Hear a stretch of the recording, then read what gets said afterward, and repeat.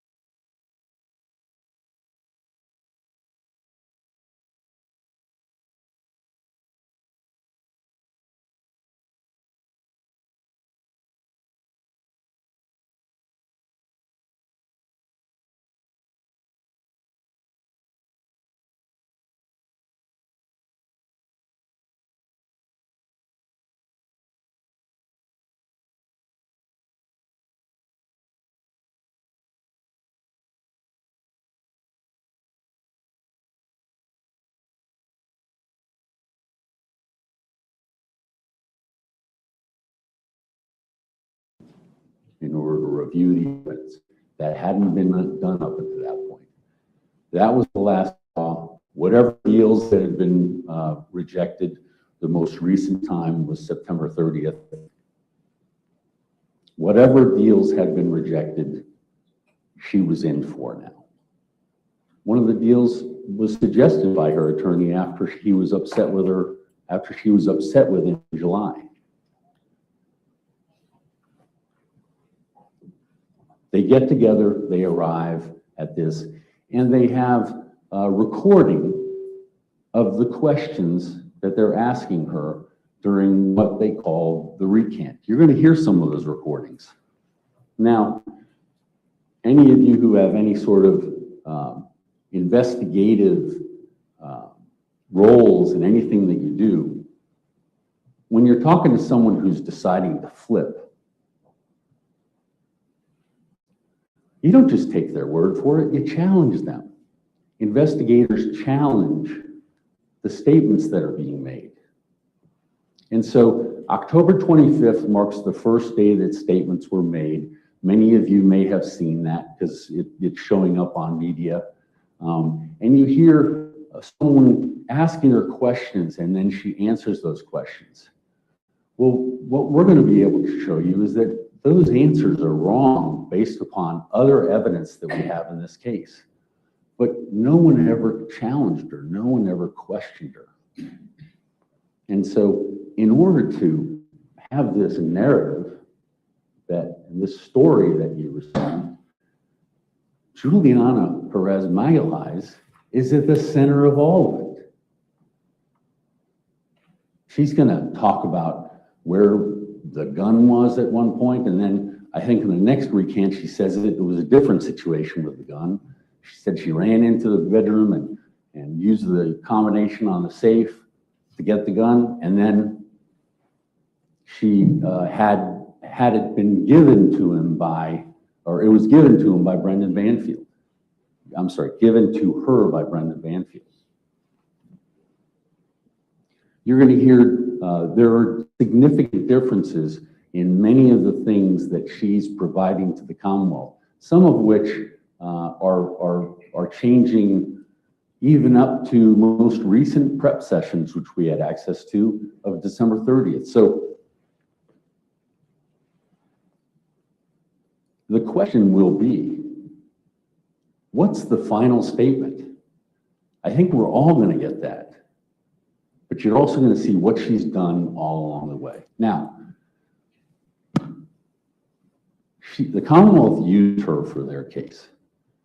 I understand the situation that she's in, and I understand the fact that she's away from home and she's young and she's dependent on people, and she's also dependent on the Commonwealth. And they've put her in this situation. And she's accepted it gladly. And I'm sorry to say, many people would. But it's the devastation that causes when you ask for that kind of testimony to be included in your case. Now let's just talk a little bit. Jeremy, just get a sip of water.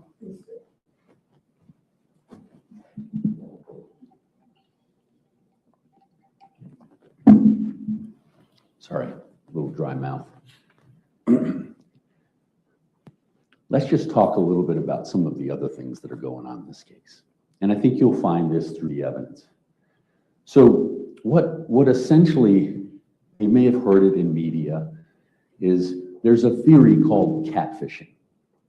And catfishing, for those who don't know it, and people more experienced and more expert than I will be able to tell you specifically.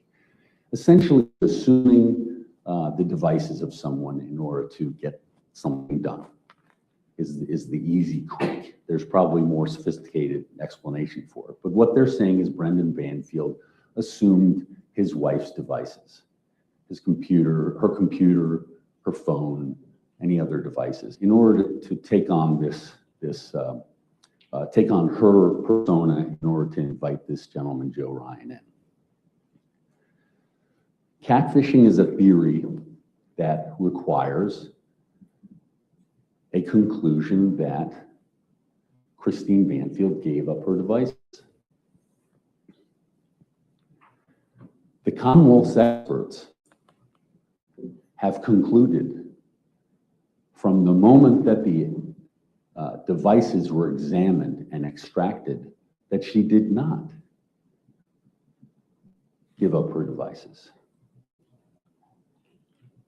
And so then started the turmoil in the police department that I think is going to come out here. I doubt it'll be in the Commonwealth's case, but there were people within the command staff who were trying to change what the experts said about Christine Banfield's devices. They were trying to say that Christine Banfield did give up these devices or was away when those devices were being used. But you're going to have a conclusion that was from the very early moments that she had not given that up. Now that's significant because all of the things that Juliana Perez Magalhaes has talked to you about is inextricably intertwined with catfishing. And so you're going to hear evidence from their expert witness. You're going to hear evidence from an expert witness that I have that concurs in their expert witness's findings. And in the world of digital forensics, there's a saying, digital forensics doesn't lie. People lie. And there are going to be plenty to see. You're going to see manipulation within the police department where if those that wanted the catfishing theory, if the line homicide prosecutors, homicide detectives didn't agree with this theory, they were transferred. When this case started, there were 12 people in the homicide squad.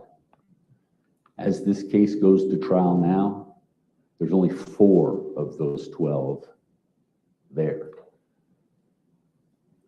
Important ones that were removed in part because they didn't agree with the people that peddled the catfish theory, the lead homicide detective, the digital forensics detective. And this was back in late 2024. I don't know how many of you are familiar with criminal prosecutions and investigations. I was a prosecutor myself here in Fairfax. I've never experienced a homicide investigation where the lead homicide detective was moved prior to a trial. Digital forensics, I probably aged out of digital forensics, but that's a very important aspect of this.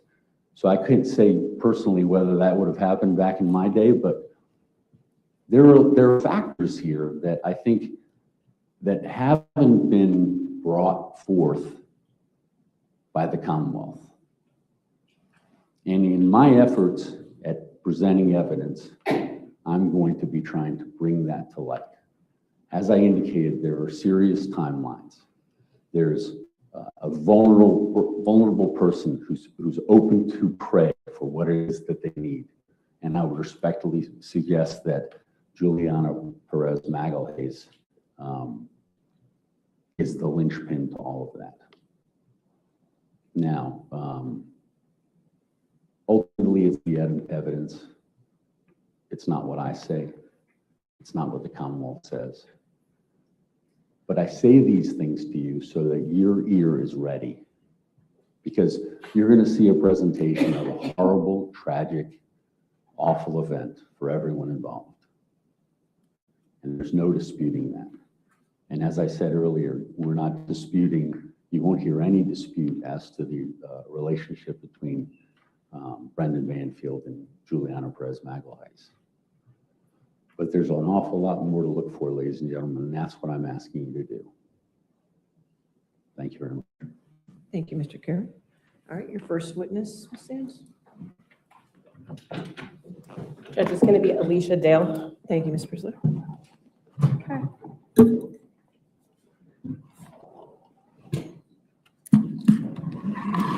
Your Honor, we had spoken to your shield from the street. Okay. No, we don't have it as of now. Okay. Well, you know what kind of computer is that?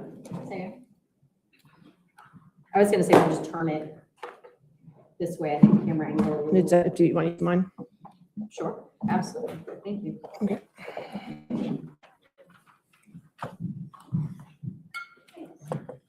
Does this come up?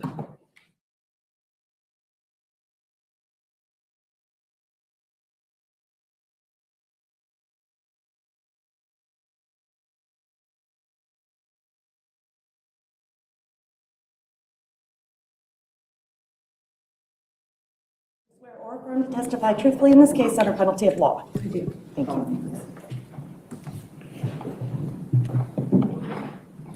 Can you give me the dongle? It doesn't have any. No, thank you. Oh, no, I need mine. Because it's HDMI.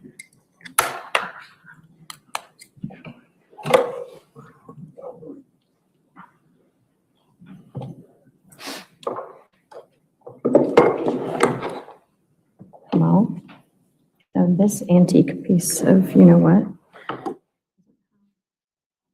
Super. Can I see yours? We're in a double dongle.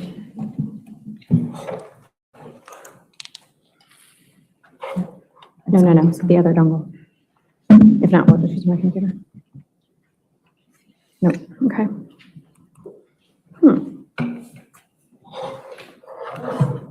We can text Mario and see if we have a connection HDMI to USB. And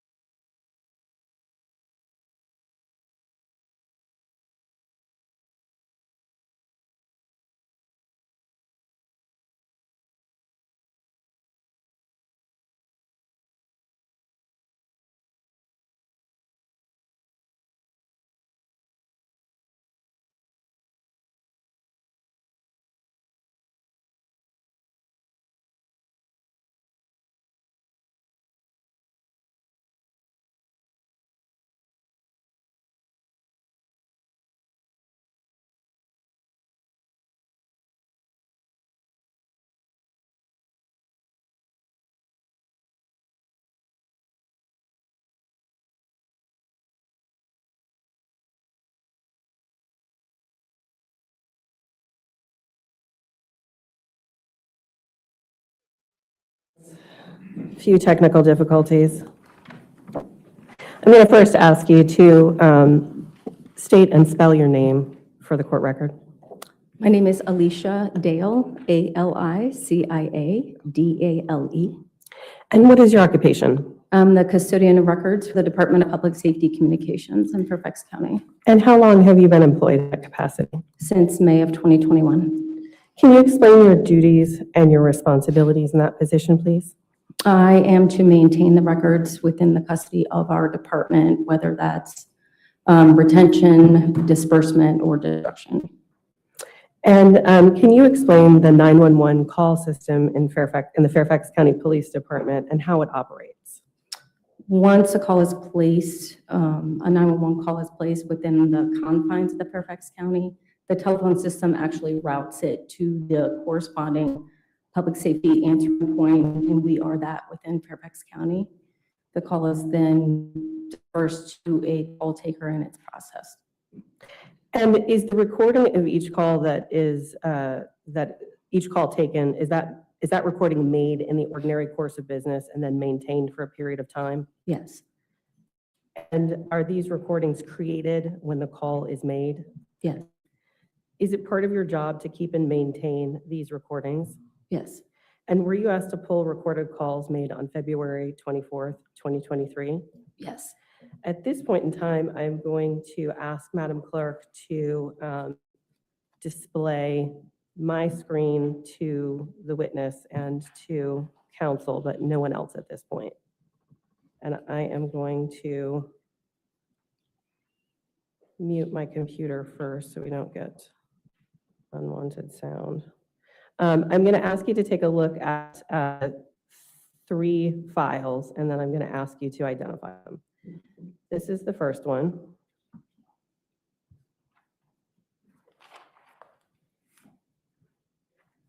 And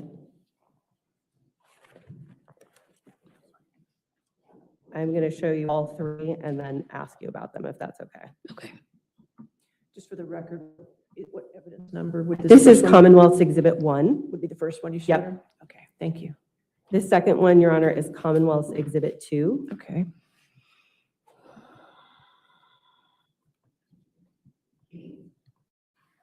If you're seeing on your screen Commonwealth's Exhibit 2, that's the one that I'm going to talk about. And then I'm going to show Commonwealth's Exhibit 3.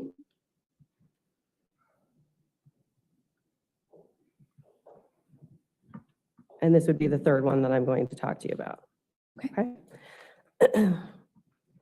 Now, I showed you three files.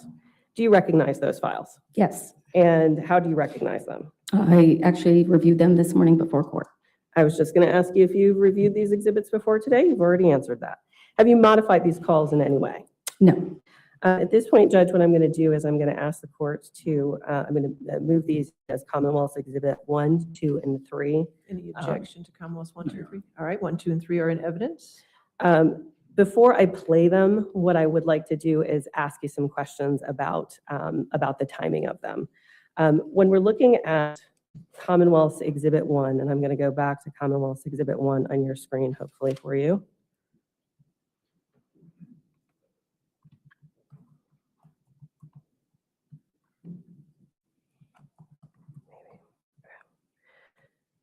At the bottom, it's at the bottom left-hand side of my screen. The numbers 74732.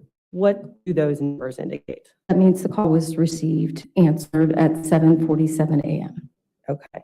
And then the timestamp on Commonwealth's Exhibit 2, likewise, I'm going to put that back up on the screen.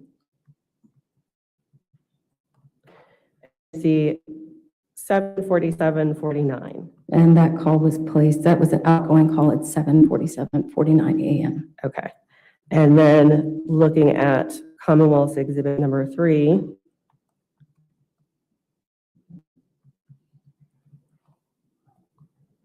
we see that is 8:02:05. And that was a 911 call received, answered at 8:02 a.m. Okay. Thank you. At this point, Judge, what I'm going to do is I'm going to play the 911 calls. All right.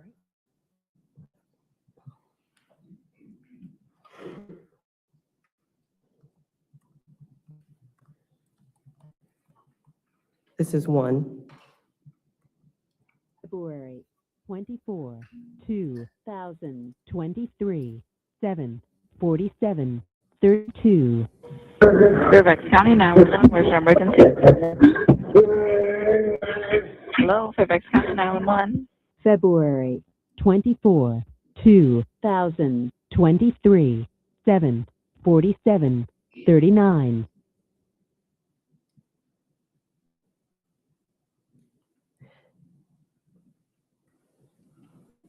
And this is 2. 24, 2, 23, 7, 47, 49.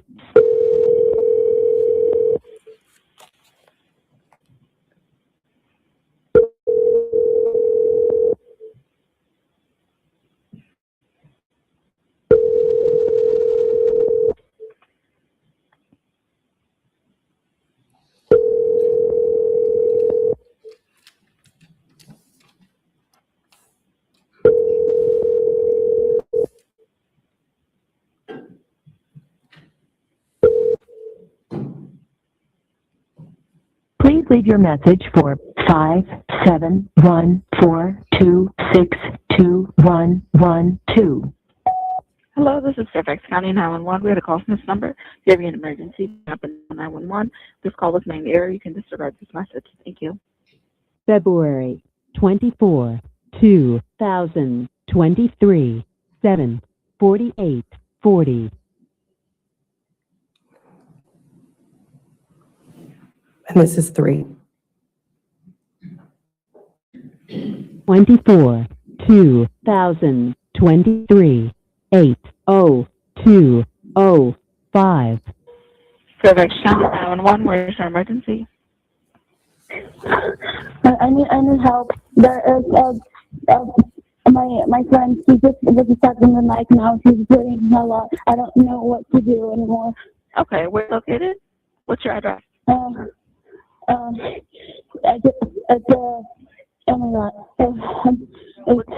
Take a deep breath for me. Just let me know your address. Okay,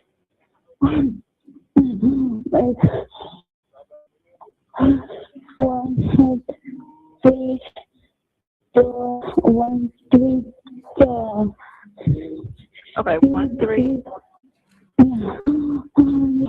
Take a deep breath for me. You're on Stablebrook Way.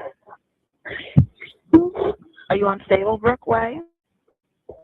What's your house number? What's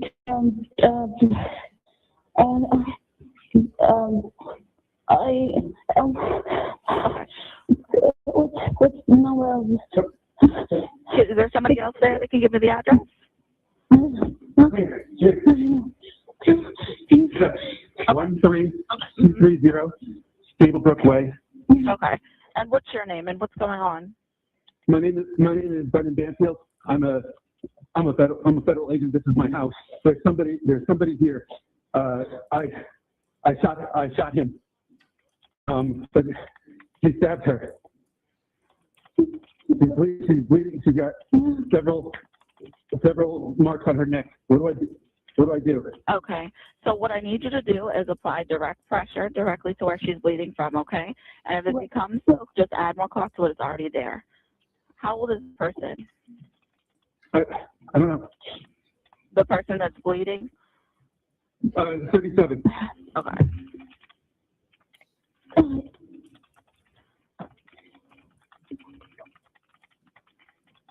Okay, so the person that you shot, where is he? I don't know him. Okay, where is he though? He's here. He's on the ground. Okay. Okay. And the person that he stabbed, where are they now? Are they still in the hospital? I have rescue coming to you. It's my wife. This is what I'm just to know what to do. Okay. So I want you to get a clean cloth and apply direct pressure to where you're bleeding from, okay? Yeah. Okay. Are you the one that's bleeding? Just keep applying pressure. Don't remove it. If it becomes soaked, just add more cloth to what is already there. Do not use a tourniquet. If one is already on, don't remove it. And don't throw or flush any blood-soaked items, okay?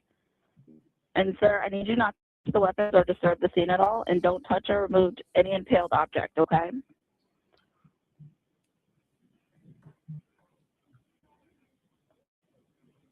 Sir, hello?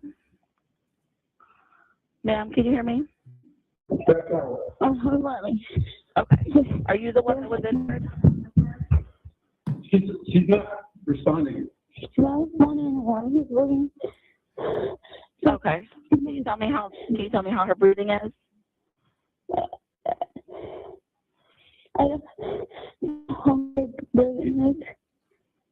She's heart's still beating. She's still breathing. Okay, just keep applying pressure to where she's bleeding from and just put her on her side, okay? On her side? Yeah, on her side. You said she's breathing normally, she's just not responding to you? She's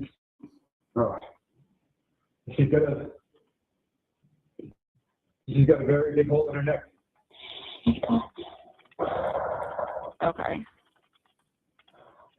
Just keep applying pressure, okay? Just keep adding more counselors already there. And who am I speaking to? Who are you, dear? Are you? Okay, so who's the person? Where's the person that's bleeding? Where are they in the house? They're upstairs. Okay. In the bedroom. Okay, and where is the person that was shot? Are they also in the house upstairs? Yes. Yeah, in the bedroom too. Okay.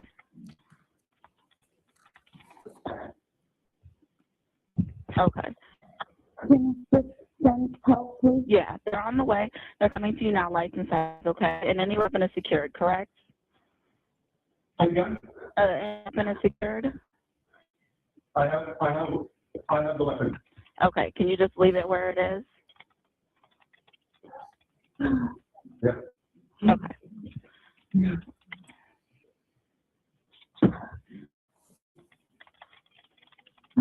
And you say you don't know the individual that was shot? No. No, I never seen the person.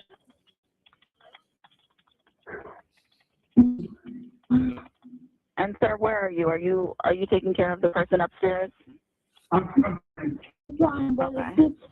it's so.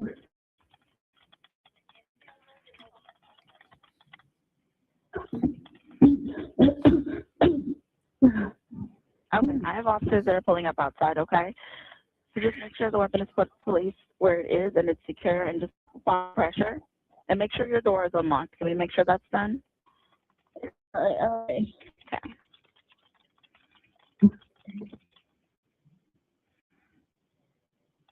And if there's any animals, please make sure they're put away. I'm not sure. The door. What is it again? Okay, so make sure your weapon is down, sir, and that you're coming to the door with your hands up so the officers can see you. Okay, I'm locked. Okay, and the weapon is down?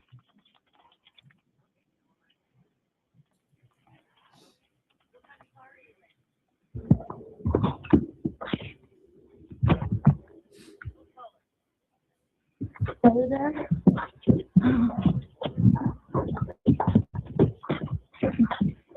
Are you there? Yeah, I'm still here. Are they coming? Yeah, they're on the way. You should see them soon. They're pulling up outside right now.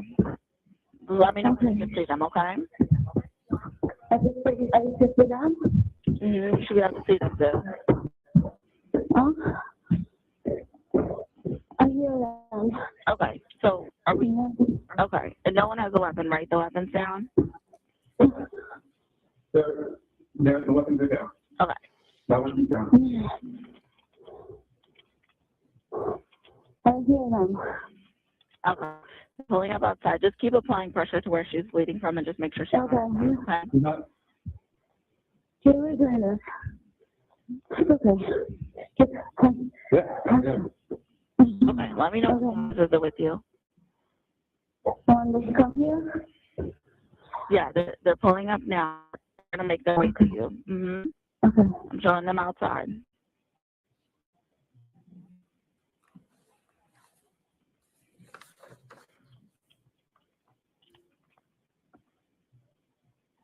I'm here.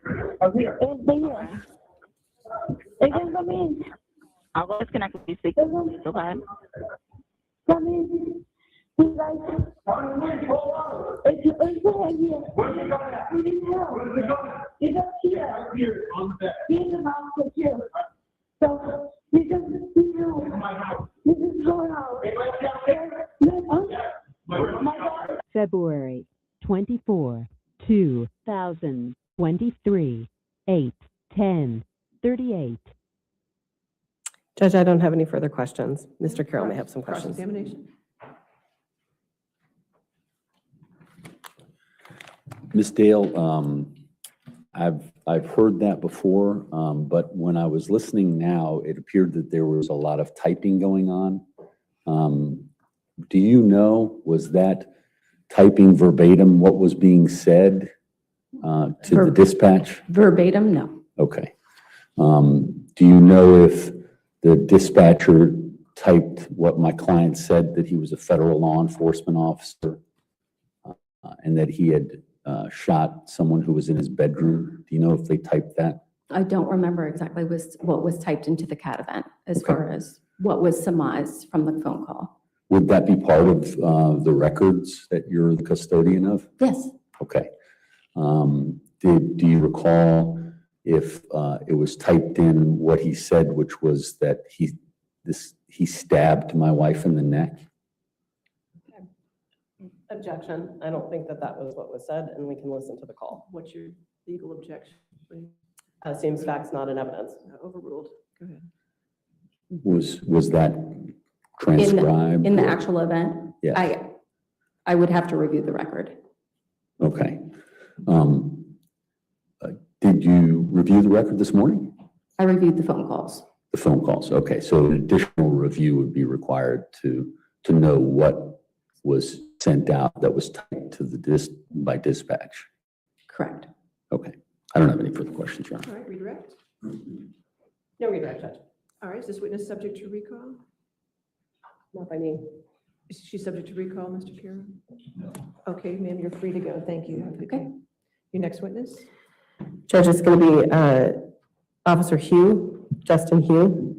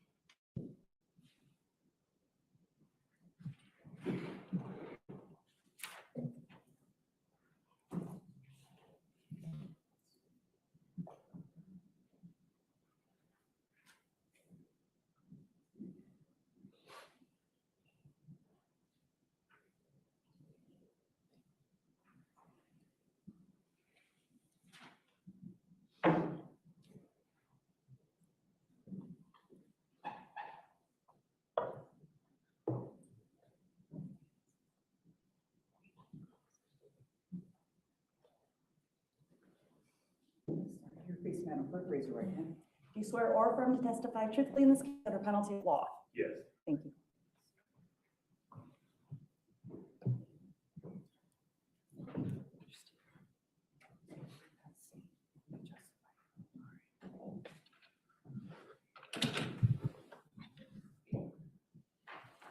Good morning. Good morning. Can you please introduce yourself by telling us your name and spelling your first and last name for the court record? Justin Hugh, Justin.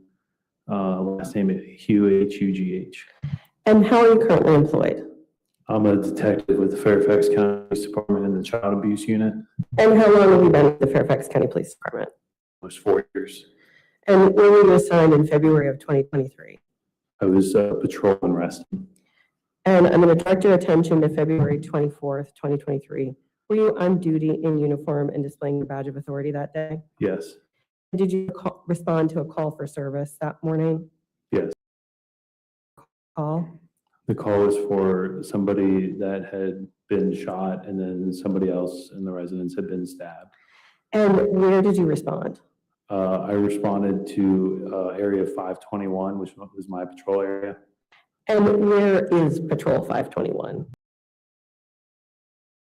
And is that a location in Fairfax County? Yes. Is your uniform equipped with department-issued body-worn camera? Yes. And how does your body-worn camera work? You click it twice in the middle and it activates the body-worn camera and starts recording. And then when you are done with your shift,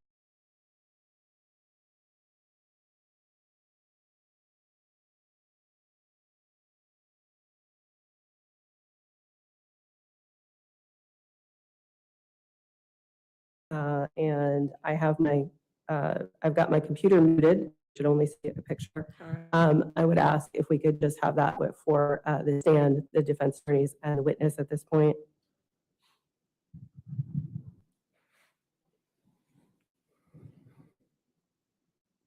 Do you recognize the exhibit? Yes, And how do you recognize it? it's my body camera from that day. And have you had the opportunity to review this before today? Yes, And is this a fair and accurate depiction of what you did and saw as you responded to this call for service that morning that you described earlier? yes. Judge, at this point, what I'd like to do is admit this as Commonwealth's Exhibit 4. Any objection to 4? All right, 4 in evidence. Judge, I am going to ask if we could have this displayed to the jury, the witness, counsel, and the stand only, not on the screens, Not in the gallery. not in the gallery. Okay. And it will be sound. Okay, that's fine.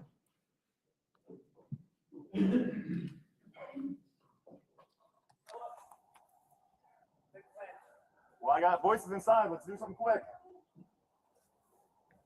Stack up on the S. County police, call out. Where's the gun at? Where's the gun? All right. So, you just sit down. Anybody else downstairs? No. Yes. Where's the shot person? His daughter is downstairs. This us? Yeah. He's just his daughter. One of the patients is outside now. You're welcome. All right. We got him. Can you see lights on here? Yeah.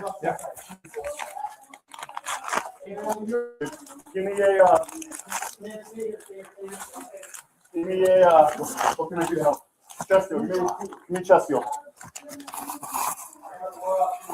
Yep. Anything I can do to help? What else would she stab? Try to stab, right? Tank, come here. Got something on their hand. Okay. You got multiple stab wounds, spin that. Secure those guns. Ma'am, I need you outside now. She's breathing. What do you need? Get medics in here now. Get a chest seal. Seems faulty medics. Okay. He grabbed my arm. He grabbed my arm when I started on you. Okay. Someone get with him. I don't know where he shot at. Who's that chest wound seal? I need it from the back right now. You got stabbed by him, so someone watch him. Guys, chest seal. Now. We're looking for it, buddy. We're looking for it. Can we get calls? He called out. Here's Gauze. Up this way. Here's Gauze. I need chest seal on her and I'll get Wounds her seal. right now. Just stay right there. There's another one behind you. Open this up longer. Yeah. Can't do anything with this right now. Go. Can't do anything with this right now. Someone check up close to the guy behind me. Yep. He's breathing, so. We got one guy up here, gunshot wound, one female, multiple stab wounds. Can someone do this for me? I got one hand kind of tied up now. Up this way. He's in the bathroom, up here. Where you at, chest seal? On our neck. Multiple stab wounds on our neck. Ready? Let's do that. Ready? Go for it. This one. Chest seal. Give us one. There's another half. Ready? Go for it. Yep. Hold it down. Okay. Sit in the top. Another chest seal? Yeah, what do we have? Hey, get another. Hey, I'll take more blockheads. Carpet Bravo and Preston County 4. Is he shot in the head too? No, shot in the chest. a lot of blood. It looks like it's probably from a lot.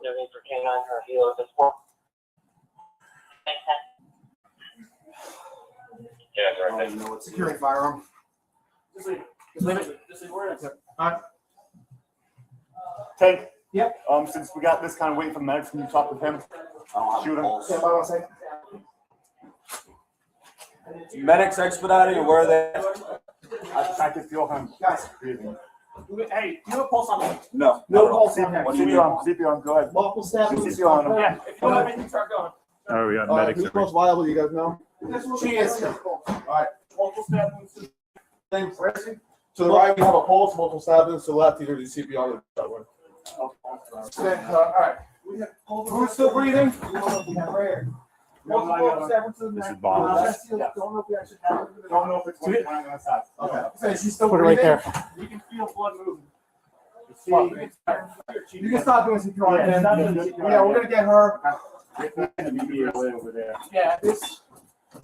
She's breathing over here. She's breathing. That's why we're Zach, looking. grab him, take him downstairs. You can't feel pulse? It's hard to feel. Are you hurt? Stand by. Sorry.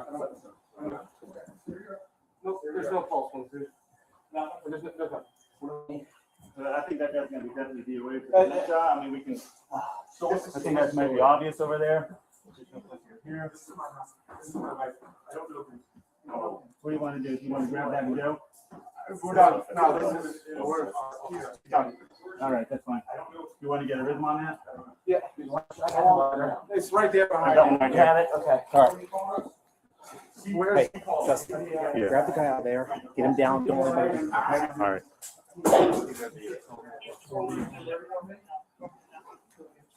Wait, is that not bombers? I don't know. This whose is not that bombers, it might be his, he's. There was two on the bed when I came. Okay. Okay, this one's got blood on it. All right. So stay with him, he might have, I'm not sure if he shot the guy. Sir? Yeah.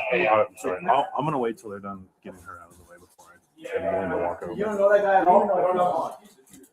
Yeah. Trying to figure out where's the gun currently. We have two firearms right here. Leave them right where they are. That's what we found. We moved them away. All right, that's fine. They were on the other end of Where you are.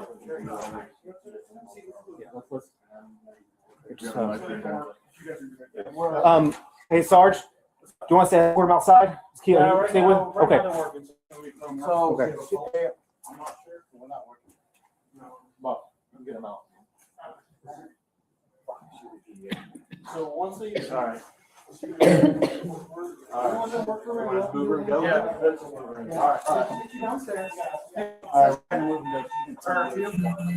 Very closely with that sworn down. Don't touch anything.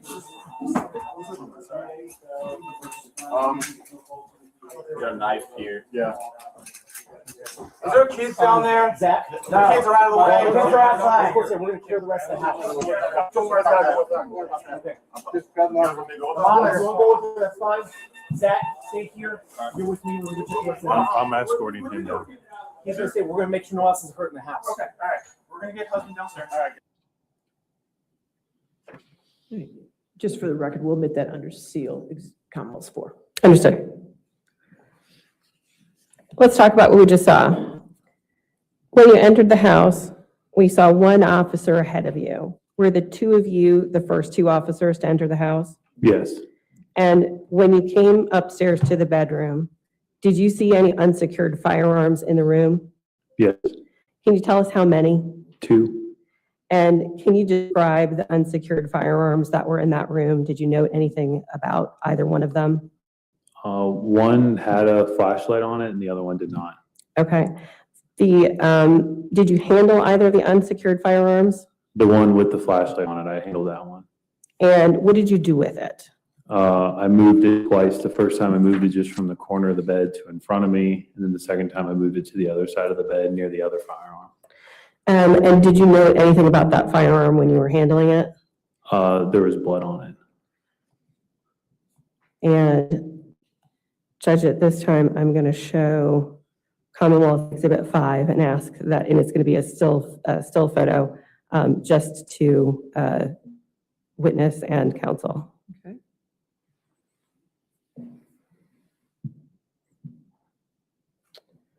It's not. greatest picture. But is this the firearm that you handled? Yes. And is this the position that it was in when you entered the room? Yes. Can you describe the position and what we're looking at here? The gun is in the bottom right corner of the bed. It's pointing towards whatever's kind of behind me. And when we're talking about the bottom right corner of the bed, are you standing at the foot of the bed facing the headboard, or are you? Okay. Yes. Judge, I'd asked to admit this as Commonwealth Exhibit 5. Any objection? If we could publish that to the jury. In the gallery. Got it.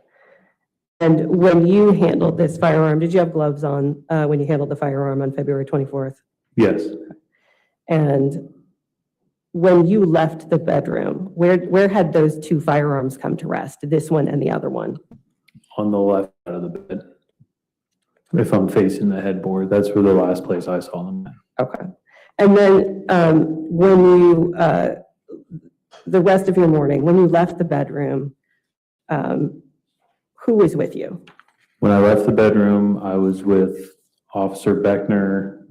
I believe there's another officer walking down the stairs with us, and Mr. Banfield. And where did you go? We walked outside, and then we took Mr. Banfield to an ambulance. And when you got to the ambulance, what, if anything, did you take from him? A jacket that he was wearing. And what did you do with that jacket? I held on to the jacket, and Detective Falk, who's a crime scene detective, showed up, and then I transferred the jacket to him. And I'm sorry, you said Detective Falk? Falk. Is that O.J. Falk? Yes.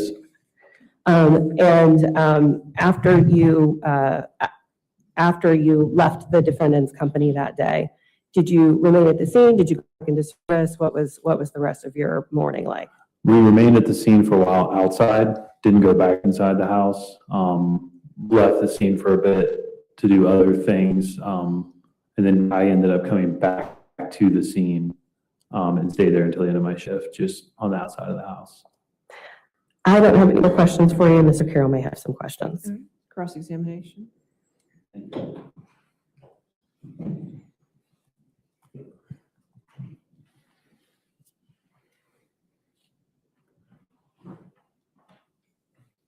Good morning, Officer Hugh. Good morning.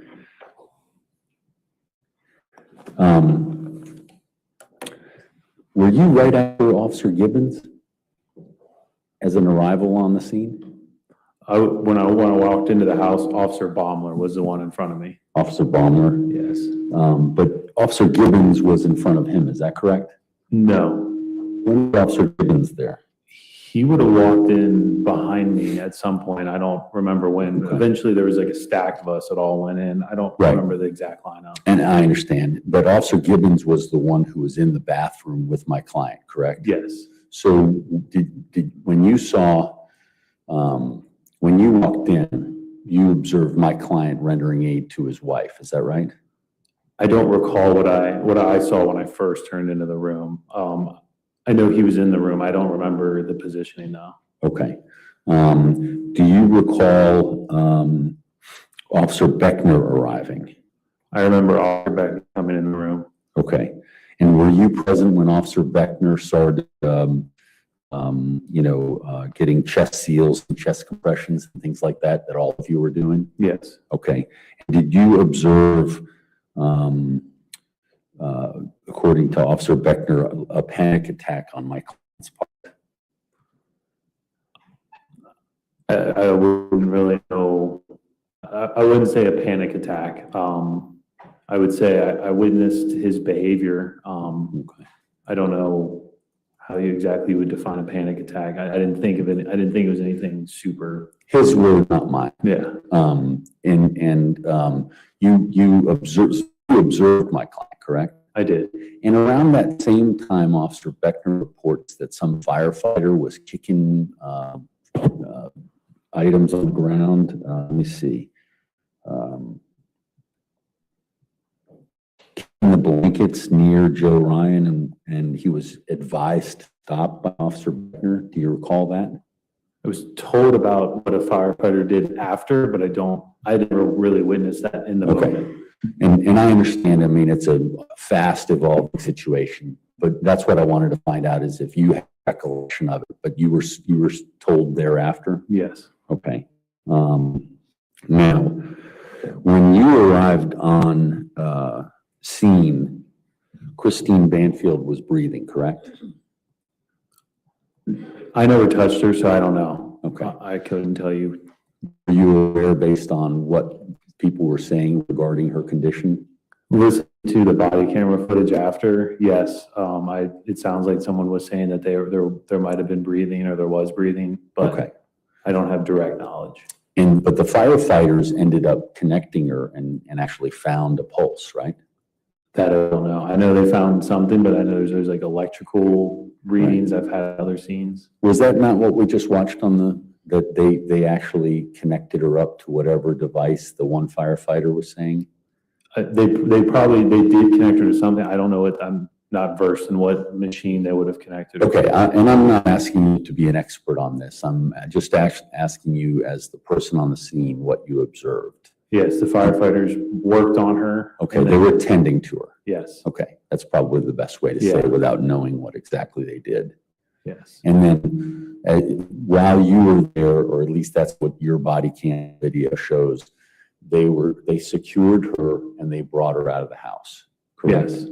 And then, I'm sorry, I thought somebody was saying something. And then after she was secured and out of the house is when, how long after that was it when you and Officer Beckner and my client all walked out? I'd say pretty shortly after, I would guess a minute top. Okay. Now, in terms of I guess that's the exhibit number 5, and I just keep pointing over here because that's where I saw it, but it's not there. That was a screenshot from the body-worn camera, is that right? Correct, the picture of the gun they showed. Do you want to show them the picture again? Yeah, I can't judge. I better. You have to get it back on the screen. I don't want to mess your.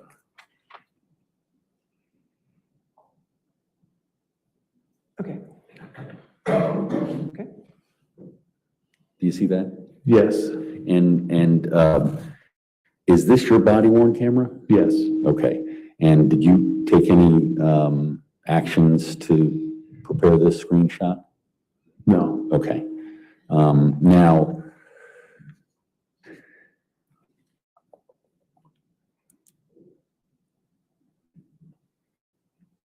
you know where this gun was before it was sitting at that situation that's shown in the picture? No. Okay. And I think you said after that, you know it was moved to the left side of the bed, correct? Correct. Do you recall who did that? I moved it. You moved it, okay. And then if I understand your testimony correctly, you then got involved in the scene and then you ended up escorting my client out, and that was the last that you were in this room. Yes. Okay. I have no further questions, Your Honor. Redirect? I don't have any redirect. All right, is this witness subject to recall? I don't think so, Judge. Is he subject to recall? All right, sir, since you are subject to recall, cannot discuss this with anybody, you cannot look at anything from this case, okay? You're still a witness still on at this time, okay? Yes, ma'am. You are free to go today. If they need you, they will contact you, okay? Thank you. All right, thank you. All right, do you have a short witness, or is this a good time for a morning break? Judge, this is probably a good time for a break. For a break? Next one is going to be a smidge longer than the first. All right, ladies and gentlemen, let's go ahead and take our morning recess for 15 minutes, okay? So we'll put you back in the jury room. Just remember, do not discuss the case with anyone, to include yourselves, and don't do any outside research in that 15 minutes, okay?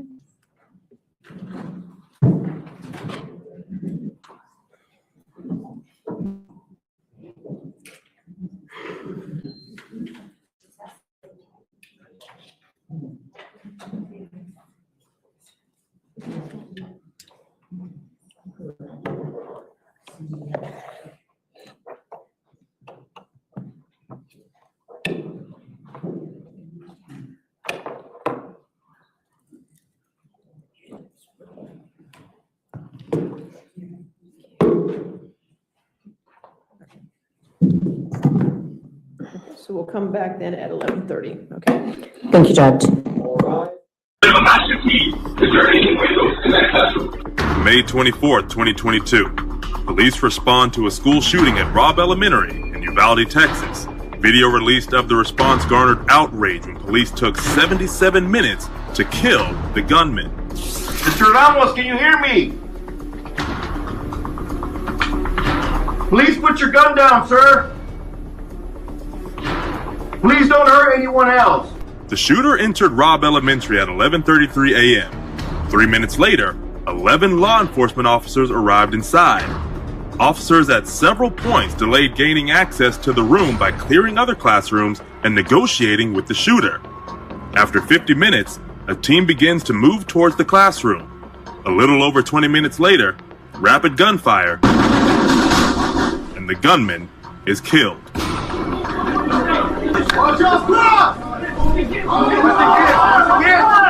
I just don't know what was going through those policemen's minds that tragic day, but everything said, there was just no action. 19 students and 2 teachers were killed by the gunman, and 17 survivors were hurt. Somebody's error was made there, and they gotta pay for that error, because we're paying it for the rest of our lives, not seeing our kids grow up. Nearly 400 officers waited before confronting the 18-year-old gunman, and only 2 officers have been charged. One of the 2 senior officers in charge is now going to trial for the failures of that tragic day. Former school officer Adrian Gonzalez faces 29 counts of abandoning and endangering a child. If convicted of all charges, he could face up to 58 years in prison. Gonzalez pleaded not guilty to the charges, and a judge granted his request for a change of venue for the trial. Defense attorney Nico LaHood said, quote, "It would be impossible to gather a jury that would not view the evidence through their own pain and grief." I think in this case, it was just negligence. Who waits 77 minutes outside? Who does that? Because I guarantee if it was their children, they would have ran in. And that's just all there is to it.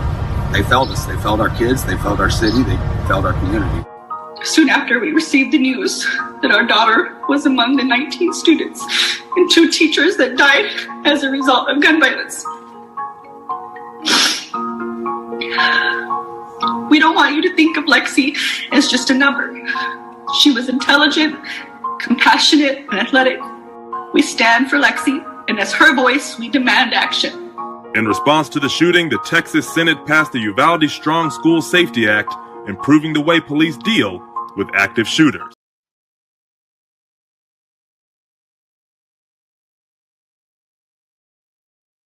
Rapper YNW Melly, whose real name is Jamel Demons, back in a Broward County courtroom Monday as the state prosecutors and the defense are going over a number of different motions filed to see what will be admissible for Demons' retrial.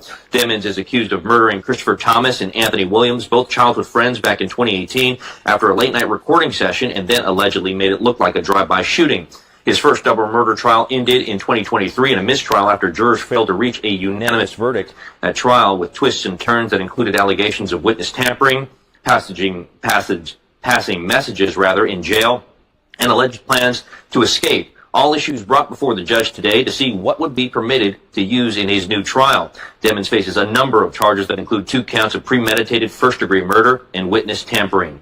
And he is expected back in court January 12th on Monday at 8:45, where the judge will hear additional motions. That trial has been set for January 21st.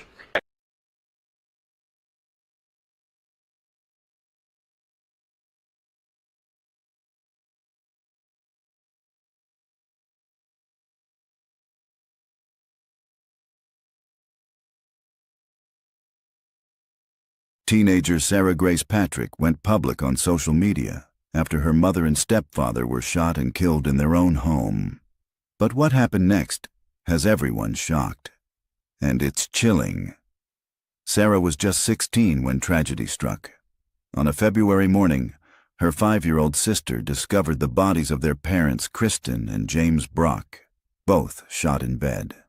Moments later, Sarah called 911 and then posted tearful TikToks and a haunting eulogy online, ending with the words, "I'm sorry." Now, authorities say the story isn't so simple. Sarah faces 2 counts of murder and 2 counts of aggravated assault. and she'll be tried as an adult. Investigators say a mountain of physical and digital evidence points to her involvement. Her social media activity, reaching out to true crime TikTok influencers, has only fueled suspicion. With no clear motive, the community is left asking the same question everyone's asking. Why would a teen allegedly kill her own parents? The case is far from over, and prosecutors claim they have evidence no one has seen yet. Follow the live trial daily on at Southern Sin. True crime just got darker. Catch the full episode on the link above. Subscribe to at Southern Sin today and hit the notification bell for more live original episodes Wednesdays at 8 p.m.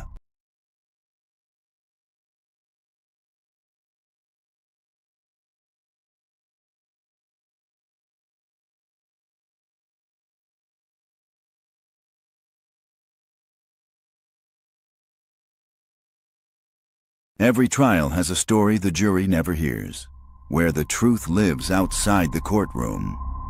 Join our host Dara Kennedy and the sharpest legal minds in the business for a new riveting show, Reasonable Doubt, What the Jury Doesn't Hear. No grandstanding, no spin, just the arguments that could change everything. Tonight, one question dominates the Rob Reiner murder case. With a diagnosis of schizophrenia, will Nick Reiner plead not guilty by insanity or be ruled unfit to stand trial at all? This isn't speculation. It's strategy. It's reasonable doubt. What the jury won't hear, you will. Tonight at 9 p.m. on YouTube at Southern Sin.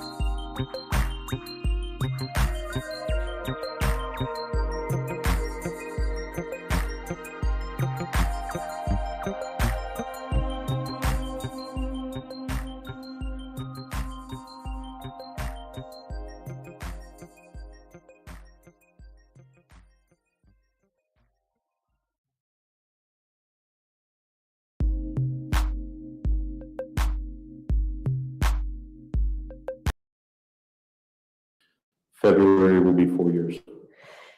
And how do you employ by February 24th, 2023? I was a police officer on patrol. With Fairfax County? Yes, ma'am. And were you on duty that day? I was. Were you in uniform and displaying your badge of authority? I was. And is your department issued uniform equipped with body-worn camera? Yes, ma'am. And can you describe how your body worn camera works for us? You double tap the center button and it comes on, or it can be activated by lights and sirens. And at the end of the day, what, if anything, do you do with your body worn camera? We dock them so that they can be uploaded. And was your body worn camera working on February 24th, 2023? Yes, ma'am, it was. And I'm going to draw your attention, Officer Beckner, to the morning hours on that date. Did you respond to a call for service? I did. And where did you respond? I believe it was off Sablebrook Way. I don't remember the exact address. It was in area 521 of Ruston District Station. And is that a location within Fairfax County? Yes, ma'am, it is. Were other officers on scene when you arrived? Yes, ma'am. Do you know how many other officers had entered the house before you that day? I believe 3 or 4.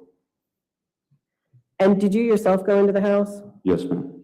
And when you were in the house, did you see anyone inside that you recognized in the courtroom today? Yes, ma'am. And can you point that person out and describe an article of clothing or two that they're wearing? Black suit and a striped tie. And color of hair? Brown or black. Judge, I'd ask the court that the court recognize that the officer has identified the defendant. The record will so reflect. I'm going to show you an exhibit that's been marked as Commonwealth Exhibit 6.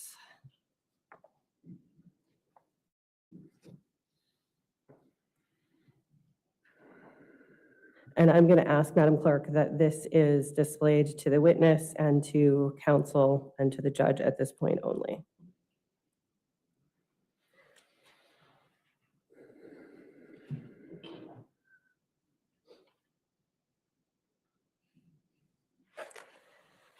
Do you recognize this? Can you see it? No, ma'am. There's nothing okay. pulled up. Sorry. It's a big screen on our. I see. Okay.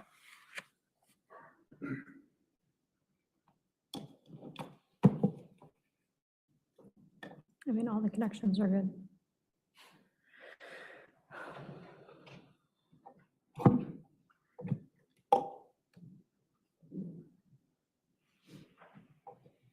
No.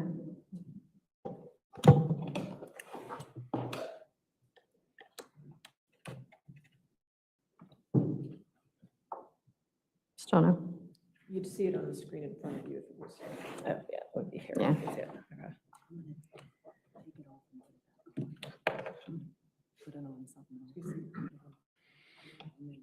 All right, well.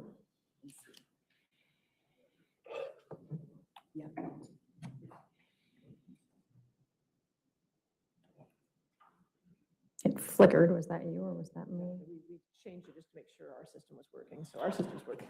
Okay, well. I'm gonna go back to.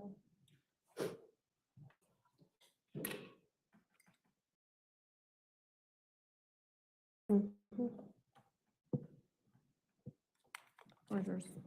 Over here.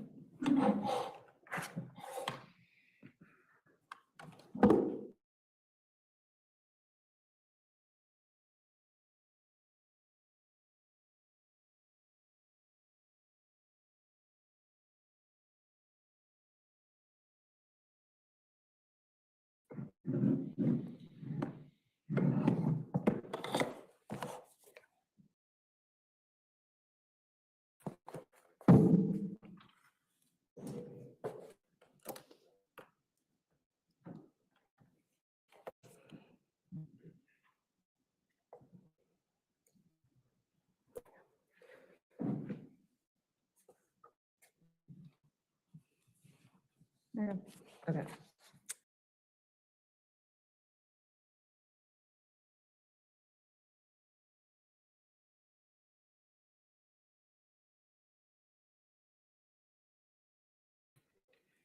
Can you see anything on your screen? No, ma'am, it's still black. Okay, his screen is still black. Still? There's blue on there. No, that's just drawing. Oh, I see what the problem is. Hold on. How about now?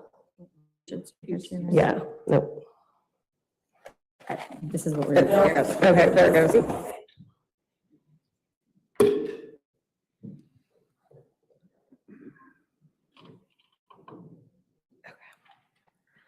All right, now can you see Yes, ma'am. on your screen? Okay.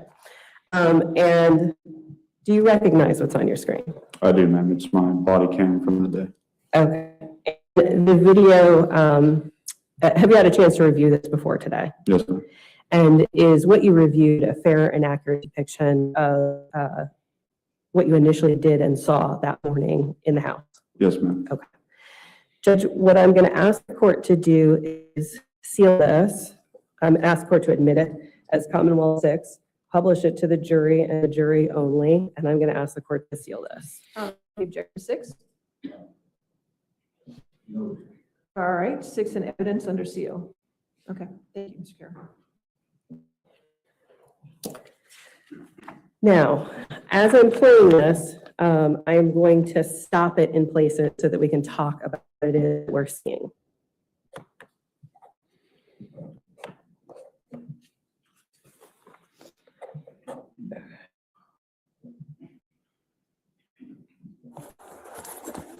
Anybody else downstairs? Where's the shop person? Who else? Just us? All right, hold down, hold down. Okay, here, where are you in the house? I'm at the bottom of the stairs leading to the second story. And what do you note about that door that is in front of you? What did you note about that door? But it was open and had an exterior lock. And did you see a light on inside of the door? No, ma'am.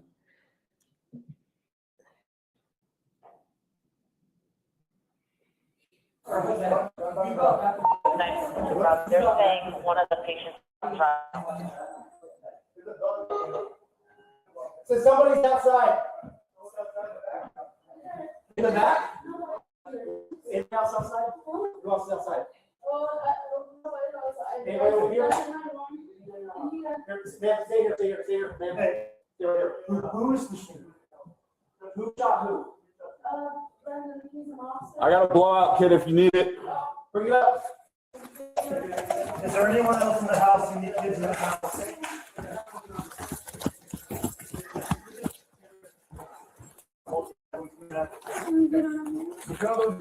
Ma'am, I need you outside now.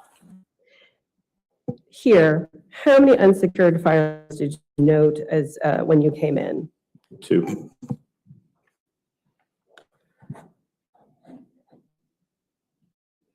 I'm going to keep going. What do you need? Get medics in there now. See old medics.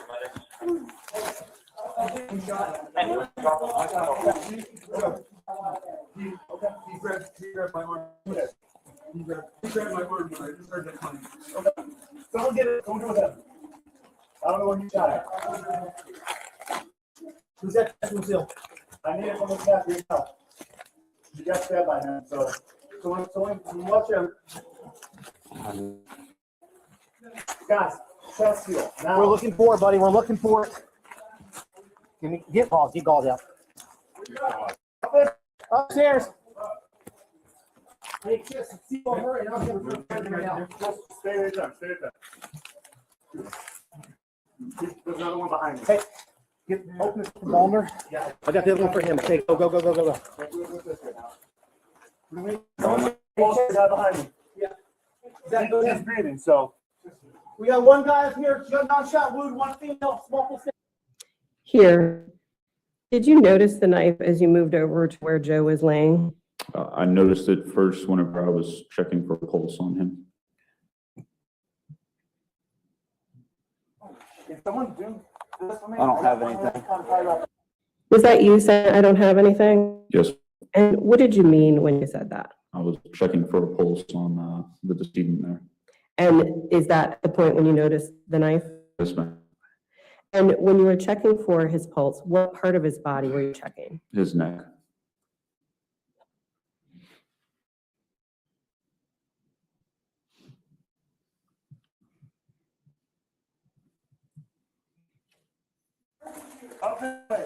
And then the officer that we just saw step on the knife, who was that? Officer Sefiani.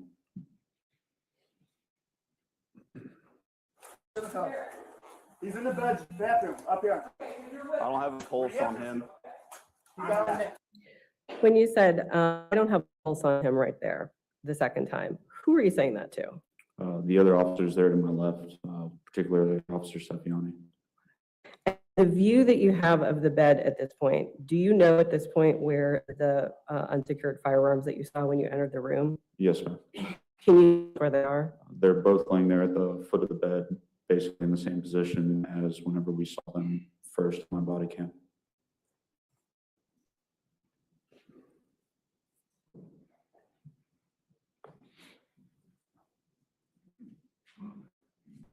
A pulse on him. Where's the gunshot? I'm not entirely certain, sir. Let's check.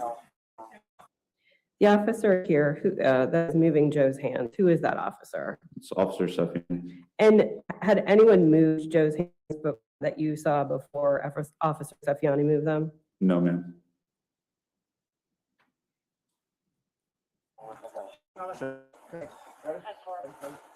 Hold this down. Let's work on her, okay? Sit it up. Sit it up. You need another chest soon? Yeah, whatever you have. Hey, get another ALT, get more blowout kits. I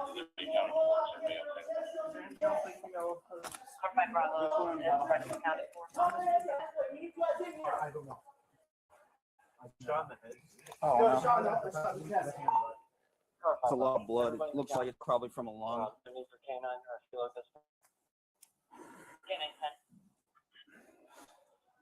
I don't even know what to do.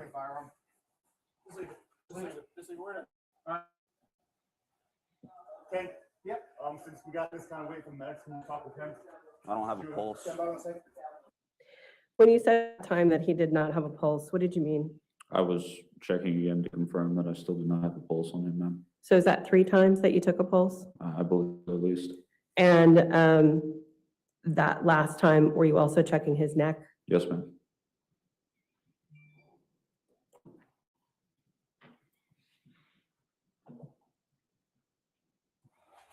Medics expediting, or where are they at? Guys,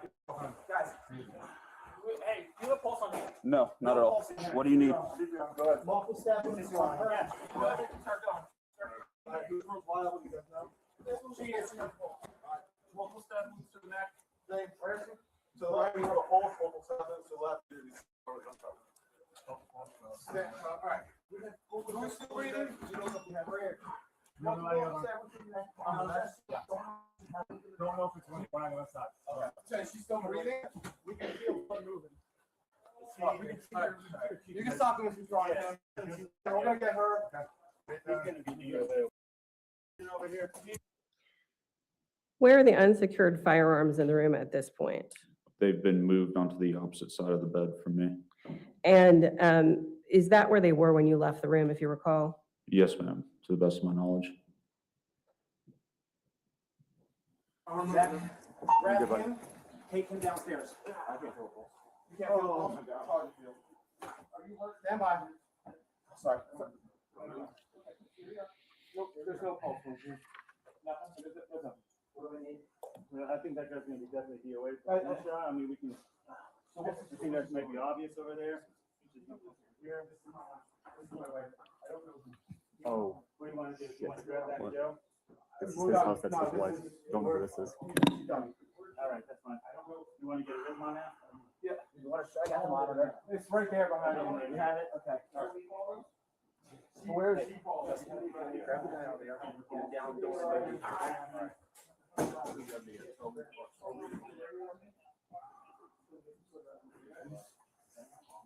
This is not Palmer's remote. There was 2 on the bed when I came in. Okay, this one's got blood on it. So stay with him. He might, I'm not sure if he doesn't know. Yeah. I'm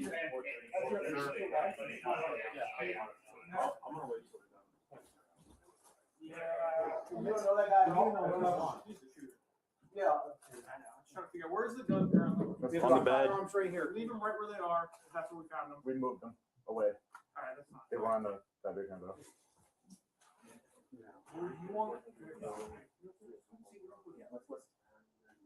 We have a knife right there. Yeah. Hey Sarge, what's up? Do you want us to escort him outside? Yeah, right now they're working, so we're gonna be. So, hey, I'm not sure. We're not working. But I'll get them out. So once they, All right.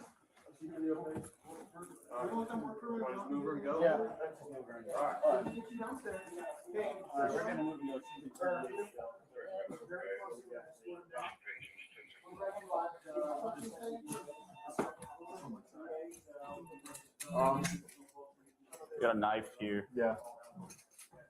Is there kids down there? Zach, the kids are out of the way. Kids are outside. We're gonna clear the rest of the house. Someone's gotta go with them. You guys want me to go with them? If you want to go with it, that's fine. Zach, stay here. All right. You're with me on the rest of the house. What are we doing here? He's just we're gonna make sure no one else is hurt in the house. Okay, all right. We're gonna get something down there. Okay. How long did you stay in that bedroom after Christine Banfield was removed from the bedroom? A couple of minutes at the most. And where did you go when you left the bedroom? Outside. And who was with you? Officer Hugh and Mr. Banfield. And where did you go with them? Initially, we walked outside, allowed the first ambulance to leave, and then Mr. Banfield was taken into a second ambulance. And what was the purpose of taking him to the ambulance? Just to check on him, make sure that he didn't sustain any injuries that we weren't aware of. And did he receive a medical evaluation while he was in the ambulance? The medics did check him out. Again, look for any injuries or anything that we might have missed initially. And what, if anything, did you do while you were with him in the ambulance? I searched Mr. Banfield.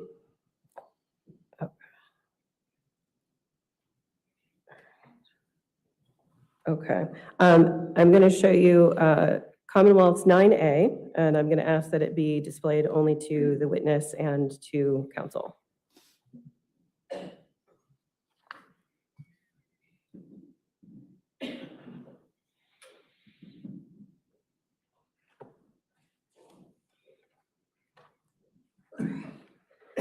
Do you recognize these items depicted?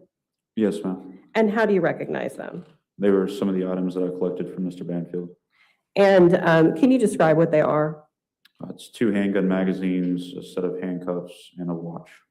And do they appear in this photo in the same or similar condition to what you saw them in on February 24th, 2023? Yes, ma'am. Judge, at this point in time, I'm going to ask to admit Commonwealth's 9A. And this can be, Sorry. No objection and publish. it can be published to the jury. All right.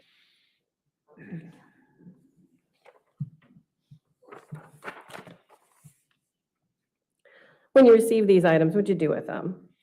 I placed them in a bio bag, is what we call it. It's a plastic bag from the paramedics. And who'd you give them to after you packaged them? I relinquished them to the detectives that arrived at the hospital. Did you take anything else from him during the search? Yes, ma'am. 2 cell phones as well as his jacket. And the jacket, did that just pass through your hands to Officer Hugh? Correct. Did the defendant make any statements in the ambulance about the firearms that you had noted in the house? Yes, ma'am. And what did he say? He claimed ownership of them. Did he distinguish between the 2 of them in any way? Yes, ma'am. And how was that? He said the one firearm was his duty weapon, essentially, and the other, the Glock 43X, is his personal weapon. Okay. And the duty weapon, was there anything that he noted about the duty weapon to distinguish it? It had a flashlight on it, a TLR. I don't remember the exact model number. Did he have blood on his hands when he was in the ambulance? Yes, ma'am. Where did you go next with the defendant? When we were in the ambulance, it transported us to Reston Hospital. And when you arrived at the hospital, did he still have blood on his hands when you escorted him into the hospital? Yes, ma'am. Was he handcuffed when you escorted him into the hospital? No, ma'am. Was he handcuffed at any point that morning? No, ma'am. Did the defendant make any statements about his daughter while you were with him in the hospital? Yes, ma'am. What did he say? I believe he said something about her being 4 years old. And what, if anything, did you see him do while you were in the hospital room with him? He washed his hands.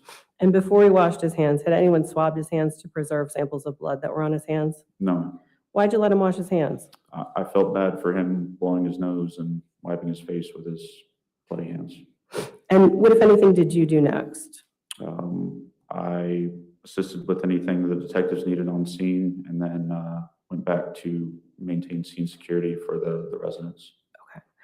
I am going to show you a few still pictures that are Commonwealth 7, 8, and 9. And if I could have them displayed just to the witness. Can we And make it 9B since you have a 9A? oh, I'm sorry, Your Honor. I meant for them to be, yes, it can be 9B, but I had them as 9 and then 9A, and I just took 9A first, but that's fine. Okay. Okay. I Yes, got you. All right, yep. so 9 will have, Yep. that's fine. Thank you.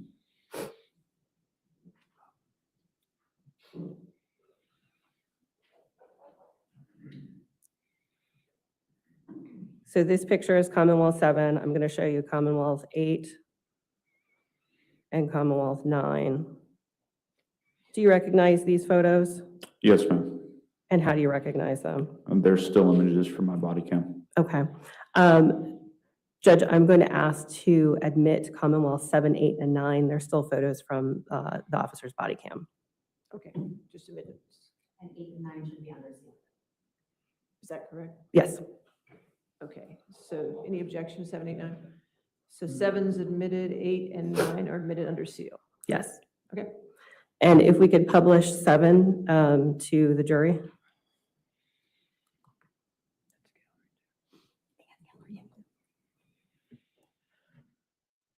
And this view, is this a view of the door as you saw it coming around, coming into the house at first? Yes, ma'am. And this view here, is this the view that you had, the first view that you had of the defendant when you came into the room? Yes, ma'am.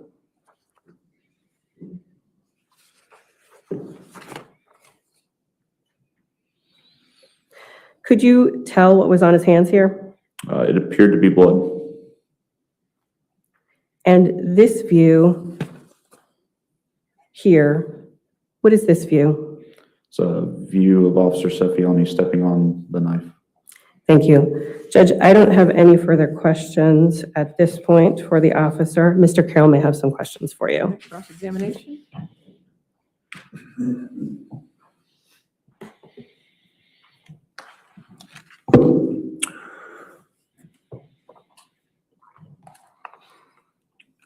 Officer Beckner, do you have any idea what number entering the house you were of the Fairfax County Police Department? I believe I was the 4th person in the house, sir. Okay. Do you know who the first person in the house was? I believe it was Officer Baumler. Baumler? Yes, sir. Okay. And was Gibbons anywhere near you there? I couldn't honestly remember where he was until I saw him inside the actual bedroom, sir. Okay. And the body worn camera that we were just looking at, that was a 6-minute. Was that a clip of your entire body worn camera? It's a portion of it, yes, sir. Okay, so because I think if I recall, your body worn camera went for nearly an hour. It went all the way through till we were instructed by detectives at the hospital that we were able to turn them off, and essentially they took over from there. So, so some of those things that you answered questions to, like searching my client or taking items from him, that would all be caught on the body worn camera if it were allowed to continue? Yes, sir. Okay. Now, at any point in this process, was my client not willing to accommodate you with whatever you asked him to do? He did everything I asked him, sir. If that's, Okay. If I'm understanding you correctly. Yeah, that's okay. That's what I wanted to make sure. And so, if you were advised to get swabs from his hands, you didn't expect there would be any problems with that, would you?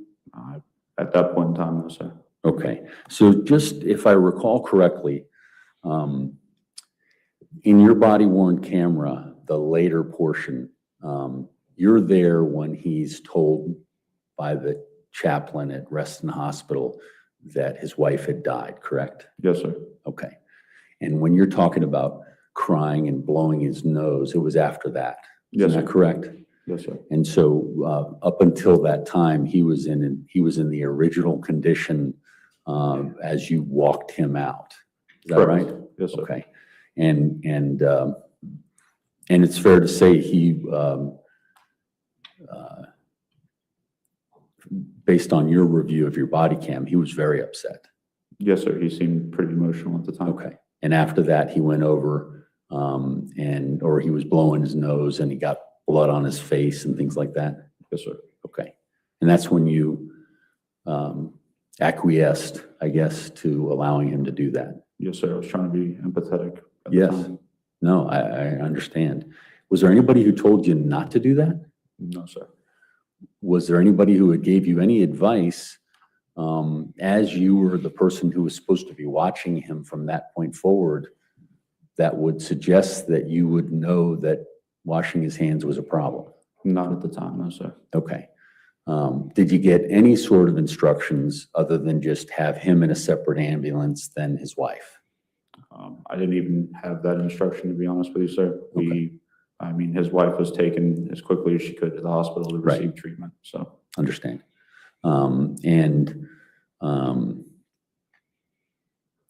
And what we just talked about would show on your further body cam? Correct, yes, sir. Okay. Now,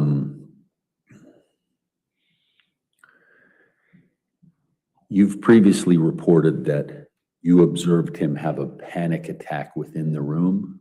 Yes, sir, whenever his wife had left. So if you could, just to give the ladies and gentlemen of the jury and the judge an idea, when you say panic attack, how did that show? How would that show to someone? Can you describe what you saw? He seemed unable to walk and went kind of down to the ground to, I guess, steady himself. Okay. And was that one of the reasons why he was taken in an ambulance to get checked out? Again, we weren't fully aware if he had any injuries or anything like that. I believe in my body cam it shows that I asked him if he's okay, does he need anything? He said he was having some trouble with his right leg. Okay. But that's not in what we have there. Not in the clip. Not in that clip. Okay, so if we watched the entire thing, we'd see that interaction. Correct. It was as we were walking outside. Wonderful.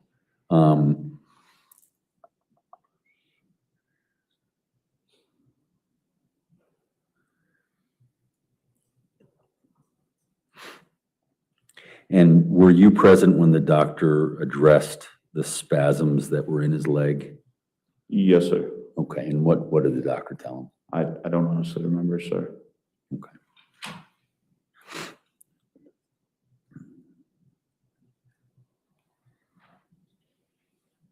Now, Officer Sephion,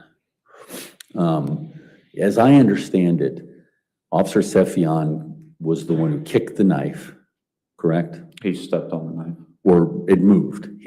After he stepped on it, it moved. I don't mean to suggest something more than that. Yes, sir. He stepped on it with his heel.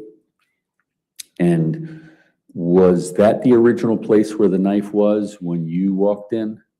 I believe it to be, sir. Again, I didn't see it until I was taking the other gentleman's pulse. Okay. That's right. And so you would have gone past it and you'd be looking back at it. Is that right? That was the view that we saw. And were you the first person to have walked in that direction toward where Mr. Ryan was? I believe so, to the best of my knowledge. Okay. You don't know what had happened before that? No, sir. And then when you, there's a point in the body cam video where there's someone in front of you.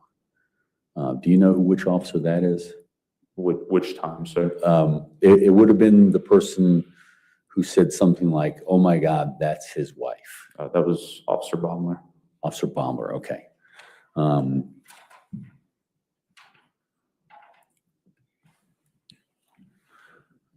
Just bear with me, sorry.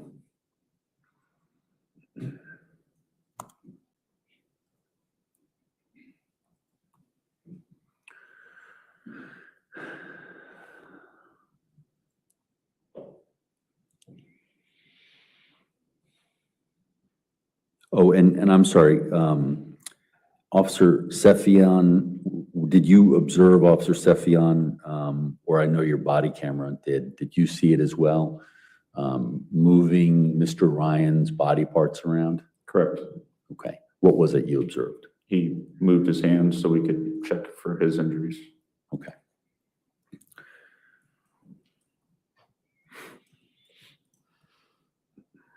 I don't have any further questions, Judge. All right, redirect. Judge, court's indulgence for Yes, one. yes, ma'am.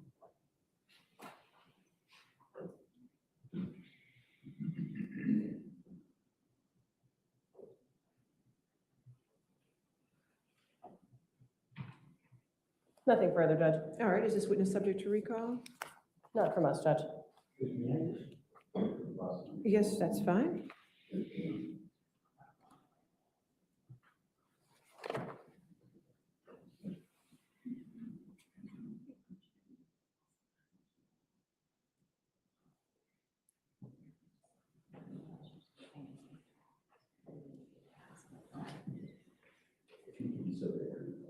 Oh, sorry.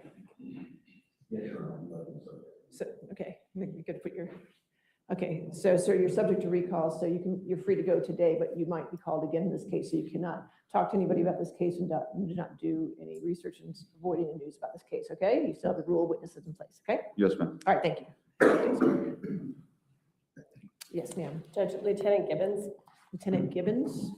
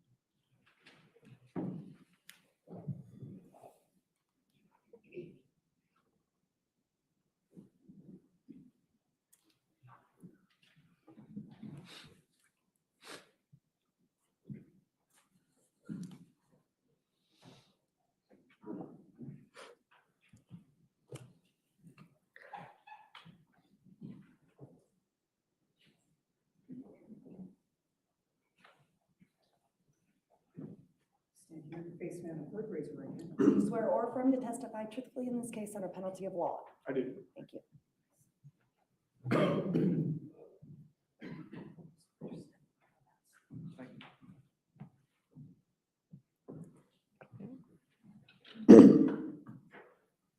Good afternoon. Good afternoon. Could you please introduce yourself by telling us your name and spelling your first and last name for the court record? Yes, Michael Gibbons, Michael Gibbons.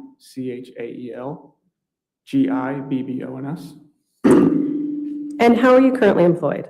I am a lieutenant with the Fairfax County Police Department. And how long have you been with the police department? I've been a police officer for 9 years. And how were you employed on February 24th, 2023? I was the Days A Sergeant of the Reston Squad for the Fairfax County Police Department. Were you on duty that day? I was. Were you in uniform and displaying your badge of authority that morning? I was. And is your department issued uniform equipped with body-worn camera? It was. And can you tell us how your body-worn camera works?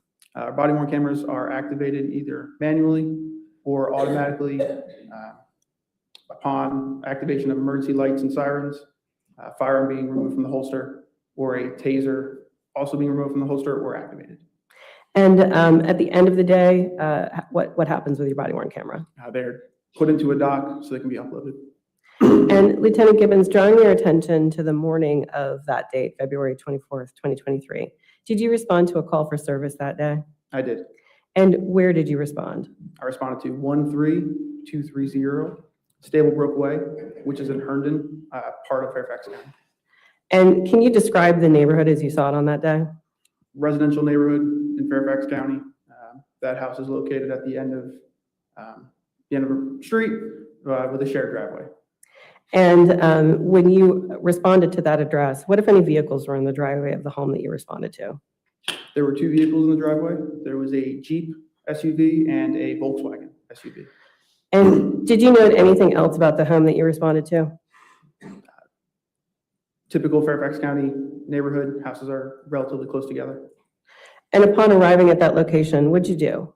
I grabbed a blowout kit or a medical bag from my police cruiser, grabbed that, ran up to the residence, where I was instructed that the medical supplies were needed up in the master bedroom of the residence. And did you respond to the bedroom? I did. And what did you see when you went into the bedroom? At first glance, I saw a female that was nude. She was covered in blood, laying on her left side, with a gentleman standing over her with bloody hands. There was an officer rendering aid to her, and then multiple officers surrounding the bed, gathering medical supplies. And do you recognize anyone from that scene here today? I did. Who? The defendant. And can you point him out and describe something that he's wearing in his hair color? What appears to be a black suit, brown hair. Judge, I'd ask the court to recognize that Lieutenant Gibbons has identified the defendant. All right, the record will so reflect. And when you went into the bedroom, what did you do? I immediately opened the medical bag. A chest seal was requested from the officers, so I opened that up, immediately applied pressure and the chest seal to the female. And did fire department personnel ever arrive? They did, and they relieved me from rendering aid. And what did you do after the fire department arrived and relieved you?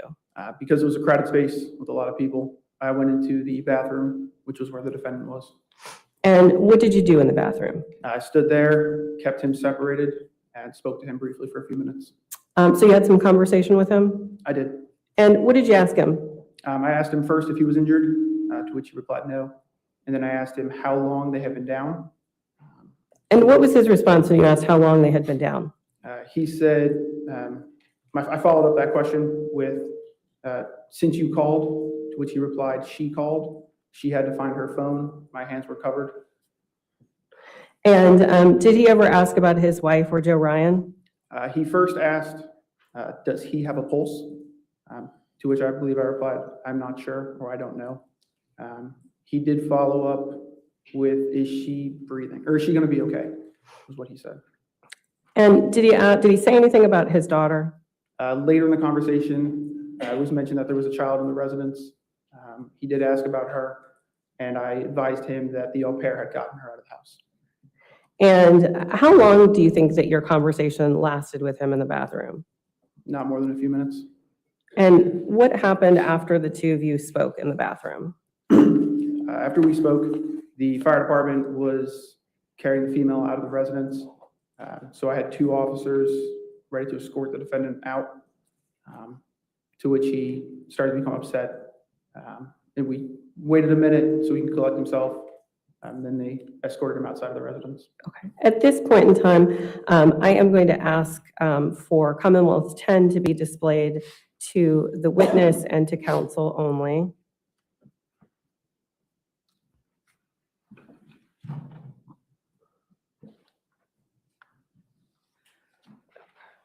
So if you look at your screen, can you tell me if you recognize what Commonwealth's Exhibit 10 is? My body camera footage from that event. And have you had a chance to review this before today? I have. And is the video that we see that we're going to see, is it a fair and accurate depiction of what you initially saw and did that morning as you responded to this call for service? It is. Judge, I'm going to ask the court to admit Commonwealth 10. I'm going to ask that it be played to the jury and counsel only, and I'm going to ask for it to be sealed. All right, any objection? No objection. All right, 10 is an evidence under seal.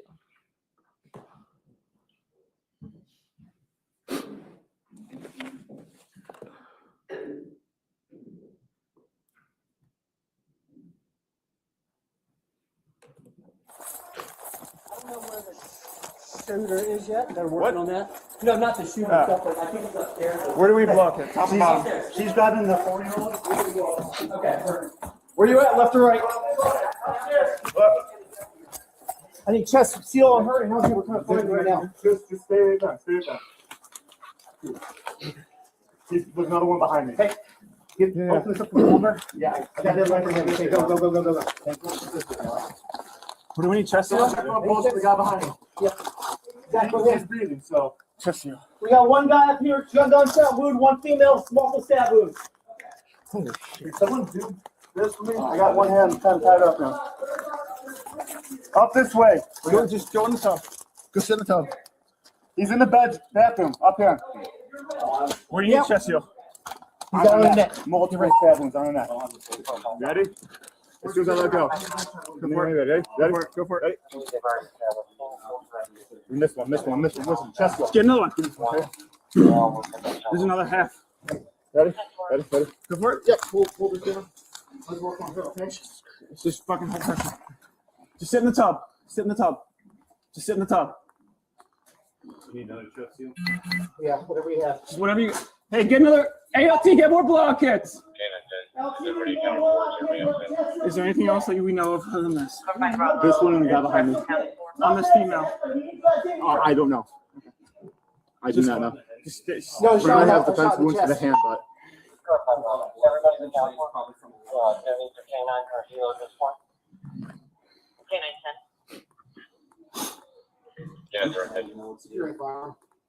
Just leave it. Where it is. Tank. Yep. Since we got this kind of weight from Max, can you talk with him? Shoot him. Stand by 1 second. Medics expedited. Do we have a pulse on anybody? I could feel him breathing.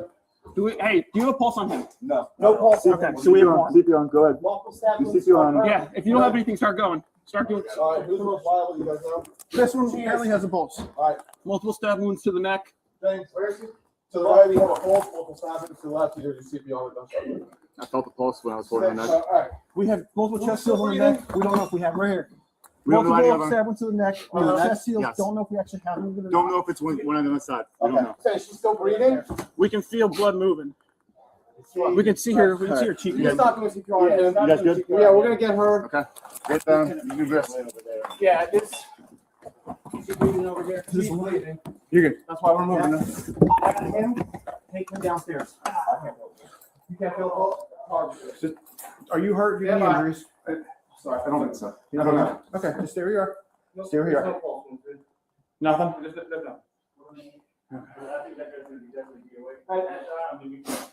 So what's the story? Do you live here? This is my house. This is my wife. I don't know him. You don't know him. This is your wife. The other woman is our au pair, Nanny. Where is she? I don't know. Okay. I don't know. How long have they been down? It's right there. How long? Right when you called us?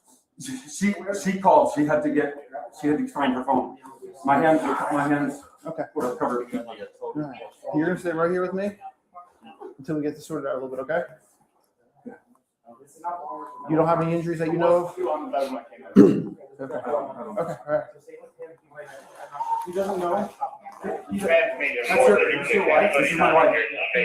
Yeah. So he's. Yeah. You don't know that guy at all? I don't know. He's a shooter. Yeah. I know. I'm just trying to figure out where's the gun currently. Leave them right where they are. If that's where we found them, we move them away. All right, that's fine. Just where do you want? Yeah, okay. You know, sir, just have a seat. We're gonna close these doors. This way they can work. If you guys are good right there. Hey, Sarge. What's up? You want us to escort him outside? No, right now they're working, so we're just gonna let them work. Does he have a pulse? I'm not sure. You're not working. Okay. Okay. All right. So once they, is she gonna be okay? We're gonna let them work for a minute. We're gonna let them do what they need to do. We'll just get you downstairs. Hey, Stefiani, or you, very closely. We're gonna escort them down. Just don't touch anything. Just, let's let them. Sorry, let them go first. I thought they were gonna. Yeah. Is there kids down there? The kids are out of the way. My daughter's here. I don't know. I think the au pair got her out. Just grab the monitor. Monitor, we'll go with it. That's fine. Zach, stay here. You're with me. Hold on. What are we doing here? He's just we're gonna make sure no one else is hurt in the house. Okay. All right. We're gonna get husband downstairs. Give me a second. Have a seat. Have a seat. Have a seat. Have a seat. Have a seat. Just write down. Write down. Just have a seat. Have a seat. Have a seat. Have a seat. Have a seat. He's starting to lose it a little bit. Hey, boss, can we get one of you guys to check him out? Yeah, I got more units here. We'll check him out. He's starting to break down a little bit. If we could terminate the view. And then at some point after the view that we just saw, did the defendant leave the bedroom? He did. And who was left in the room with you when he left? First, it was 2 personnel from the fire department, and then a third joined us. And when you were in the bedroom after the defendant had left, were there any firearms, unsecured firearms in the room? There were 2 unsecured firearms located on the bed. And did you make any observations about the state of the bedroom when you were speaking with the firefighters? Yes, I noticed a man stated that the blood appeared to have been there a while. It appeared that it had been soaked into the carpet, started to dry in certain areas, and then there was a specific location near the female that appeared to be clotting or clumping together. I don't have any more questions for you. Mr. Carroll is going to have some questions for you. All right, cross-examination.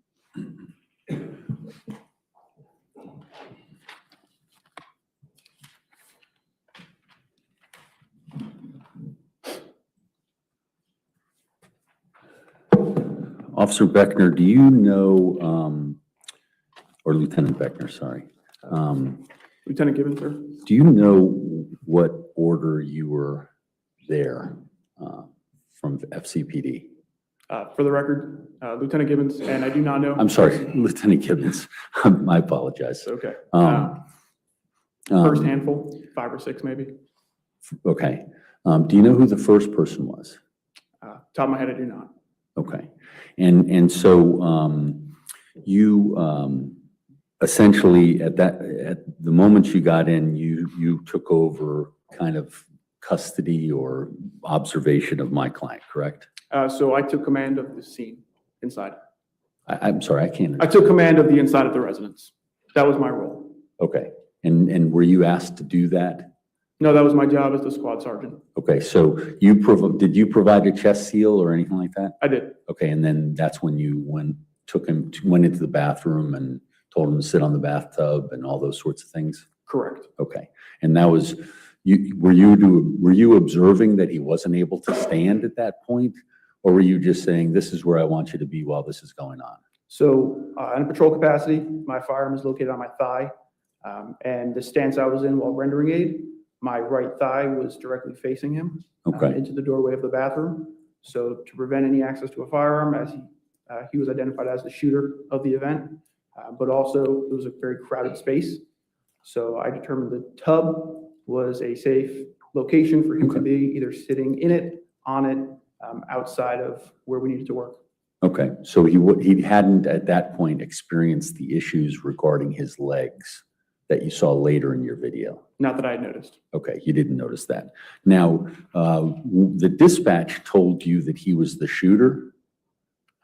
I don't recall. Okay. If it was dispatcher, I know officers on scene made comments or statements that he was the shooter. Okay. Did any of those officers or people on the scene tell you that he was also a law enforcement officer? I don't think so. Did you notice that he had magazines on his belt or no handcuffs? No. Okay. You escorted him out, correct? I did not. Okay. Who do you remember escorting him out? It was Officer Hugh was one of them.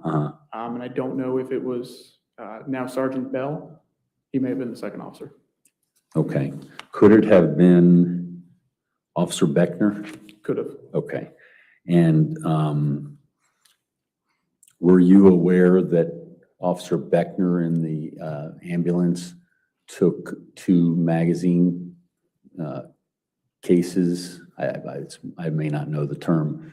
And handcuffs and a Garmin watch. Did you know that was taken from him? I was aware that 2 magazines and a watch were removed. I was unaware of any handcuffs. Okay. So when was it you were became aware of that? Once he was in an ambulance. Okay. So you didn't realize he was a law enforcement officer until well after the heat of the moment. I don't think at that point I even knew he was a law enforcement officer. Okay. And so is it fair to say dispatch didn't communicate any of that information, or would you have missed it if it was communicated? There's always information that potentially gets missed, especially on a high priority call, where you're trying to get to a residence or a scene as fast as you can to render aid and try to save a life. So if they did, and it was voiced or written in a CAD, I did not notice. Okay. And have you reviewed your CAD or any of those records from that day? I've reviewed my body camera footage. I did not review the CAD comment, the CAD event. Now, is the body cam footage that we just saw, is that a portion of it or is that all of it? That's a portion. Okay. And how many more minutes are there that we didn't see? Without looking at the timestamp, a couple minutes. Okay. When do you recall, so I think Ms. Bristler may have asked you about how the body camera works and how it gets started. How does it get shut off? Excuse me. Usually manually, unless it runs out of battery. Okay. Did you run out of battery? No. Okay. So manually you shut it off at some point. Correct. How long after the last scene we saw in that audio or video clip was it? A few minutes. Okay. No. And would it have been, do you know where it would have been? After the defendant was in an ambulance, Okay. and I was told that there were 2 magazines and a watch removed from this person. Okay. And then you shut it off? Correct. Okay, I gotcha. Now, your observations that you made regarding the room, do you have training in those observations? As a law enforcement officer, we're trained to make observations, take note of things that'll help investigators. I have taken numerous classes through our academy, one of which, I don't know the specific name of it, is involving blood specifically. Okay, and so you knew what clotting looked like? I knew what dry blood looked like, and I knew the blood as it was clumping.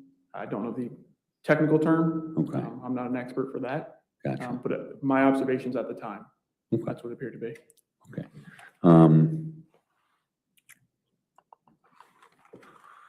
Your Honor, court's indulgence.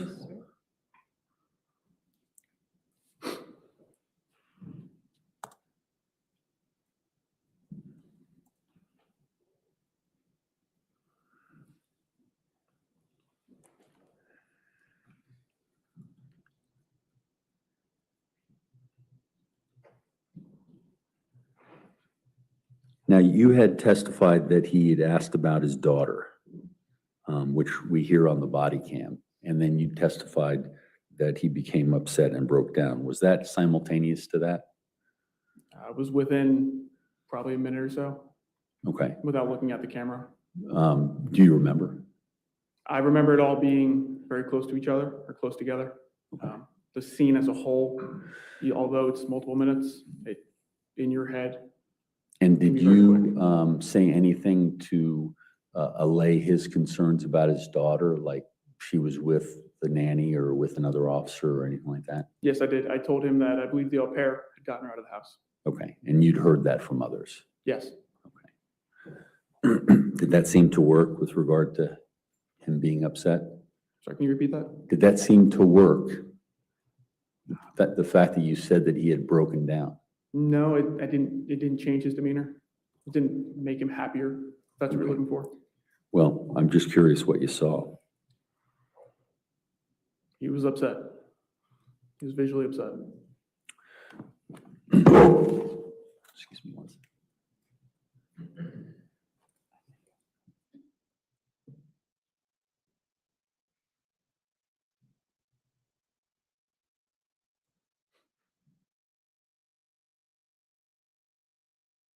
All right, redirect. Court's indulgence for 1 moment.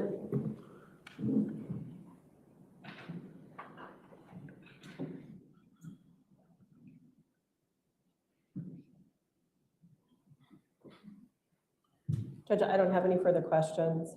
He is not subject to recall for us. No need for recall. Okay, sir, you're free to go. Thank you. Thank you, Your Honor. Have a good day, Lieutenant. You as well. All right, your next witness? Judge, the next witness I have is Dr. Kessler, Your Honor. This is going to be a longer. Why don't you approach me?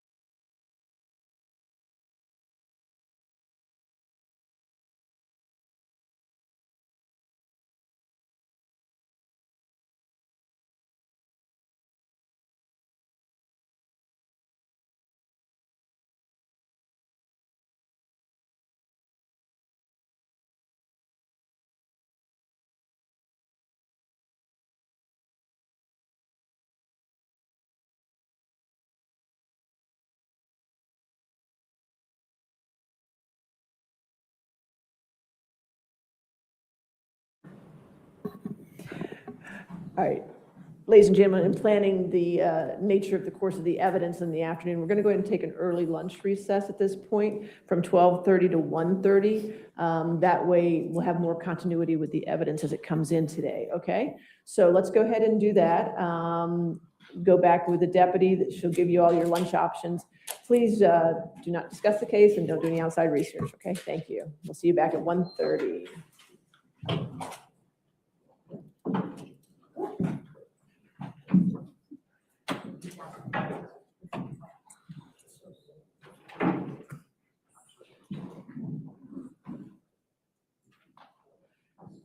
Okay.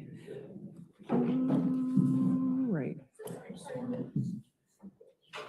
See.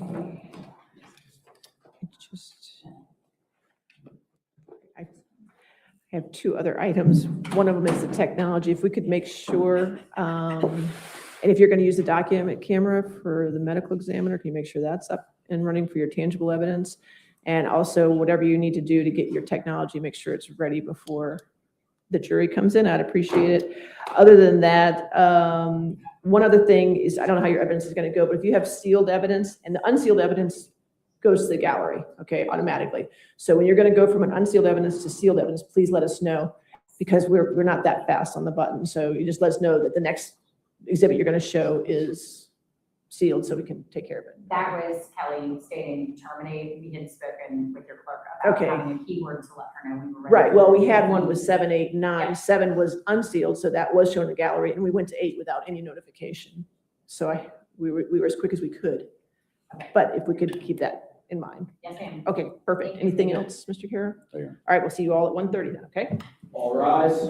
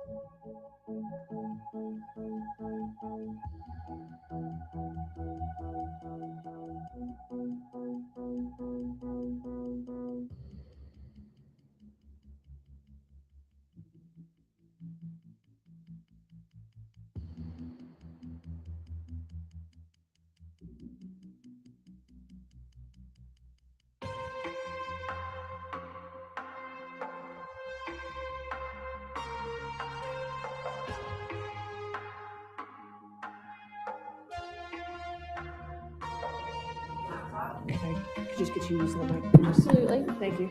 We have a working laptop. Okay. We will be able to display the evidence as we go. Okay. Is it necessary? So the next round of photos will be, for the most part, photos that need to be sealed. Okay. The Commonwealth would suggest that we simply not display any photos to the gallery, given that If they're not sealed, they go to the gallery. Okay. So if you want to separate them out or however you want to do it, just let me know ahead of time. That's Okay. just the way it is. Then we may just ask at this point in time that all of the photos that are part of Dr. Kessler's testimony be sealed. Okay. That's any objection to that? Okay. All right, Thank we you. can do that. Anything else on that? No, ma'am. Okay. Are we ready for the jury? Yes. Okay.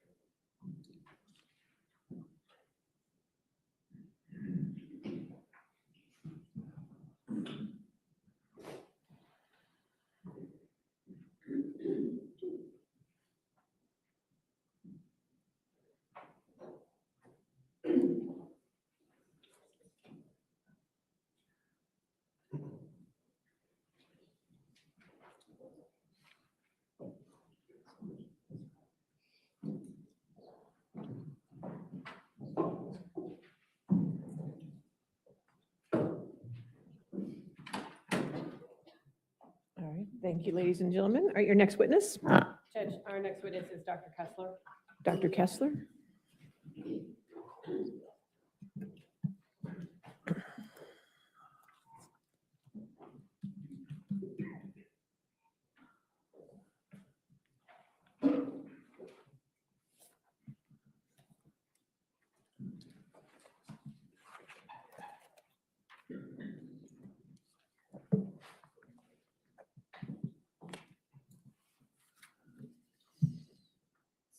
Do you swear or affirm to testify truthfully in this case under penalty of law? Yes, I do. Thank you.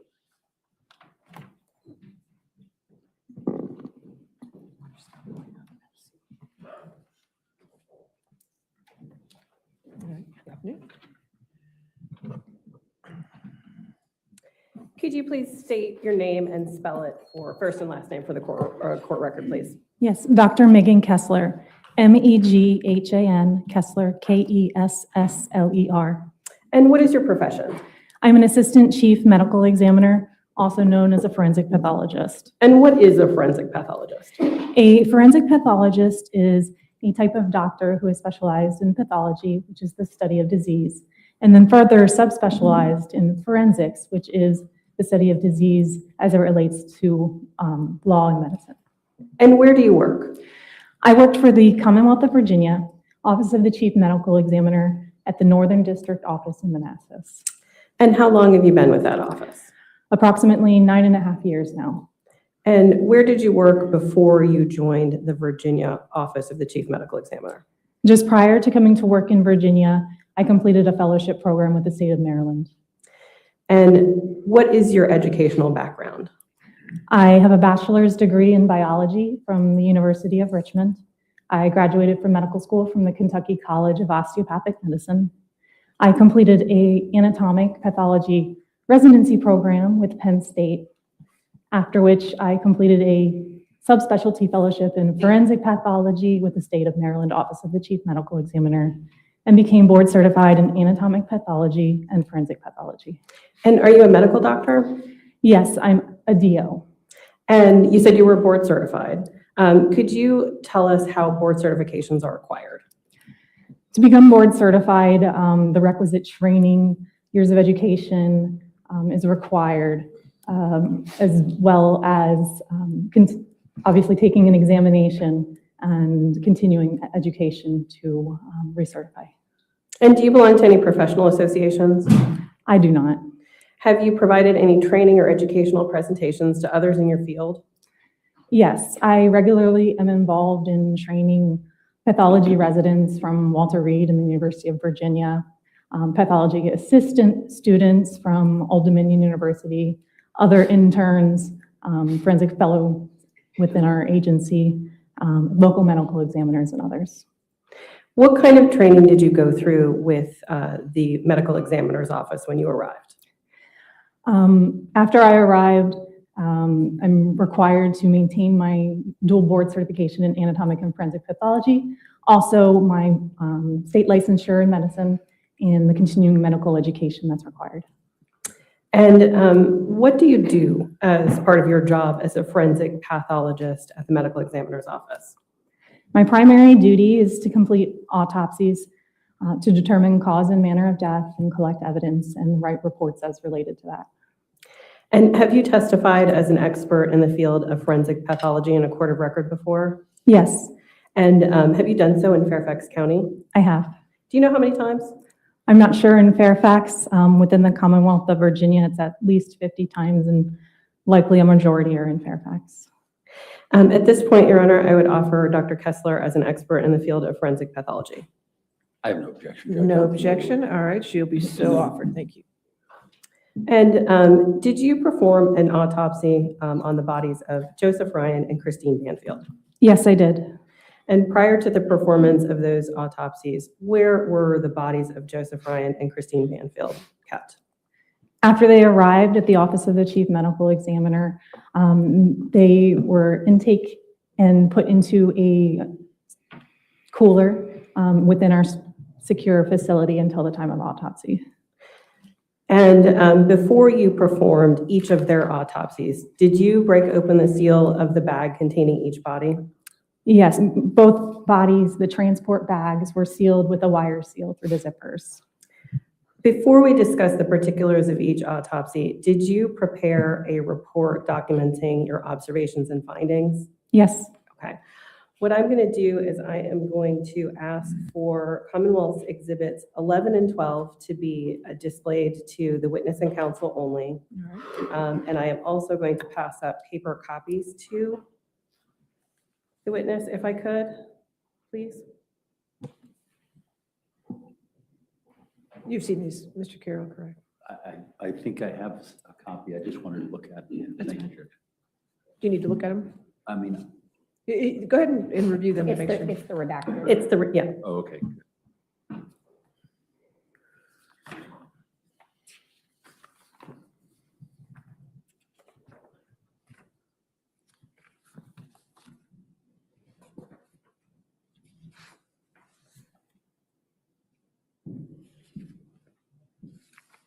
Looks good to me, Judge.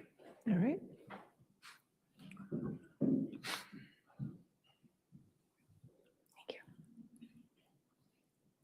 Okay. So I'm first going to show you on the screen what has been marked as Commonwealth's 11 and ask you if you recognize it. Yes, may I scroll through? Yes, I think. It's also, you have a paper copy of it in your hand. We'll do that.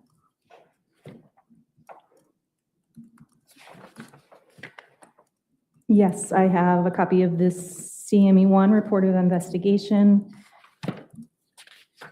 my autopsy report, my handwritten notes from autopsy, and a copy of the certificate of analysis, the toxicology report. And now I'm going to show you Commonwealth's Exhibit 12 and ask you if you recognize this exhibit. It's the other paper copy that you have. Yes, there is a CME1 report of investigation, a copy of the death investigator scene report, a copy of my autopsy report, a copy of my handwritten notes from autopsy, as well as the certificate of analysis, the toxicology report. Okay. And are these your autopsy reports from your examination of Joe Ryan and Christine Banfield? They are. Okay. And Judge, at this point, both exhibits I would ask for to be entered as Commonwealth's Commonwealth's 11 and 12. They should be sealed. If we could approach this for a moment.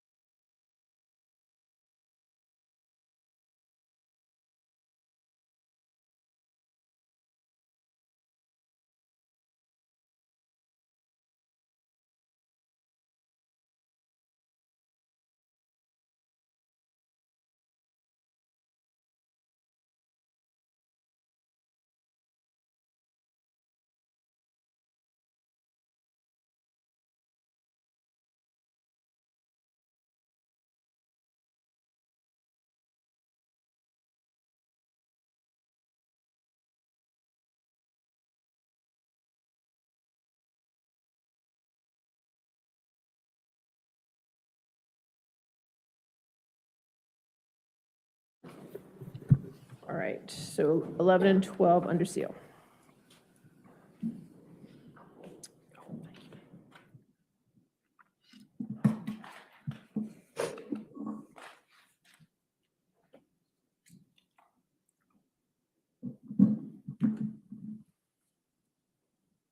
And during an autopsy, are you able to determine a person's exact time of death? No. And why are you unable to determine a person's exact time of death? To be short, the science is unreliable and not quite there. There's a lot of different factors, including why somebody has died, what physiologically is going on inside of them that change things that happen after death. There's a lot of things in the circumstances and the environment around them, the temperature, the light, the airflow that can change the rate at which things change after somebody has died. So it makes it difficult and unreliable to pinpoint an exact moment that somebody has died. And when you perform an autopsy, what does that entail? An autopsy is a comprehensive examination of somebody after they have died. It is documenting as they are received. It is documenting things externally, so as simple as hair color and eye color, any injuries on the outside of their body. Then an incision is made and an internal exam is completed documenting any natural pathology, any injuries on the inside of the body as well. And do you take photographs when you perform an autopsy? Yes. And did you take photographs during these autopsies? Yes. I'd like first to talk about the autopsy of Joe Ryan. Were you able to determine his height and weight? Yes. And was his body clothed when you began your exam? Yes. After documenting the clothing, what did you do with it? The clothing was removed, photographed, and packaged and transferred to law enforcement. And did you take any physical samples from his body? Yes, I did. Can you describe what physical samples you took and what you did with them? What's called a PERC kit was completed, which is a physical evidence recovery kit. It's something that consists of specific samples to include head hair, swabs from the oral cavity of the mouth, the underwear, comb of the pubic hair, pulled pubic hair, genital swabs, and anorectal swabs. Also, a sample of blood on a blood card and fingernail clippings. In addition to that PERC kit, I also did swabs of the palms and the backs of the hands and fibers from one of the hands as well. And what did you do with these samples after you finished collecting them for the physical evidence recovery kit? I placed them in sealed bags and transferred them to law enforcement. And can you describe for the jury what your physical findings were from the examination of Joe's body? He had 2 gunshot wounds. And where were those 2 gunshot wounds located? There's a gunshot wound of the head. The entrance was on the right side of the head. And there was a gunshot wound of the chest, which with the entrance on the left side of the chest. I am going to first show you Commonwealth's 13, and I'd ask that to be displayed to the witness and counsel only at this point. And Judge, as we described, these photos are sealed. Okay, yes, ma'am. Do you recognize this photo? I do. And how do you recognize it? It's a photograph from autopsy that has the ruler with the case number N2023-00363 on it. And what does the image depict? It is a right profile view of Mr. Ryan's head. And is it a true and accurate depiction of the wound as you saw it and when you performed Joe Ryan's autopsy? Yes. Judge, I'd ask to admit this as Commonwealth's 13 and publish it to the jury. Any objection? No. All right, 13 under seal to the jury. Can you tell the jury what is meant by the terms entry wound and exit wound as it pertains to a wound caused by a bullet? An entrance wound is where a bullet enters the body. An exit wound is where it might exit the body and leave the body. And were you able to tell if this wound to Joe Ryan's head was an entry or an exit wound? Yes. How can you tell that this bullet was an entry wound? It's an entrance wound. It has a characteristic round appearance with an abrasion to the edges of it. And also, there is no exit. A bullet was recovered from the wound path within his head. And what means, if any, exists that would inform a medical examiner's determinations regarding the distance from which a person had been shot? When a gun is fired, not just does the bullet leave the muzzle, soot, dirt, debris, there is burning gunpowder flakes that are leaving the muzzle as well. And if the gun's fired close enough to the person, the skin, it can be deposited and cause some characteristic injuries on the skin.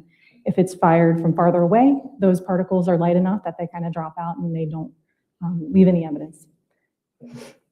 Were you able to make any determinations about the physical distance between Joe and the person who shot him from your examination of this head wound? Based on this examination, the distance is indeterminate. There's no evidence of soot or stippling on the skin of the wound. And in relation to where the entry wound is located, can you tell us where and how the bullet traveled after entering Joe's head?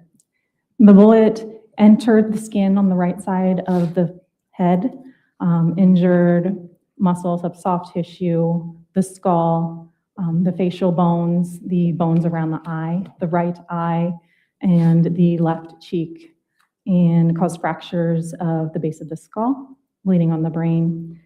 And it traveled from right to left, back to front to back and downward. And given the path of travel of the bullet through those areas, which of Joe's bodily functions might have been impacted or would have been impacted, and how?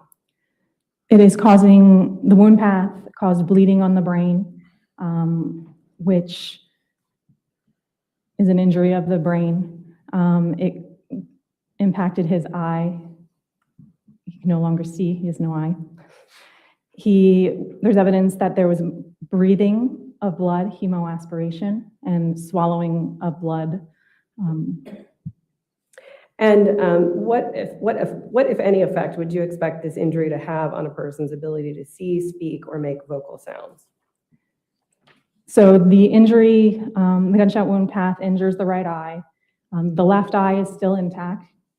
He could see, potentially. To be able to speak or make noises, the injury is not of his larynx where the vocal cords are, where the sounds are generated. So potentially could still make noises. There's no physical injury of that area. And in the course of your work as a medical examiner, are you able to quantify in terms of time the speed at which a bullet wound would be able to kill someone? Sometimes. And can you describe those temporal differences? How you would describe them? There are times when I can say a wound is immediately or instantly fatal, and that's typically when it's an injury that disconnects the brainstem and the head, ceasing breathing and heart functions. This wound is still intact. This wound is considered rapidly fatal, meaning seconds to minutes, injuring vital structures of the body with some survival. And given that you found no exit wound caused by this bullet, were you able to locate the bullet, and where was it? Yes, a bullet fragment was recovered from the left cheek just in front of the left ear, and bullet fragments were also recovered through the wound path in the head. And what did you do upon locating this item in Joe's head? The bullet fragments were photographed, placed into a bag, and sealed and transferred to police. And at this point, I'm going to retrieve Commonwealth's Exhibit 14.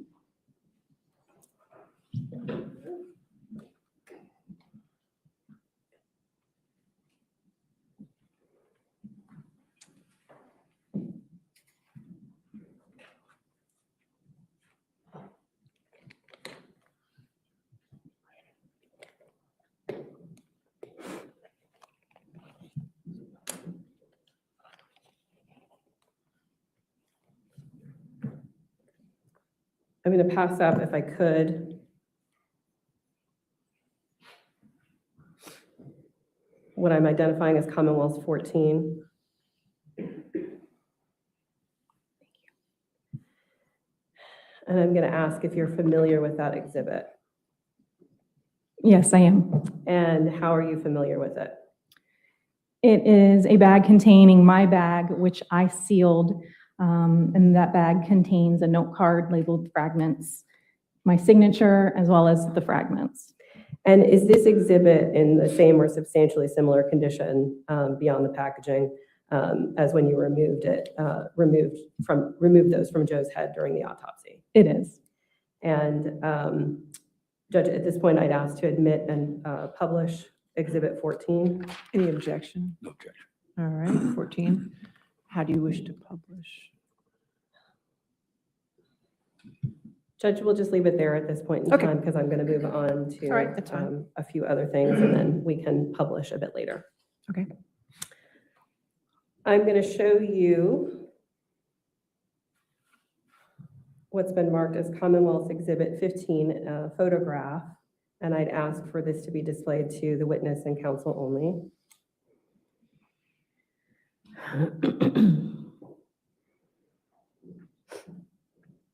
Can you see the photograph? Yes. Can you tell us what this image depicts? It's a photograph after Mr. Ryan has been cleaned up from his head down to his torso. And how do you recognize it? It also has the ruler with the case number. And is this a true and accurate depiction of this chest wound as you performed Joe Ryan's autopsy? Yes. Judge, at this point, I'd ask the court to admit this as Commonwealth's 15, and this can be published to the jury. Any objection? No objection. All right, 15 under seal and to the jury. And was there any evidence present that would have helped you determine the distance between this injury and the firearm that inflicted it? There was no visible soot or stippling around on the skin around this wound. And when you examined his clothing, the clothing that that was present, did you find any defects in that clothing that he was wearing when you began your exam? Yes, there was a hole in the left side, the front side of the shirt. Okay. I am going to show you Commonwealth's 17, 18, and 19, their photographs. I'm going to ask for them to be displayed to the witness and counsel only at first.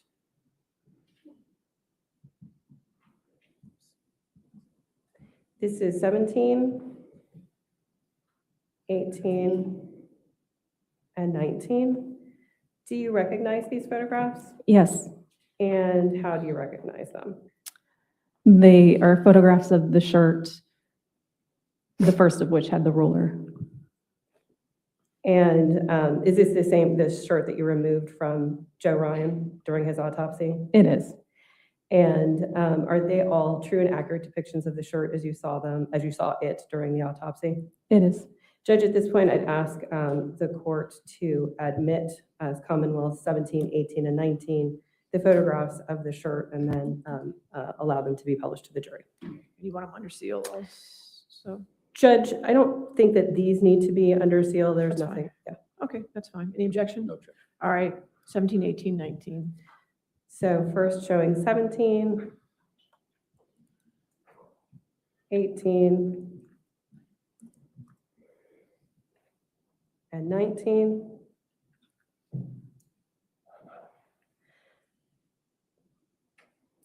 And if we could terminate the view to the gallery at this point. Yes, thank you.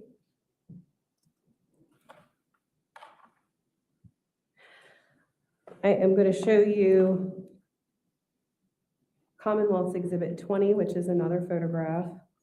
And I'm going to ask for it to be displayed to the witness and counsel only.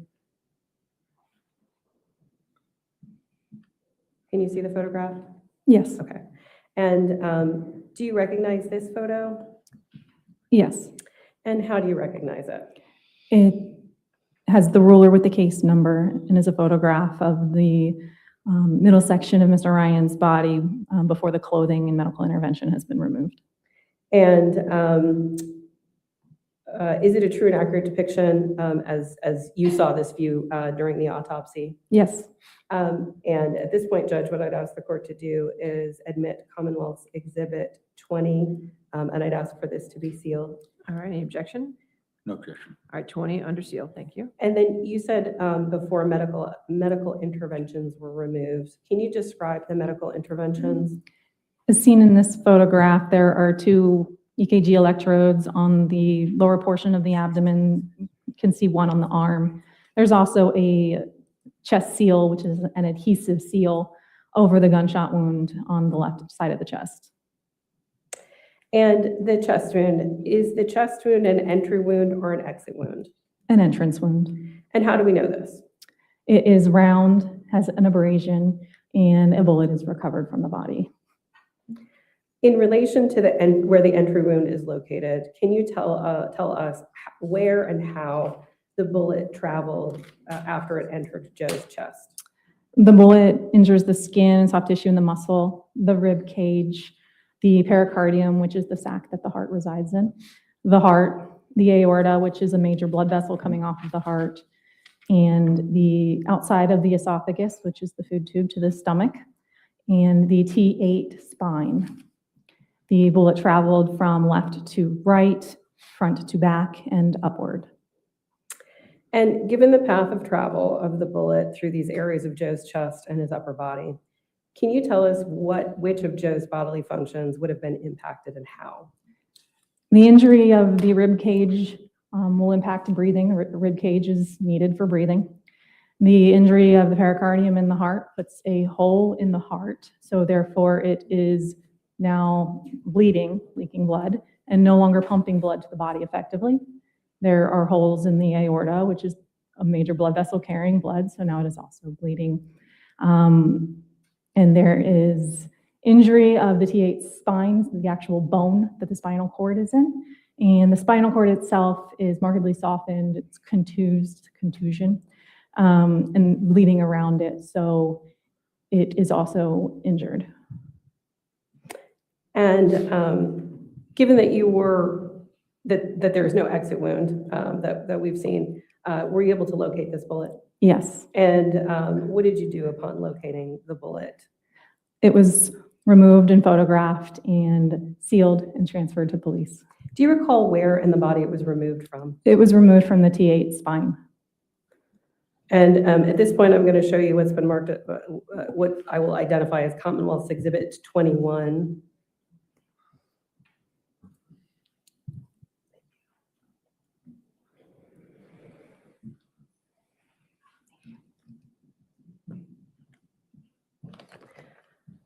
Are you familiar with that exhibit? I am. And how are you familiar with it? It is the bullet with the labeled card, bullet chest with my signature inside the sealed bag, which I sealed and initialed.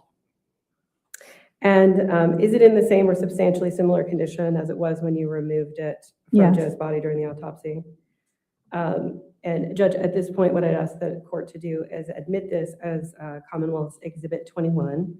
Any objection? No objection. 21? And Judge, if we could just simply allow the jury to see the exhibits, I can walk. Did you want to do it with a document camera or? I was just going to walk them around, or not. I prefer the document camera if you could, it'd just be easier, but if you're concerned about it. You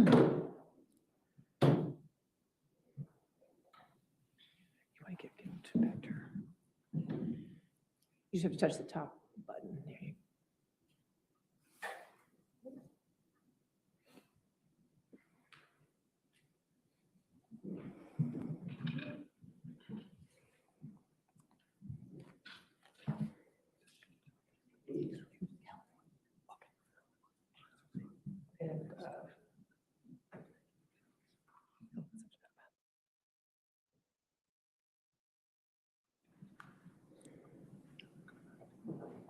The privacy screens are making it difficult.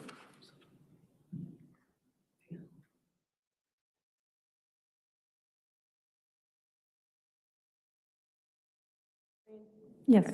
And these are the fragments that you recovered from the head, is that correct? Yes. Okay. And then, are you able also to see this on screen? I am. And is that the bullet that you recovered from the chest? Yes.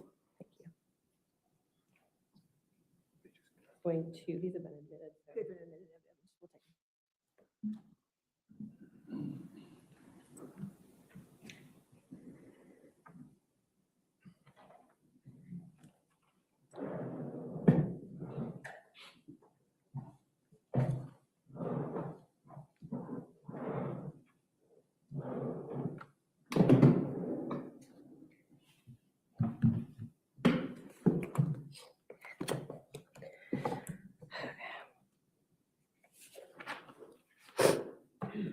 When you examined Joe's heart, was there anything about the structure and its injuries that was significant? As I previously said, the bullet traveled through the heart. So now the heart is leaking, bleeding, and is no longer able to effectively pump blood. And are you able to make any determination about his condition when that bullet injured his heart? There was 1,200 milliliters of blood in the left side of the left chest cavity, which is 1.2 liters. So with the hole in the heart, some blood will leak passively out. However, to get 1.2 liters of blood into the left chest cavity, there has to be some sort of a pulse indicating there is some survival for at least an amount of time. And regarding the blood that was on Joe's face, did either the head wound or the chest wound result in that amount of blood on his face? There's a gunshot wound to the right side of his head, and as is, when I received his body, there was blood from his nose, ears, and mouth. And that injury of the gunshot wound to the head injured the skull and the facial bones, which injured the sinus cavities and the airways. So it can result in blood coming out of the ears, nose, and mouth and onto the face. And do you have a reasonable opinion within a reasonable degree of medical certainty as to the cause and manner of death of Joe Ryan? Yes. And what are they? The cause of death is multiple gunshot wounds, and the manner is homicide. Now I'd like to turn to the autopsy of Christine Banfield. Were you able to determine, I'll give you a moment to get situated.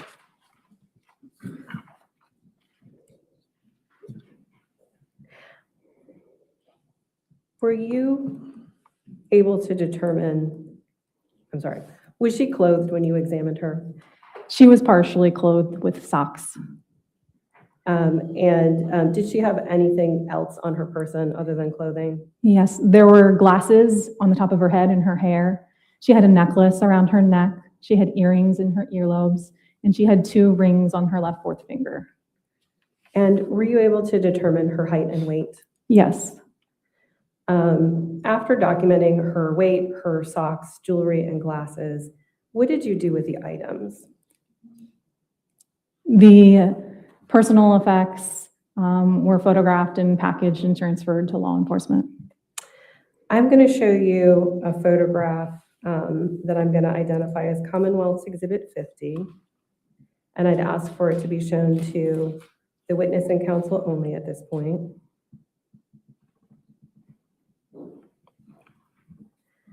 Do you recognize this photo? Yes. How do you recognize it? It has the ruler with the case number on it. And what is depicted in the photo? It is the glasses after they were removed from her body. And is it a true and accurate depiction of the glasses that as they were collected from Christine as at the time of her autopsy? Yes. Judge, I'd ask the court to admit this as Commonwealth's Exhibit 50 and publish it to the jury. Okay, any objection to 50? No objection, Your Honor. Okay, 50 in evidence.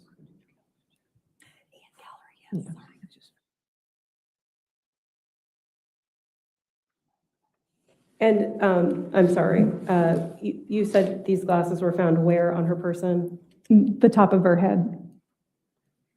And at this point, could I ask for the gallery view to be terminated?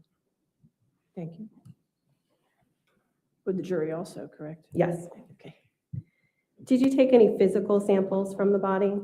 Yes. And can you describe what samples you took and what you did with them? Yes. I also completed a PERT kit, a physical evidence recovery kit, which included the standard samples, head hair, oral swabs, underwear, combed pubic hair, pulled pubic hair, vaginal swabs, anorectal swabs, a blood card, fingernail clippings. In addition to the standard samples for the PERT kit, I also completed swabs of the palms, swabs of the backs of the hands, swabs of both sides of the neck, and swabs of each breast. And I removed various fibers from her body. And what did you do with those samples when you collected them? All of those samples were packaged and transferred to law enforcement. And is there a particular, is that also in a physical evidence recovery kit? Yes. Okay. And if we could, let's talk about the physical findings from your examination. I'm going to direct you to page 6 of your report in the section titled Evidence of Injury.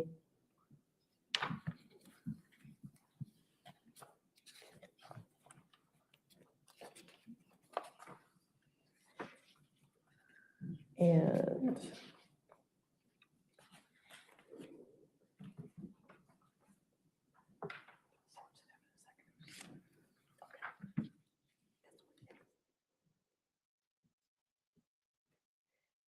Judge, if we could display Commonwealth's Exhibit 11 to the jury.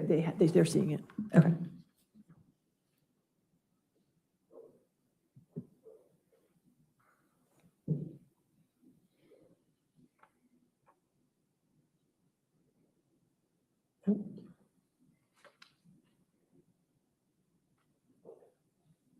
There it is. Okay. You described some of the wounds as cutting wounds and some of the wounds as stab wounds. Can you describe the difference for us, please? By definition, both wounds are sharp force injuries, so some injuries that are caused by something sharp, like a knife. Stab wounds, by definition, are deeper than they are long on the skin, and cutting wounds are longer on the surface of the skin than they go deep. And I am going to show you a series of photographs at this point, and if I could have the view now be to counsel and the witness only for this portion.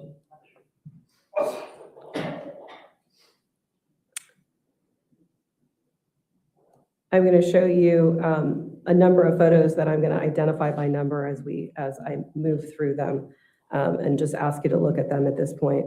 I've got Commonwealth's 22, Commonwealth's 23, Commonwealth's 24, Commonwealth's 25, Commonwealth's 27, Commonwealth's 28, 29, 30, 31, 32, 33, 34, 35, 36, 37, 38, 39. It should be 39 and Sorry. 40. Sorry, not 38, 39. Not 38. Not 38, 39, 40, 41, 42,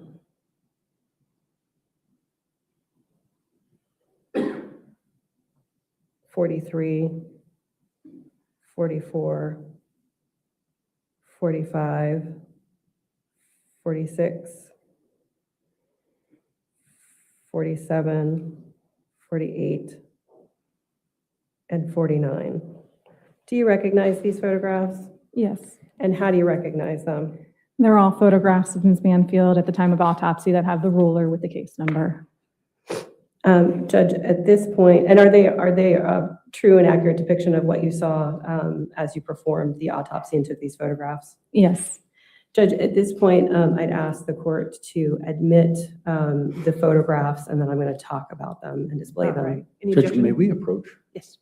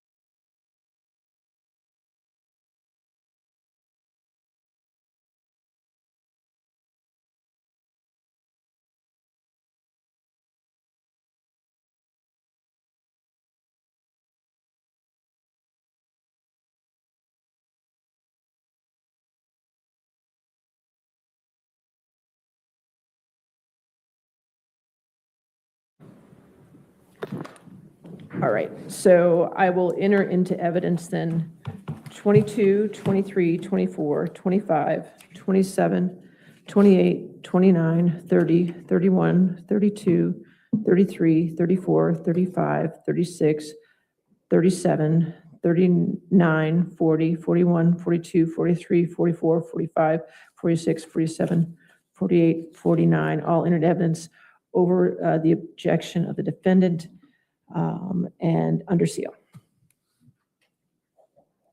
Thank you. Okay. All right. Okay. If these can be published to the, okay, gotcha. Looking at Commonwealth's Exhibits 22 and 23, can you describe where on Christine's body this stab wound appeared? This is the left side of her neck, and it's a stab wound that's horizontally oriented on the left side of her neck with a cutting wound extending from the superior, which is the top aspect of the stab wound on the left side of her neck. And going forward to 24 and 25, can you describe where on Christine's body this area of multiple stab wounds appeared? Yes, this is the left side of her face and neck. I'm sorry, the right side of her face and neck. There are multiple stab wounds and cutting wounds in this photograph. There is a vertical stab wound depicted as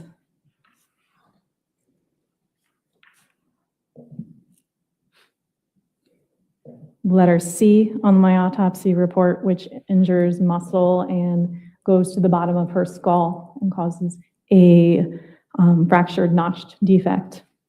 There are 3 stab wounds on the left side of her neck that you can also see in this photograph. They're closely oriented on the skin. The wound paths commingle, meaning overlap underneath the skin and the muscle in her neck. And they injure the left jugular vein, which is a major vein in the neck, the right carotid artery, and the larynx, which is the breathing tube, the epiglottis, the esophagus. There is a stab wound at the anterior aspect as well, kind of towards the front of her face with a cutting wound, as well as an abrasion present in this photograph. And can you describe the various depths of the wounds that we see here? The wounds range from a 1/4 of an inch deep to up to 2.5 inches deep. And what means or observations, given your training and experience, informed your conclusions regarding the number of stab wounds on the side of Christine's neck? In terms of the number, I counted. And for the ones that are very closely oriented beside each other, I use my training and experience to reapproximate them. The elastic fibers in the skin, kind of pull them apart more so that I could reorient them to be able to kind of put them back together to see them better. And are any of the wounds that you described on this side of her neck or the other, are any of them immediately fatal? No, they're all rapidly fatal injuries. And did you note any additional injuries to Christine's body during your exam? Yes, she had abrasions and contusions about her body. And you recorded those? I did. Before we move on to those, I am going to retrieve Commonwealth's Exhibit 26.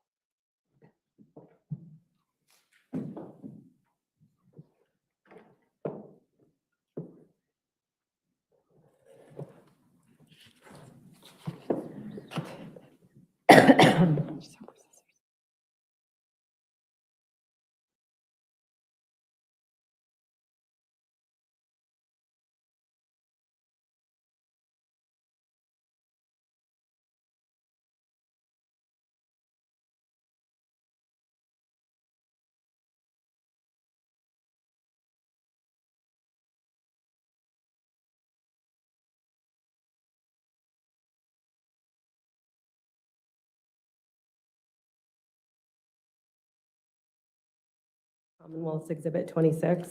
All right, any objection to 26, Mr. Kerr? I'm sorry, Judge. Any objection to 26, the knife? Okay. All right, entered evidence, 26. If we could remove it from the, and then if, Dr. Kessler, that item, Commonwealth's Exhibit 26, as you're looking at it, is that item something that could have caused the wounds to Christine Banfield's neck? Yes, it is a single-edged knife of a compatible size with the injuries on her neck. And if we could display it on the document camera? Sure.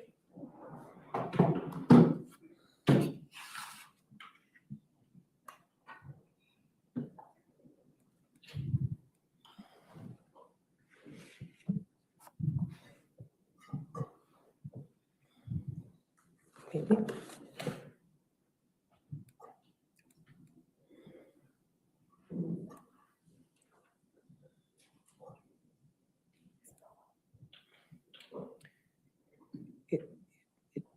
It's the button on the top, if you could.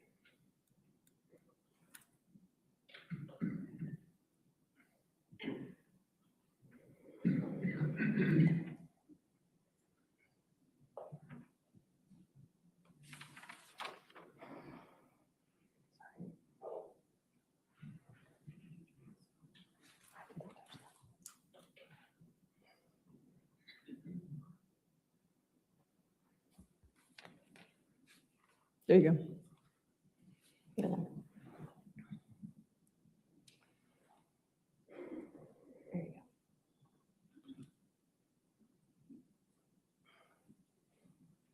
There's a button that zooms in and out too if you need it.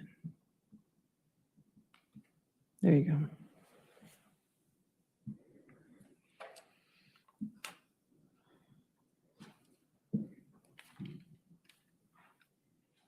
Thank you. We can put it away for now.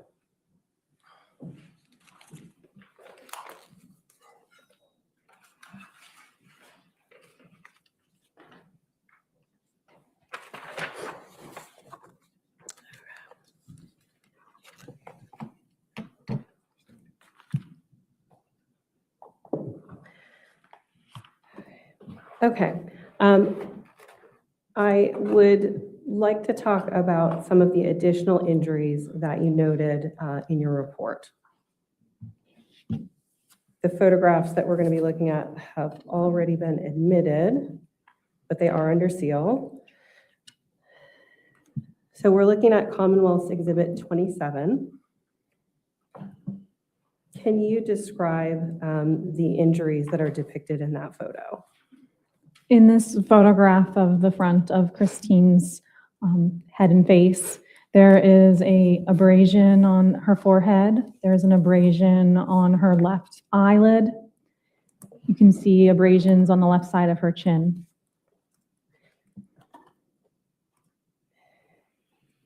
And then moving on to 28 and 29. Can you describe the injuries that we're seeing in these photos? This photograph shows 3 abrasions on the left side of her chin. And I am going to go back to 24, which we've seen before. Is there an additional injury that you noted that we can see in this photo? Yeah. On the right side of her chin at the angle of the jaw, there are contusions, which are bruises. And going forward to Commonwealth's 30, and you describe the injury that we see here. And that is an abrasion on the underside of her chin. And in Commonwealth's 31, can you describe the injuries additional to the stab wounds that we see? There's an abrasion at the kind of the back side of the neck. There's a bruise on the top of the right shoulder. And moving forward to 32 and 33, can you describe the injuries we see in these photos? In this photograph, there is a cutting wound on the top of the left shoulder with 2 adjacent abrasions or scrapes.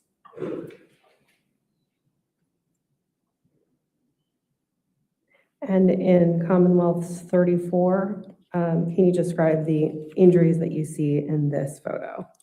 In this photograph, you can see a bruise on the front side of her right arm, the upper chest on the right side, and the left side. And in Commonwealth's 35, go ahead. Is another photograph of the bruise on the front side of her right arm. And Commonwealth's 36 and Commonwealth's 37, can you describe this injury for us? This is a photograph of a bruise on the inside of her right arm. And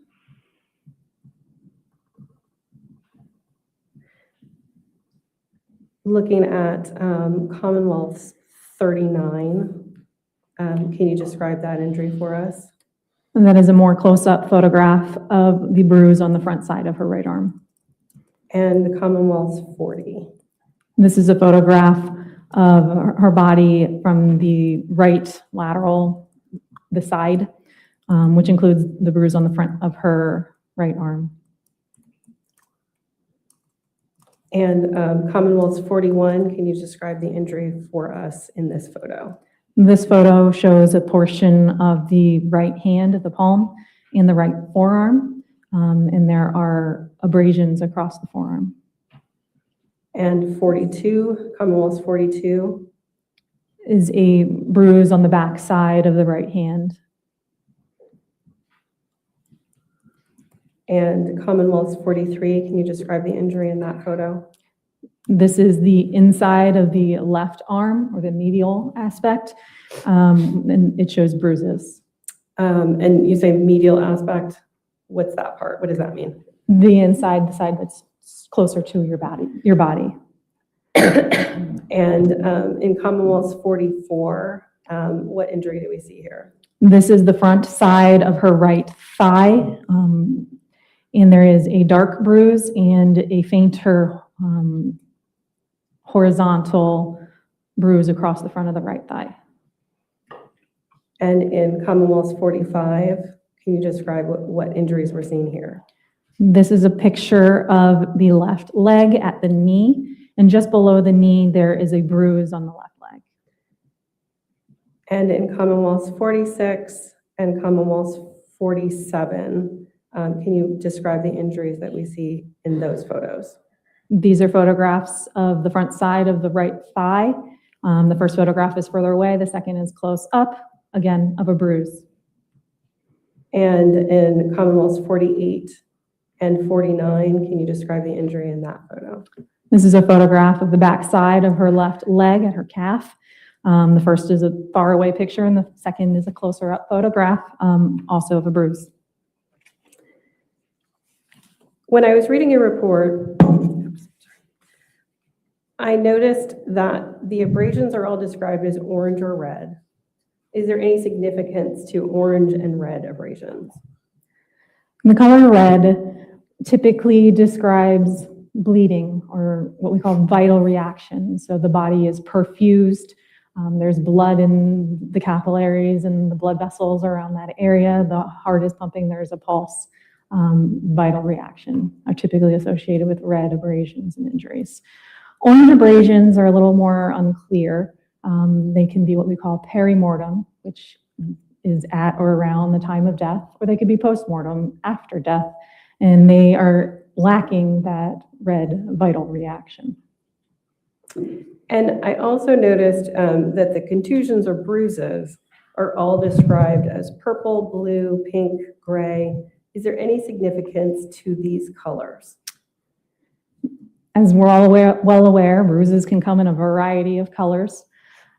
Typically, after a bruise appears, it can have a different appearance on different people. And as a bruise breaks down and heals and ages, it can change colors. Typically, a bruise that is more than 24 or 48 hours, a bruise that is yellow or green is typically more than 24 or 48 hours. Just because a bruise isn't yellow or green doesn't mean that you can age it. And so if you noted green or yellow contusions, would you be able to tell us how old those were? That would be more definitive evidence of, yes, that is an older bruise. So is it fair to say that the bruises that we see on Christine Banfield are not as old as a yellow or green bruise would be? There are no yellow or green bruises, so therefore there is no definitive evidence of older bruises. And I want to talk a bit again about the wound paths in the cutting wounds and the stab wounds on Christine's neck. Is there anything about their location on her body, their shape, their commingled nature that can tell us anything significant about her condition when they were inflicted? Because they are closely oriented, the shapes are needed to be reapproximated, which could indicate movement by her or the assailant in the knife, which indicates she is alive. And when you examined her respiratory system during the autopsy, what, if anything, did you find? There's evidence of hemoaspiration, breathing of blood into the lungs, and swallowing of blood into the stomach, indicating she's alive. And when you examined her gastrointestinal tract, what, if anything, did you find? There's blood in her stomach from swallowing. What is the significance of finding blood in the area where you found it? It's from the injury of the upper airway and the esophagus, so the breathing tube and the food tube in the neck, and that blood is traveling down into the lungs and down into the stomach.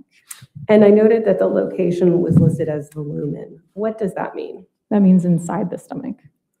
And does the amount of bloody fluid have any significance? There was 50 milliliters of blood in the stomach, so that's, some can travel passively, but that's how much was present in the stomach. And do you have a reasonable opinion within a reasonable degree of medical certainty as to the cause and manner of the death of Christine Banfield? Yes. And what is that? The cause of death is multiple sharp force injuries, and the manner of death is homicide. I don't have any further questions for you. Mr. Carroll is going to have some questions for you. All right, cross-examination. Yes, thank you, Your Honor.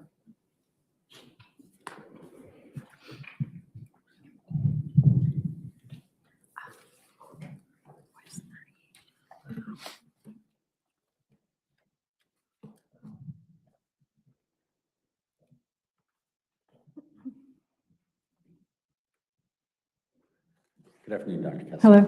How are you?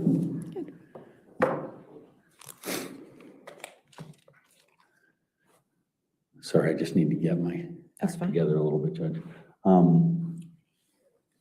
Dr. Kessler, looking at Joe Ryan's autopsy that you performed, there were injuries on one of his hands. I think we talked about it when we were in person. Do you recall discussing that? Yes. And what's the nature of those injuries? There's, on his left thumb, there's a bruise on the back side of it.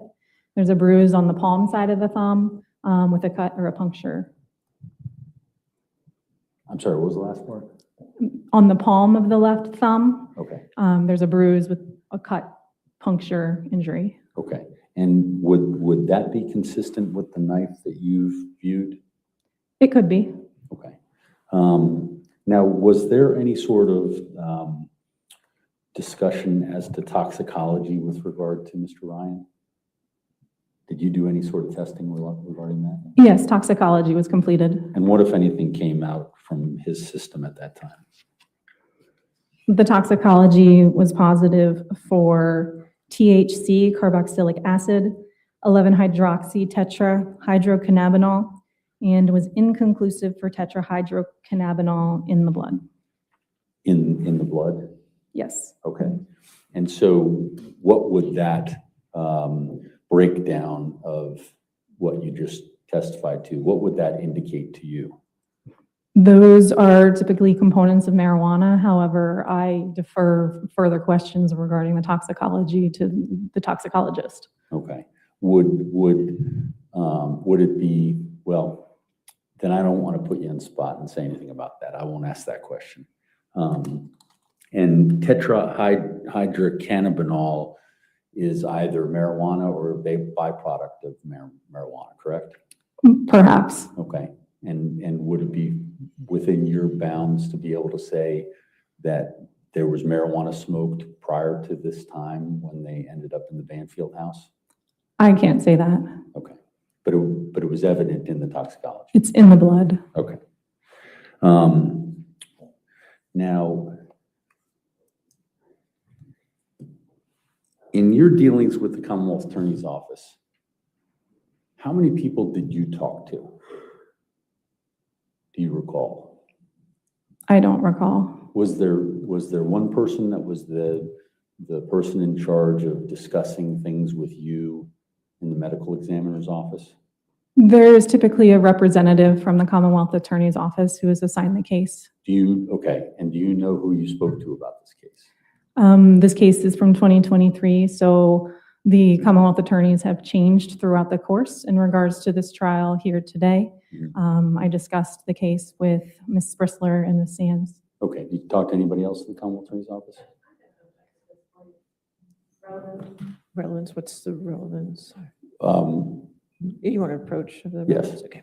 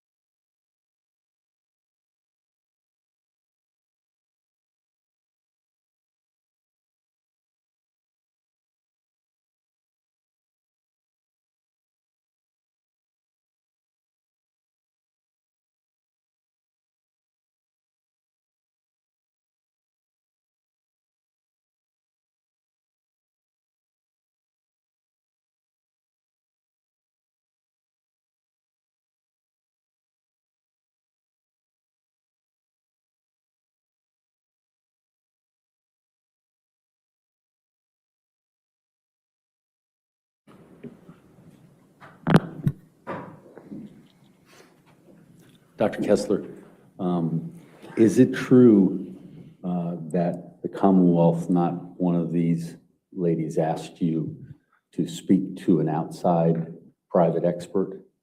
Yes. Okay. And do you know when that was? I don't recall the date or even the year. Okay. And did you, sorry, Judge, may I approach? I just want to make sure I don't go beyond what you. Okay.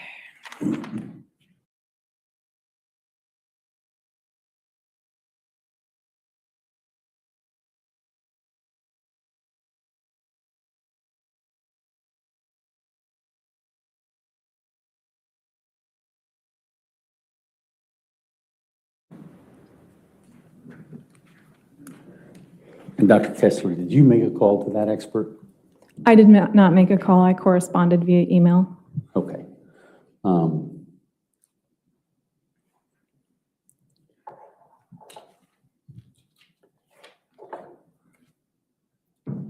Did that correspondence in any way cause you to change any of the findings that you would otherwise find? No, I had already made all of my findings and developed my opinions, and they have not changed. Okay. I don't have any further questions. All right, redirect. Actually, I'm sorry, I have other questions not on that. Oh, I'm sorry. Okay. Dr. Kessler, in terms of the injuries to Christine Banfield, the injuries to the neck, do you have an opinion as to, I know you said rapidly, they were rapid, I forget the term you used. I described them as rapidly fatal. Rapidly fatal, yes, thank you. I wanted to make sure we got that. And these were the wounds that were on the neck. Yes. And I think you had said rapidly fatal was from seconds to minutes? Yes. Okay. And during that time of seconds to minutes, was there anything that would have hindered her ability to speak or say something? There is injury of the larynx, the epiglottis, and the airway, perhaps. Okay. So the possibility of speaking existed at that time? I can't definitively say but I can confirm that there is injury of that area, not of her vocal cords, but injury of her airway and her larynx in the general area where sounds are made. But I can't tell you yes or no definitively if she could make noise or speak. In communications, I guess in your contact with the police department, was there ever a request to determine if there was another knife? I don't recall. Were you ever asked for anything like that? I don't believe so. Okay. And is it fair to say then that the knife that you just presented to the jury was the only knife that you had any sort of contact with? It's the only one that I recall seeing, yes. Okay.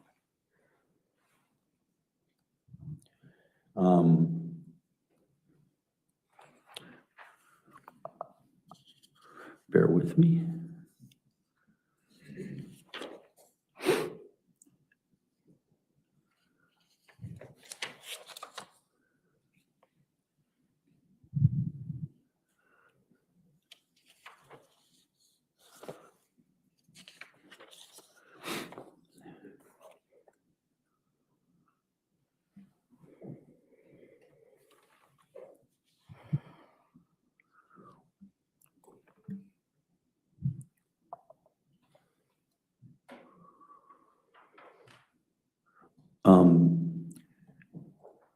On page 2 of your report for Christine Banfield,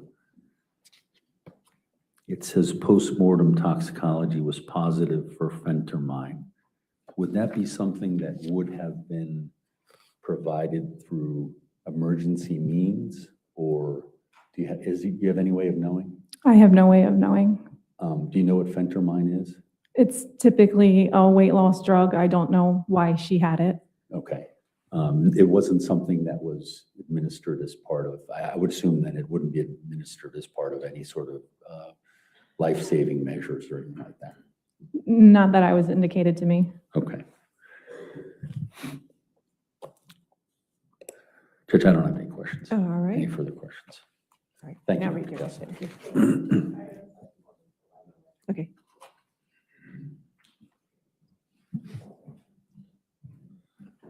Judge, we don't have any redirect. All right. Is this witness subject to recall or is she free to go? Judge, not for me. Mr. Carroll, is this?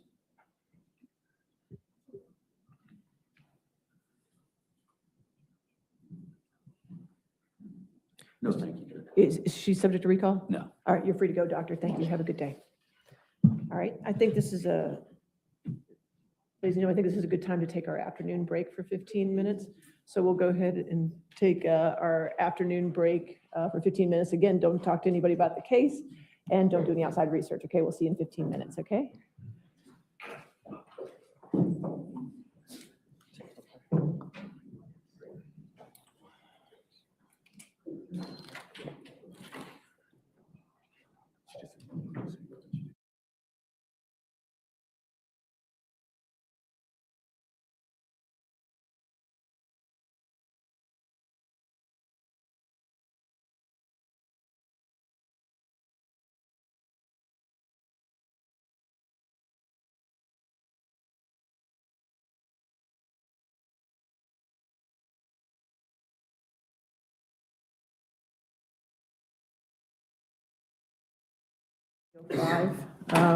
And we are the co-defendants next, is that correct? So I'll get on the bench and we'll bring her out.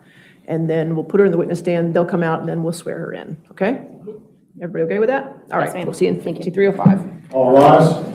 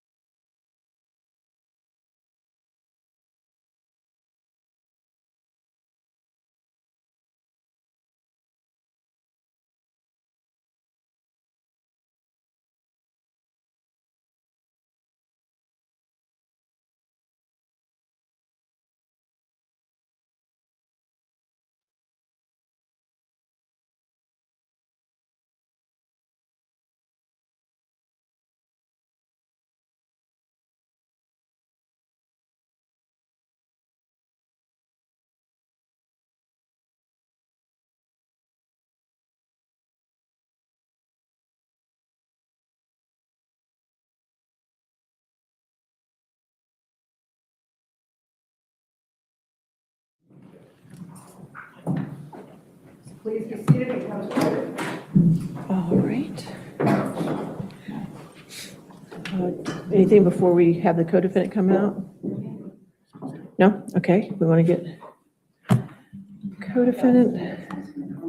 I'm just going to wait for the jury to come back in, please. Okay. Yes.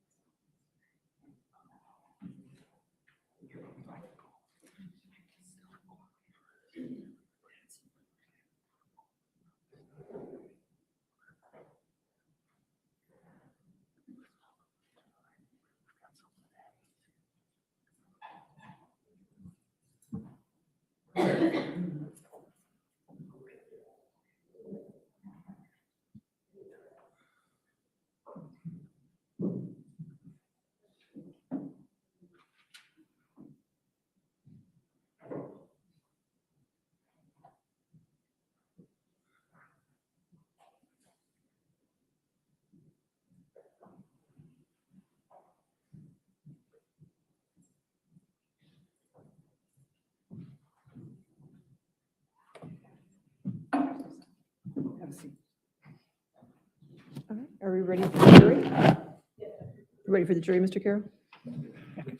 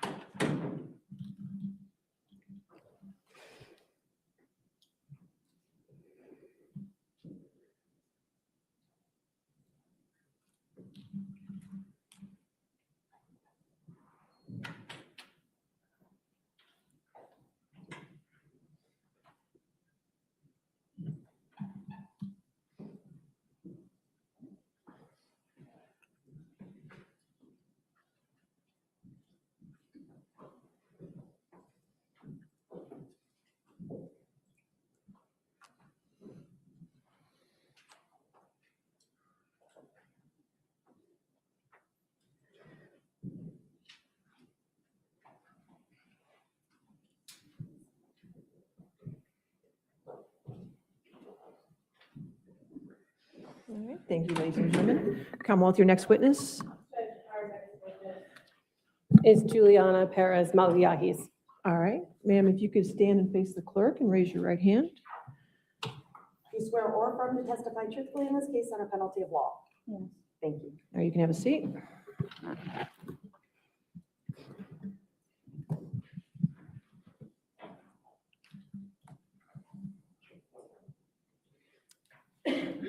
Good afternoon. Good afternoon. Could you please state and spell your name for the court record? Yes, Juliana, Juliana Perez, Beres, Magalhaes, Magalhaes. And how old are you now, Juliana? 25. And do you know the defendant? Yes. What's his name? Brendan Banfield. When did you meet him? Back in October 2021. 22. When did you meet him? When did you meet him? Well, can you specify? Sorry. When did you first meet him?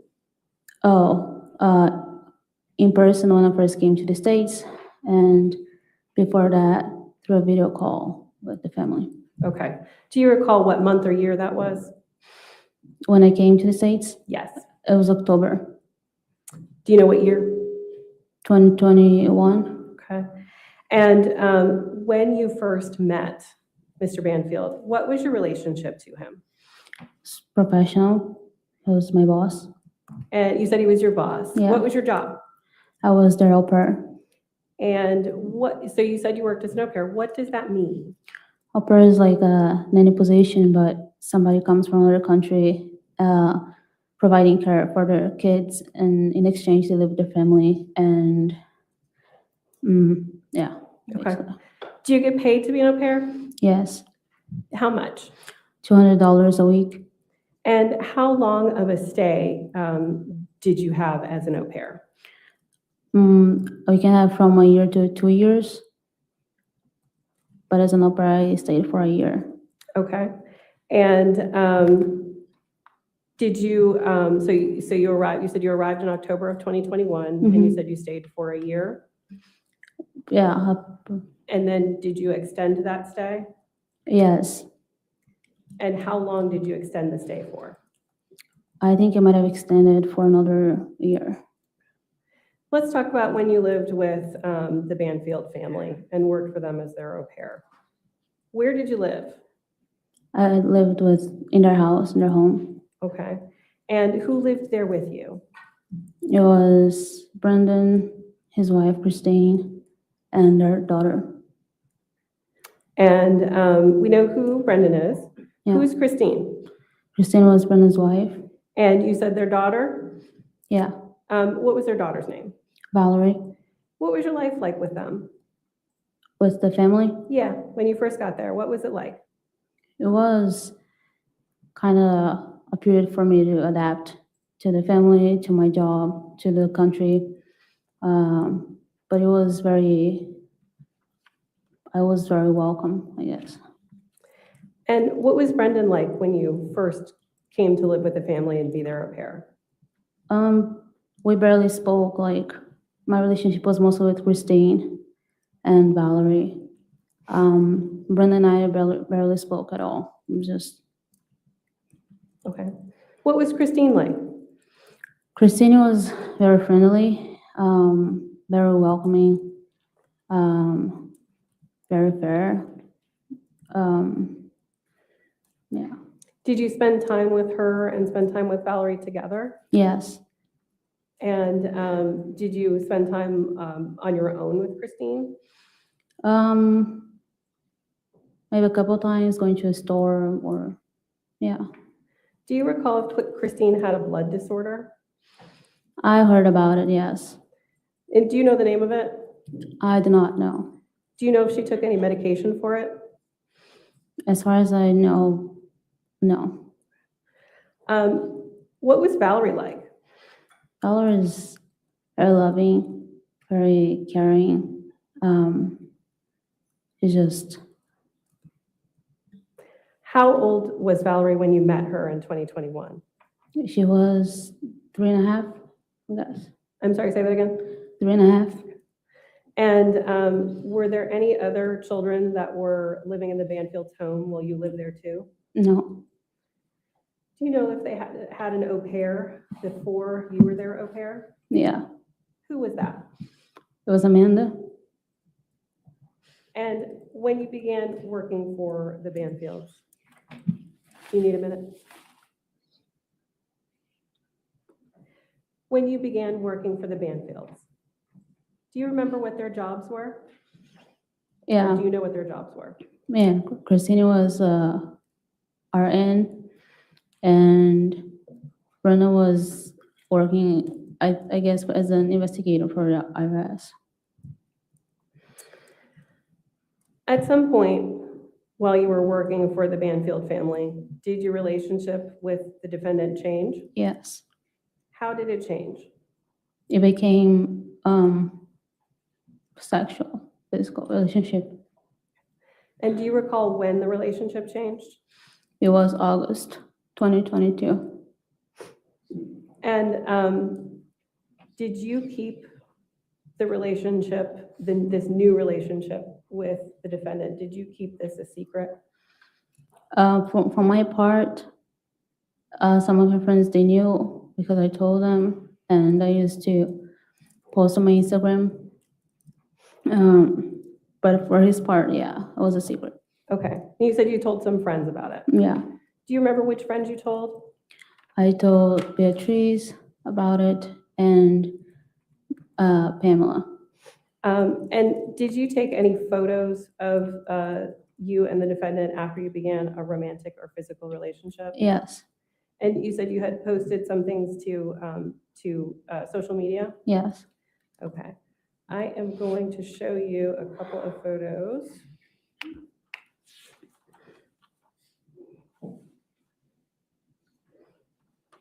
And if I could have this view be to the witness and counsel only, please. Yes, ma'am.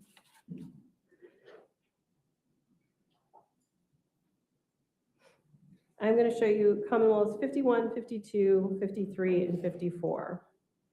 This is 51, 52, 53,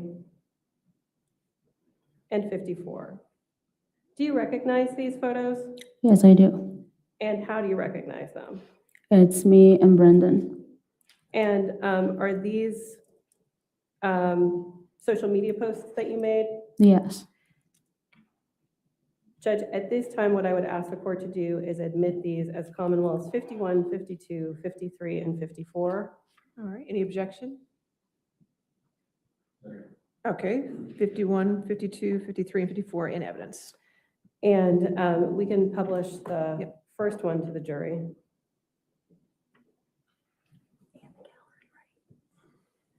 Can you tell us who's under the emoji here? It's Brendan. And then a couple of these have noise.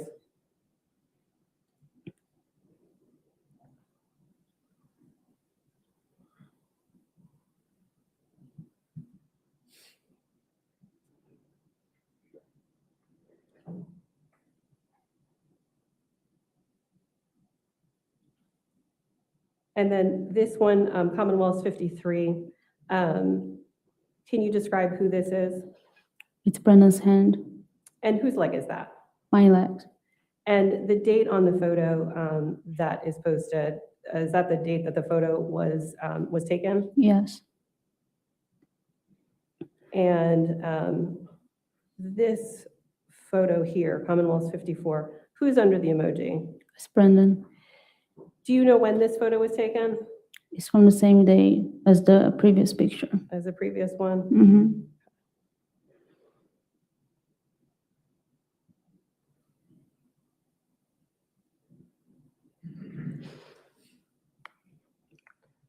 All right, I want to go back to 52. Really do this.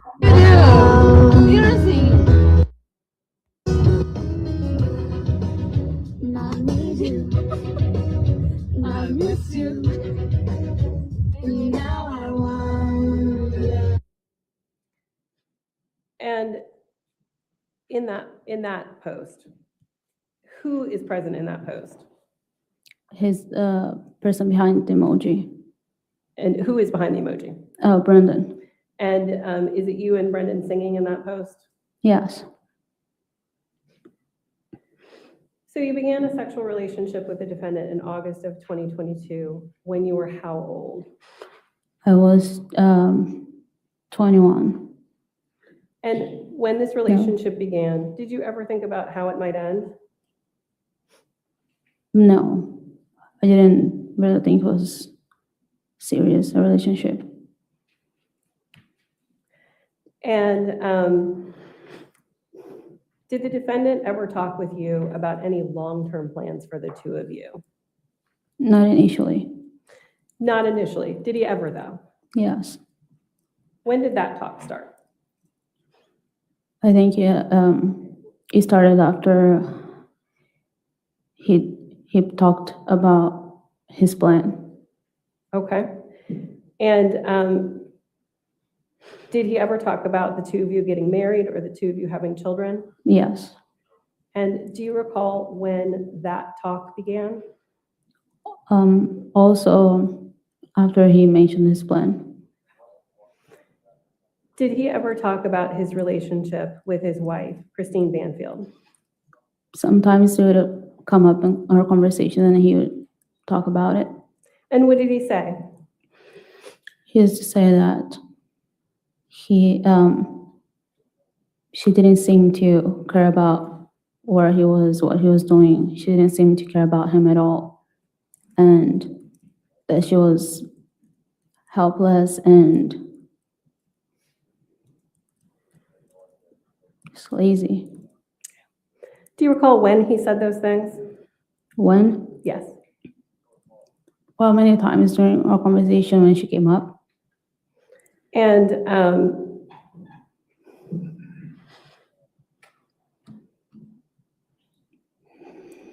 did he ever talk to you about anything else about his relationship? Did he ever talk about getting a divorce with her? No, he basically said divorce was not an option. Did he say why? Money was involved. I'm sorry, say that again. Money. Okay. Anything else? Money was involved and Valerie's custody too. And what about those things? Did he say anything specifically about money or Valerie's custody? Yeah, he said that he didn't want to have to share Valerie with Christine, that she wasn't good for Valerie. So he wanted to have Valerie full time. And money, because she should have more money than he would if they ever split. And so he didn't want to get divorced. Did he tell you what he wanted to do? Yes. What did he say? He mentioned his plan to get rid of her. And you said he mentioned his plan to get rid of her. Mm-hmm. Yeah. When did he talk about that first? I would say it was in October 2022. And what specifically was his plan to get rid of her? Initially, he didn't really know what he would do. He just mentioned that he was thinking about it and he would think better and let me know when he thought about it. Yeah. Where were the two of you when this first conversation took place? New York. And were you on a trip to New York with only him? It was him and Valerie. What did you think when he told you that? At first, I thought he was joking. Yeah, for me, it was a joke. And you said that you were in New York when that conversation happened. Yeah. Did the three of you return to Virginia after that trip? Yes, we did. And did he talk about this plan again after you returned? Yeah. And did he give you more information or more detail about what he intended to have happen? Yeah, he said he wasn't going to hire anybody because that is something that throughout investigation can be discovered easily. And that he had heard of a website called Fat Life.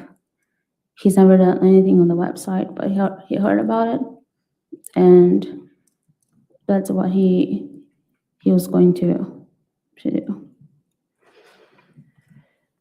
And did he tell you anything more about the plan at this point? At that point, not really. He was still thinking about it. And at the end of October of 2022, did you visit a shooting range? Yes. And did anyone come with you? Brendan. The first time that you went to the shooting range, do you recall signing any paperwork? Yes. Judge, at this point, I'm going to display a photograph. I would ask for the display to be to the witness and counsel only. Yes, ma'am. I want you to look at the screen in front of you. Do you have, is there a document on your screen? Yes. Okay. And I'm gonna scroll through this document for you slowly. Just for the record, could you, the exhibit number of the Oh, document? it is exhibit number 56. Thank you.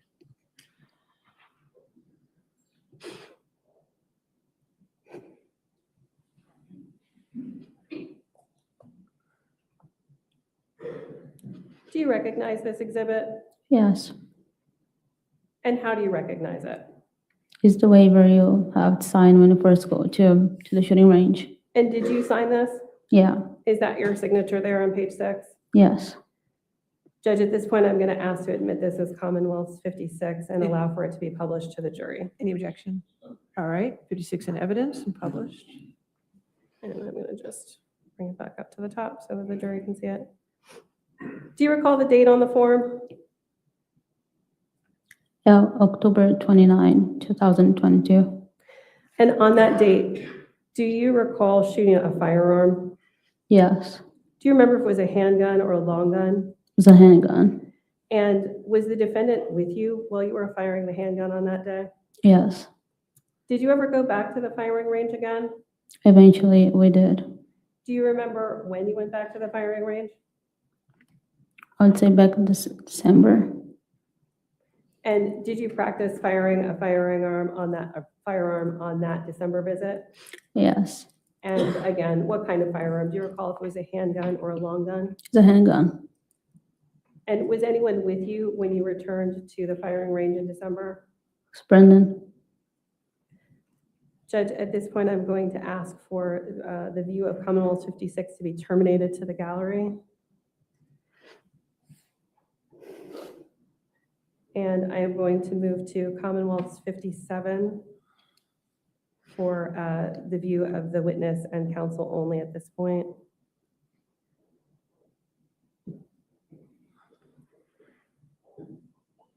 Do you see a photograph on your screen?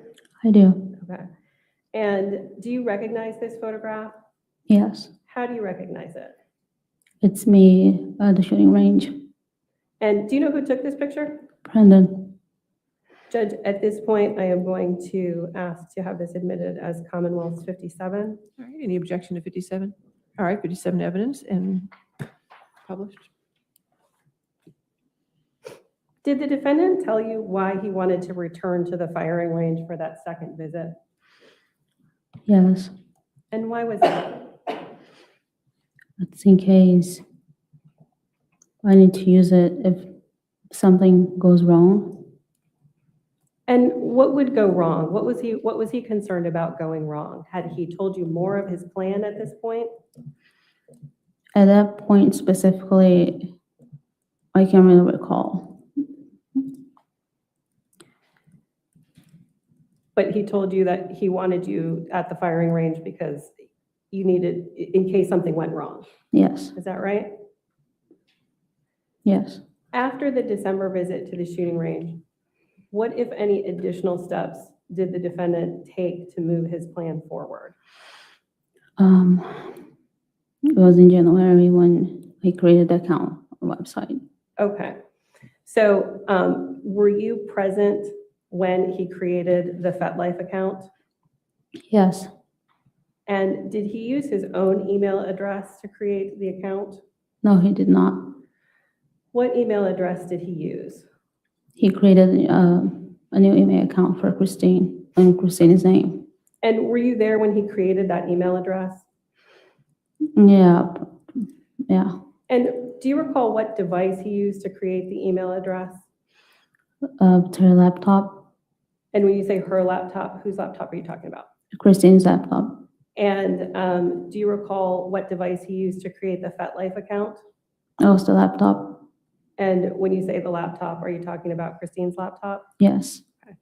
And do you recall the name of the profile that the defendant created for the FetLife account? Anastasia Knight. And was there a photograph added to that profile? Yes. Who is the photograph of? It's Christine's body in a bathing suit. And who added the photograph to the profile? Brendan did. And who typed the words for the profile? Hear that? I'm sorry, say that again? Brendan did. Okay. If I could have the view terminated to the gallery at this point. And I am going to ask for exhibits 58, 59, 60, 61, 62, 63, 64, and 65, all photographs, to be displayed to the witness and counsel only at this point.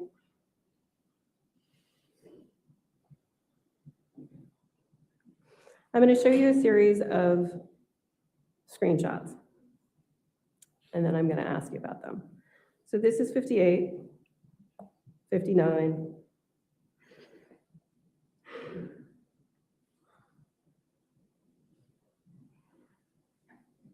60, 61, 62, 63, 64, and 65. Do you recognize these photos, these screenshots? Yes, How do you recognize them? as the FetLife account. And Judge, at this point, I'm going to ask to admit Commonwealths 58, 59, 60, 61, 62, 63, 64, and 65 to be admitted under seal and published to the jury only. All right. No objection. All right, 59, 60, 61, 62, 63, 64, 65, admitted under seal. Okay, and I'm going to run back through them. 58. Okay. So Commonwealth's 58, is this the FetLife profile that was posted? Yes, And the about section here that we can see, who wrote the words in that?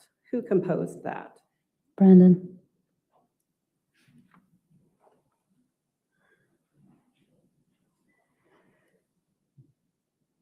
And then in 59, Commonwealth 59, is this also a part of the FetLife profile? Yes,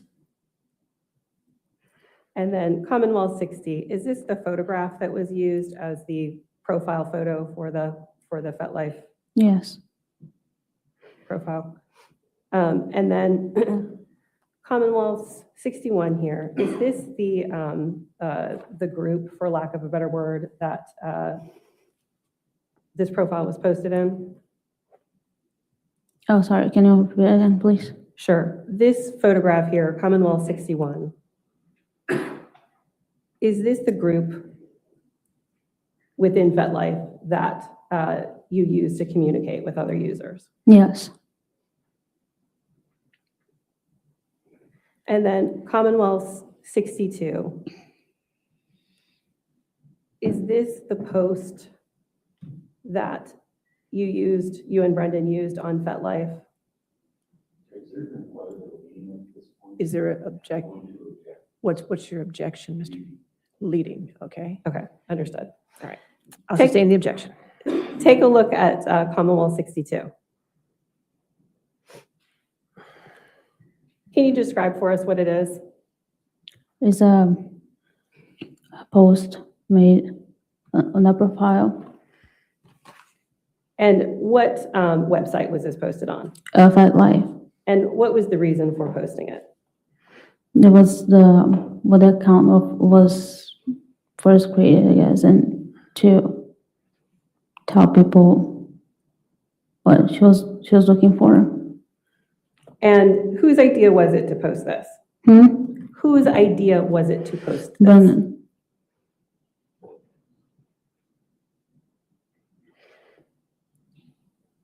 Okay.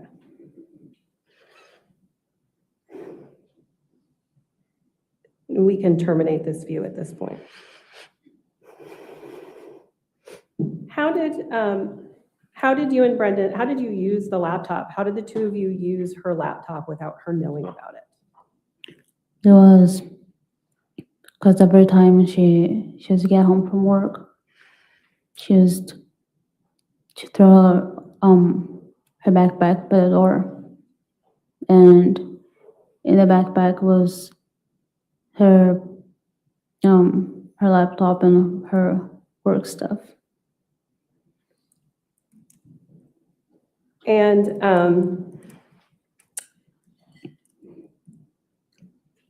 once the FetLife account was created, what, if anything, did the two of you do with it? Texting other people, other guys. They would also text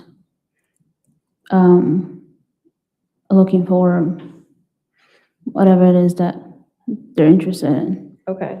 And had Brendan explained to you at this point in time, or was there any explanation given to you about what it was that he was using FetLife for, or what it was he was looking for from another FetLife user? Yeah. What was that? The website is for BDSM, people that like that kind of stuff, and he said we would be able to find somebody that plays like aggressive or that likes playing with blood and that kind of stuff. And why? What was the what if any reason did he want to find someone like that for? Oh, because the person would be eventually the person would be invited to come to the house, and he needed to know that the person was willing, or he was going to do what he had in his mind. And what was he using FetLife to ask other users to do to the Anastasia profile? Things like pinning her down, gagging her, spanking.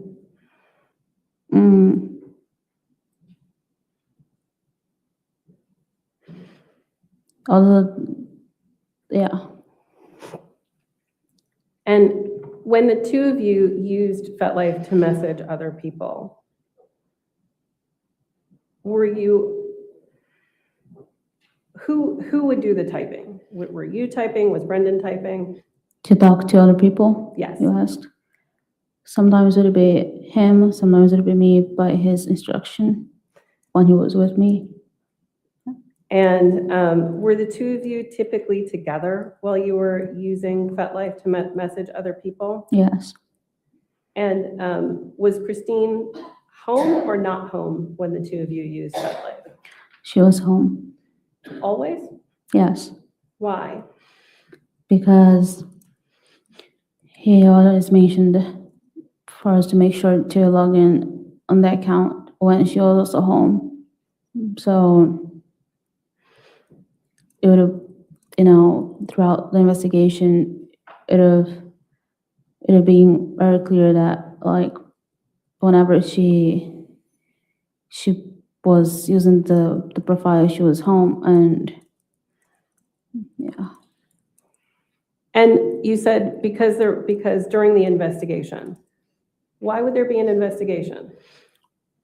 Well, he always thought, like, in advance, he knew how the investigation would go. Like, he always knew, and yeah.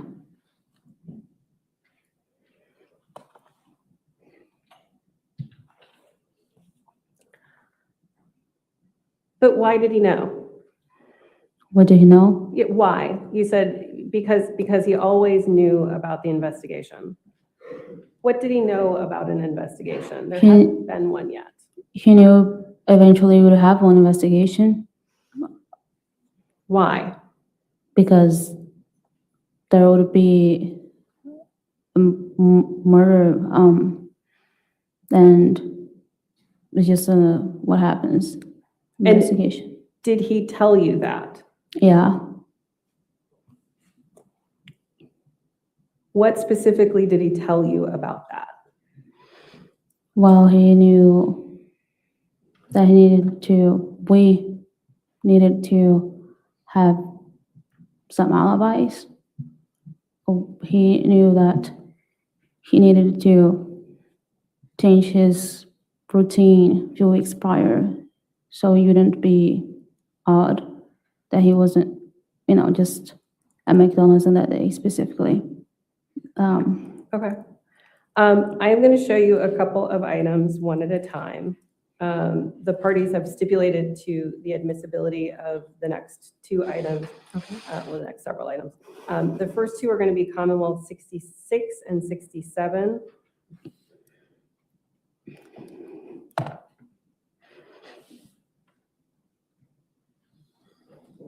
And Judge, Commonwealth 66, I'm going to ask to have published to the jury and counsel only, and I'm going to ask that these be under seal. 66 and 67? Yes. There's an agreement to admissibility, is that correct, Mr. Carroll? Okay, so 66 and 67 are in evidence under seal.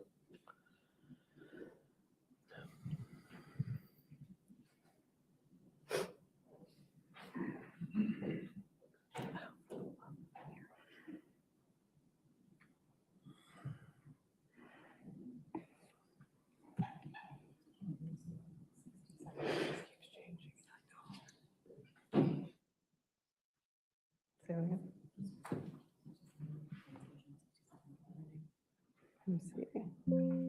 Yep.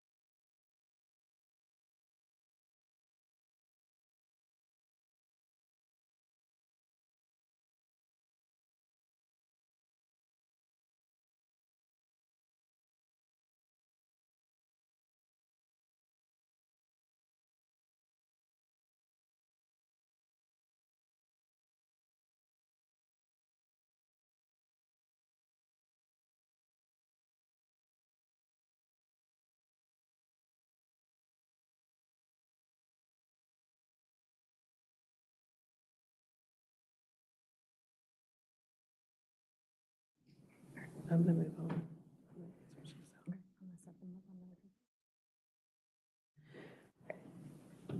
Having a couple of technical difficulties, so I'm going to move on for a minute and then we'll go back to 66 and 67. Did you and the defendant ever travel out of town together? Yes, Where did you go? to Winchester, Virginia. Do you recall when that was? When? When? Not exact date, no. Do you know if it was before or after that the defendant created the FetLife profile?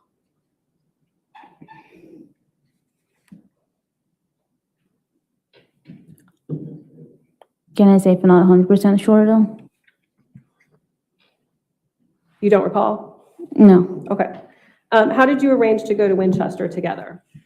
He was going for an overnight stay in a hotel for his job.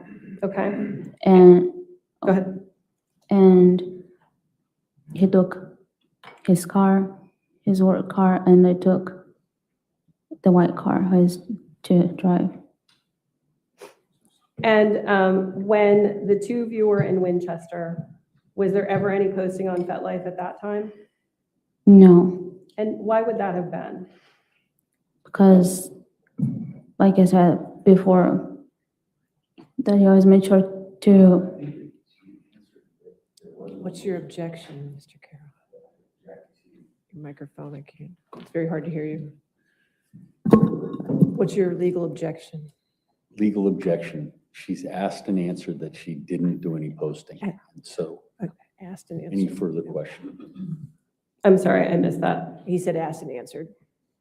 I don't think I asked her if any of them posted on FetLife while they were Okay, out of town in Winchester. Okay, I'll overrule the objection. Go ahead.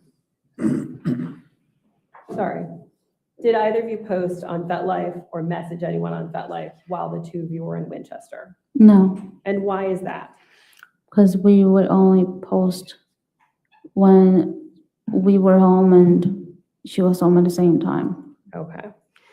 And were there any other things that the two of you did to make it look like Christine was the one messaging in FetLife?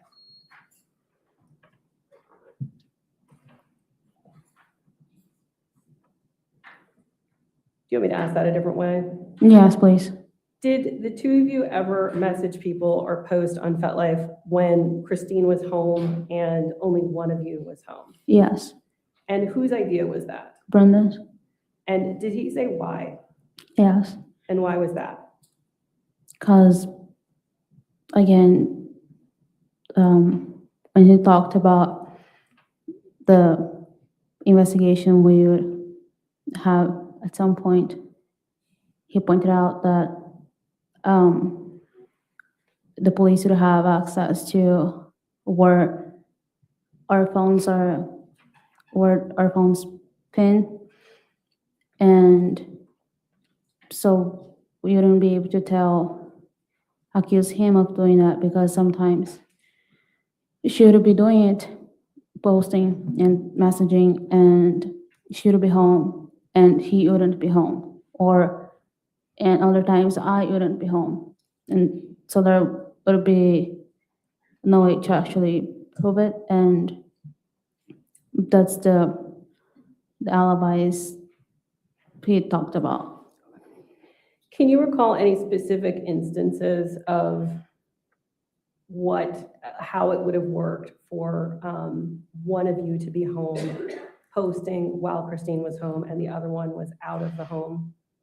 That normally happened when both of us went to the gym, and he would tell me to leave earlier and go home so I'd get home before him, and for me to log in the account and, text people, talk to people. And other times he would tell me to hang in the gym behind, and he would leave earlier, so he would be the one logging in and talking to people. Okay. And the gym that you're talking about, do you recall which gym that was? Yeah, Lifetime. And did the two of you, and do you know which location? Yeah, Ruston. Did the two of you go to Lifetime Fitness together frequently? Yes. Did Christine go with the two of you? It was just maybe a couple times, but nothing. It was normally Rana and I. Okay. I'm going to go back to Commonwealth 66 and 67 at this point. If we could see 66. You can publish from the table, please. Just give us a second.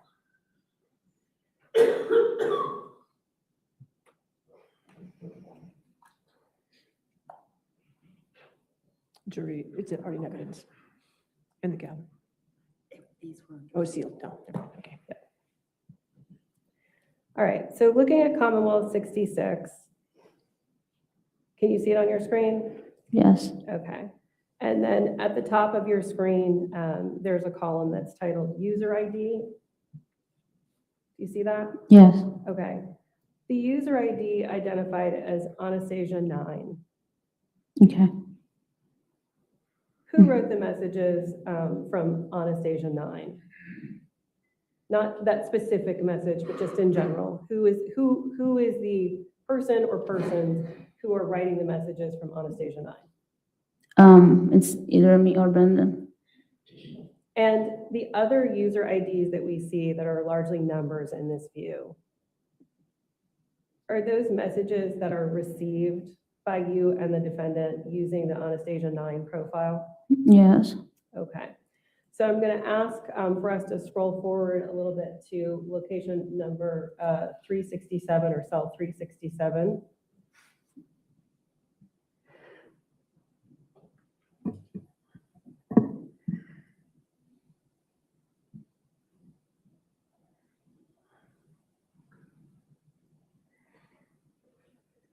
The user ID, Taco Supreme 7000.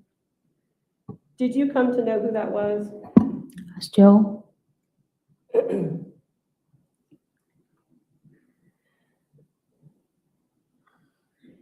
And now if we could switch to Commonwealth 67.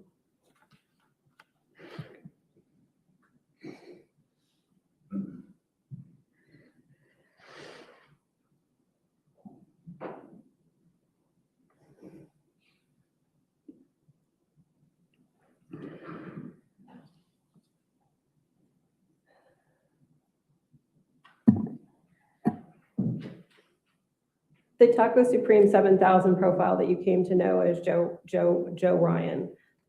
We see that profile, and we see Anastasia 9 communicating in this view of the spreadsheet. Do you recognize these as FetLife chats that you and Brendan wrote from Anastasia 9 and received from Taco Supreme? Yes. And when the two of you were using FetLife, I've asked you before what it was that Brendan was looking for. What is it about Joe's answers and messages that attracted Brendan to selecting Joe? Did he ever tell you? He told me at some point too, but he was always making comments like that Joe was the white person. Did he say why? Because he seemed to be like the person who would do the things that Brendan needed the person to do. Okay. And I'm now going to ask you to look at Commonwealth's 68, 69, 70, 71, and 72, one at a time. Can you go back to that one? Go back to that? Yeah, you're still connected.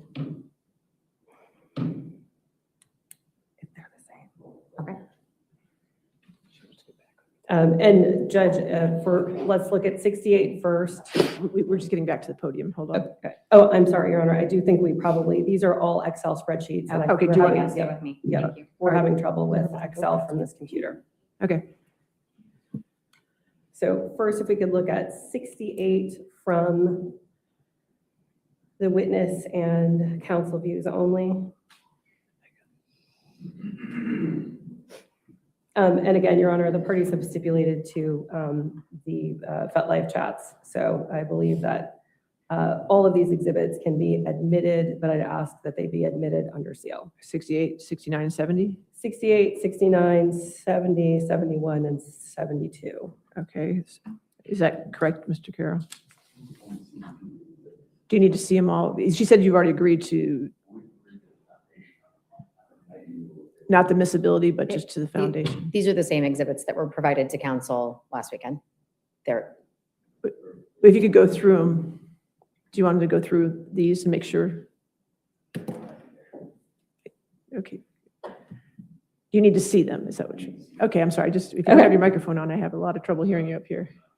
Okay, all right, so you need to see. My Okay, client and I need to You see. could go through all those exhibits, Ms. Bristler. Okay, so looking at 68 is a short one.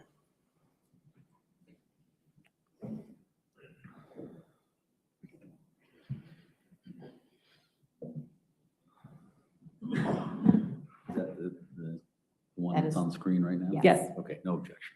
All right, so 68 in evidence under seal.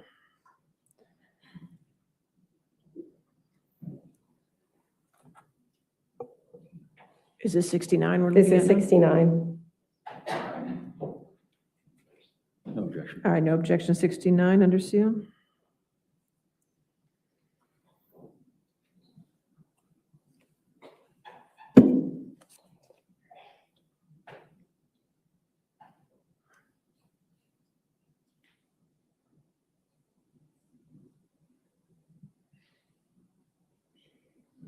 No objection. That's 67? Is that correct? I'm sorry, 70? That's 70. 70, okay, 70 under seal. 71, if we could look at 71.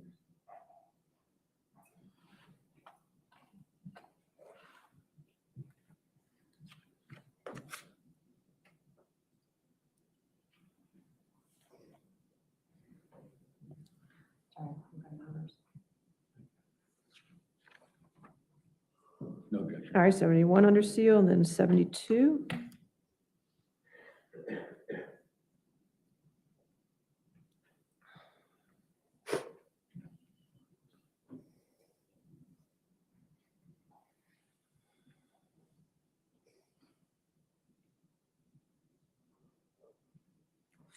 No objection. All right, so 72 also under seal. Okay, thank you. Okay. If we could go back to 68.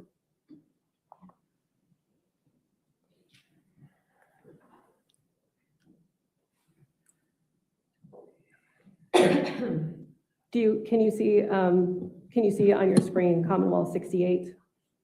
Yes. Okay. And you see again, in the menu, in the title bar there, you see ID, conversation ID, user ID, body.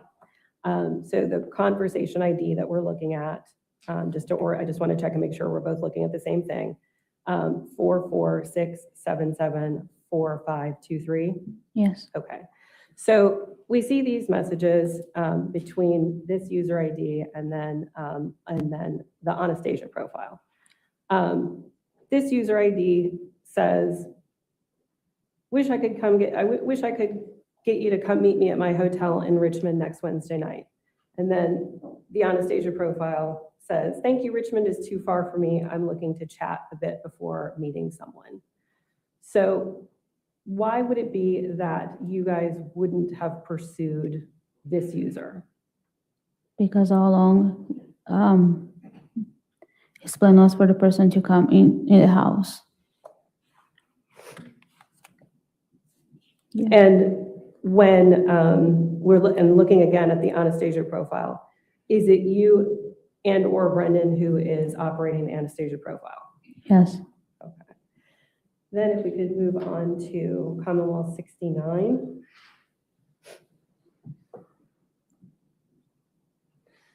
So just making sure that we're looking at the same thing on the screen. I'm looking at conversation 447868690. Yes. All right, okay. So this person is looking for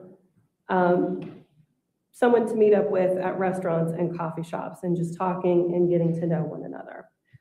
They'd like to go to an event eventually, and they say they're pretty new to Fat World, but willing to learn. And then the Anastasia profile says, I'm not looking to go out on dates, sorry.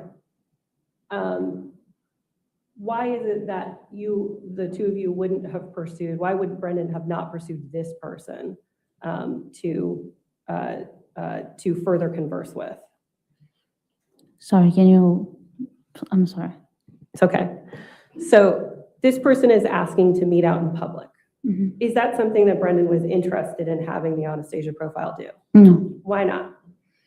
Because again, he needs somebody that would agree to come to the house. Yeah, so to do the things that he needed the person to do. And meeting out in public is not something that. No. Okay. Let's look at the exhibit Commonwealth 70.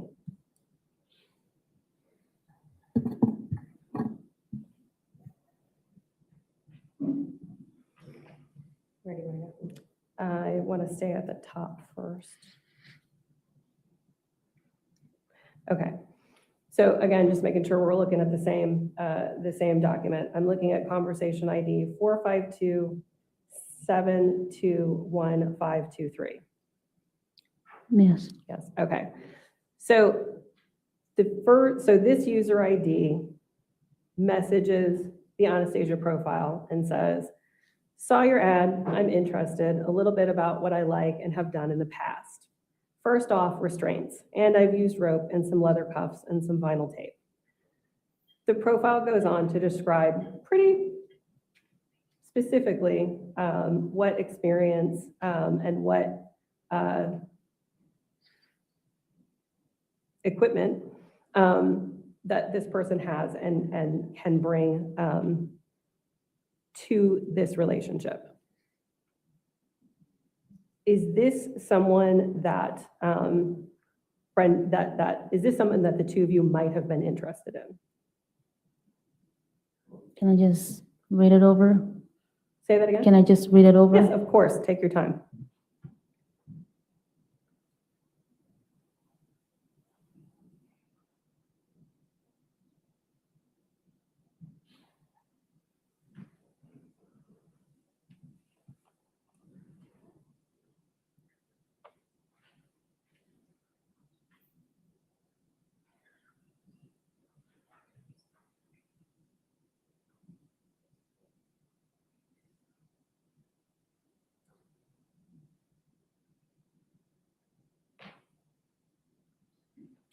Yes.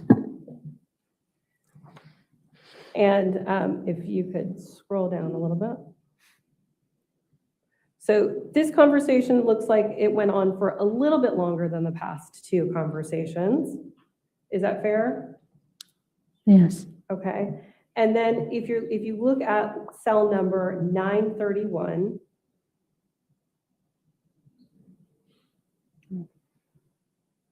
their profile says, the other user says, I would expect that you might want to meet somewhere in public before doing anything in private. Your call on how or when to do that. Most weekdays I could get away at some point during the day to get a bite to eat or coffee or a drink after work. And then it goes on from there. Did you guys answer that? Take a look at the spreadsheet and let me know if you see an answer to this request to get together. No, And why wouldn't you have responded? because that's not something he was interested in, going for a coffee or meeting in public. Okay. And then if we could go on to Commonwealth 72.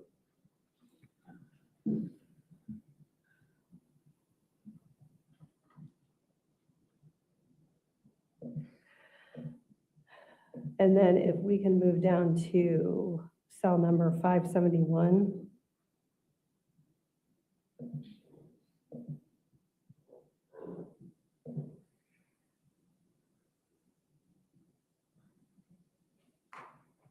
I have to blow it. Say it again.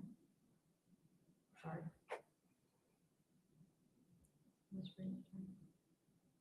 There we go.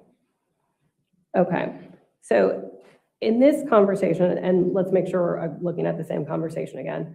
I'm looking at conversation 448599624. Yes. Yes, okay. So in this conversation, there's some initial talk, and then in cell number 571, the Anastasia profile says, I don't have restraints. It's something you would need to bring and be comfortable doing. Sounds really intense. And then there's more, but I'm not going to read that aloud. Why did the other user need to bring restraints? Well, because we didn't have it. And whoever the person was going to be was supposed to bring all the stuff, like the restraints and or cups, whatever the person's supposed to have to bring. And whose idea was that? Brendan's. And what else was the person eventually supposed to bring? Eventually, you had want the person to bring a knife. Okay. And when we look at cell number 572, this user responds to the Anastasia profile, and this user says, so I'm a vet. We'd need to work up to restraints. I don't recommend them until the second or third time, once trust is there. And then in 573, this user says, if you're for real, let's grab a drink or coffee in public to see if there's attraction, no expectations. I work out in Fairfax County on Tuesdays if you're around. And then Anastasia responds in 574. And is it you and Brendan still operating the Anastasia profile at this point in time? Yes. So You tell her, I'm not interested in going on a regular date. That takes away from the excitement and the thrill of the first meeting. Why is that? So this is the third time that we've seen FetLife users saying, let's meet someplace, let's meet in public. And this person says, essentially, I've been doing this a while, and usually we don't get to that part until the second or third time we meet. So why is it important why is it significant why is it again that that the Anastasia profile keeps refusing to meet in public? Because of the plan I had in mind, that to happen in the house, the person would need to come over, bring their stuff, and because it was not Christine talking, so there was no way going out on a date to first meet the person. All right, let's move on to Commonwealth 71.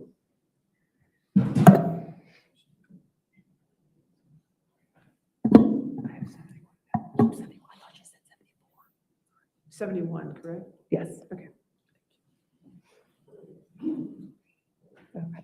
And then just again, make sure we're looking at the same conversation. I'm looking at conversation ID 446943660. Yes.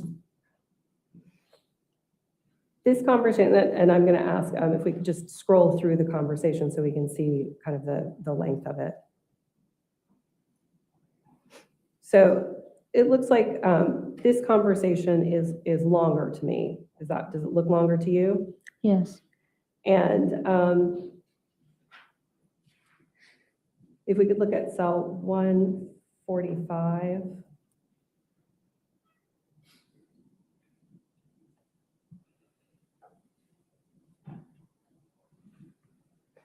So in this conversation, can you take a look at cells 145, 146, 147, and 148, 149?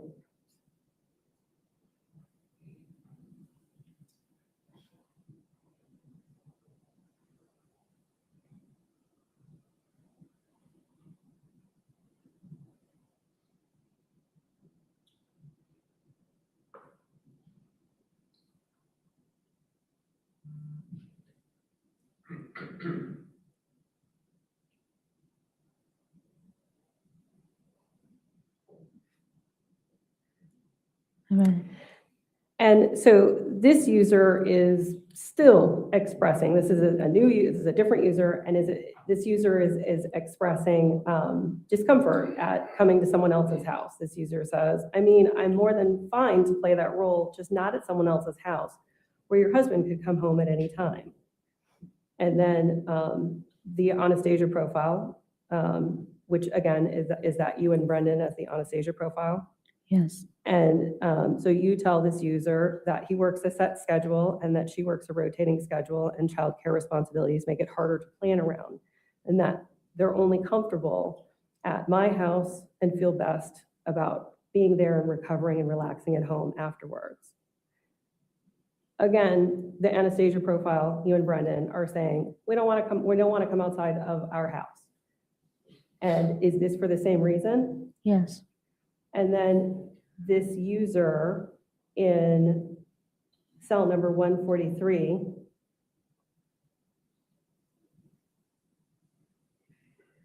tells her, the concept is very hot, yeah, but the way you explain it does not look great on my side if anything were to go wrong. Basically, going into your home uninvited, tying you up and taking advantage of you. Is that what the intent was?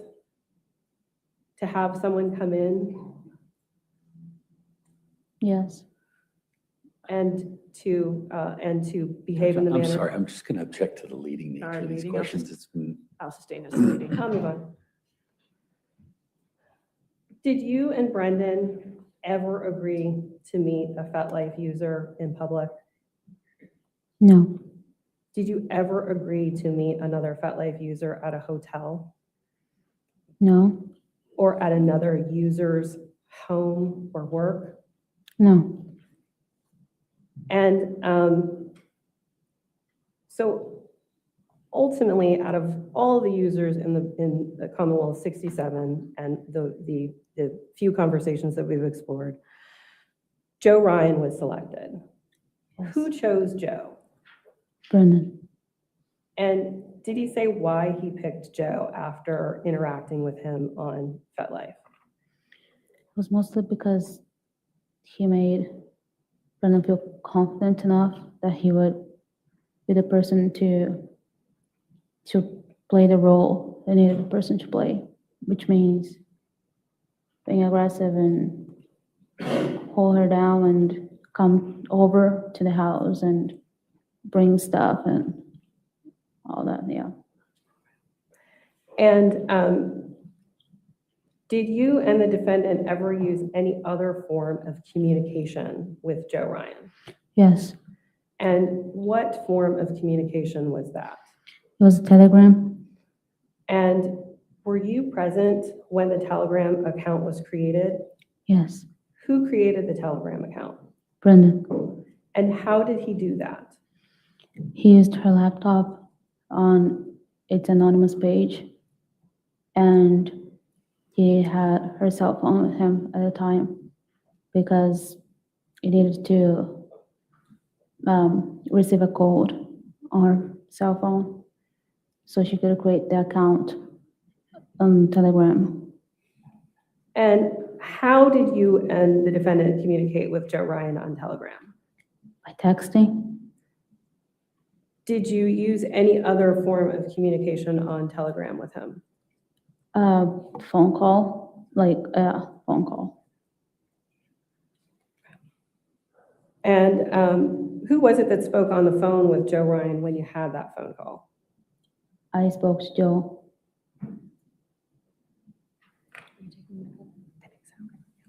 Your Honor, if we can switch from the table to the podium. Which one? The podium? To the podium. Okay, podium. Take the jury room.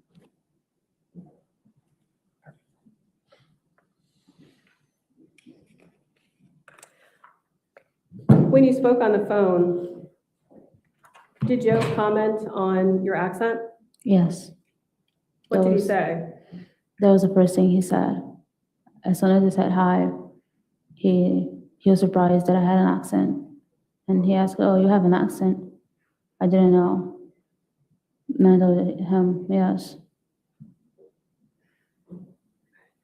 Now I'm going to show you Commonwealth 73, and I would ask for this to be displayed to counsel and witness only. And if I can have the court's indulgence for just one moment. Sure.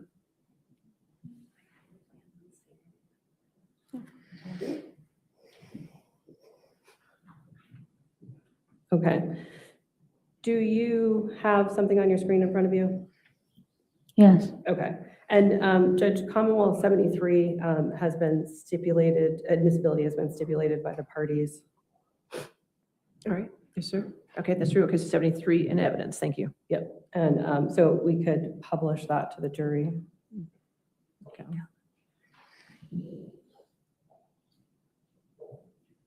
I'm going to scroll, this is a lengthy exhibit, so I'm not going to scroll through all of the bubbles, but I'm just going to scroll through a few pages so that you can get a sense of the two parties communicating. Now, in looking at these conversations, we see that the blue bubbles are from Anastasia. Who is operating the Anastasia profile on Telegram? Brendan and I. And then we see the green bubbles are from Joe. The owner is Joe. Yeah. Did you come to know who that person was, or did you learn who that person was? Joe? Mm-hmm. I mean, just when he came to the house that day, or 24. I'm looking at page 2, Joe sends a message on February 20th that says, "I'm looking forward to Friday."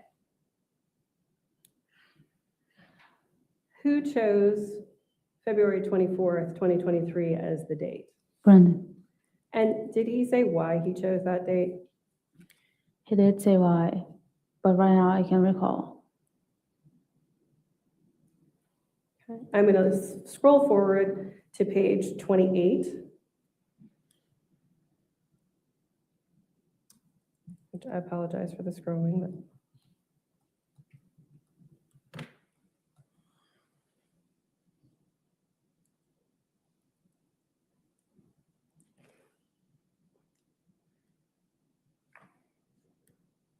There is a photograph in one of Joe's posts that I'm going to try to blow up here. Take a look at the photograph. Do you see it in front of you? Yes, Did Brendan see that photograph? he did. And did he make any comments on that photograph? Yeah, What did he say? that was not the knife he was expecting the person to bring. When he asked about the knife, he was expecting a pointy knife. That would be easier.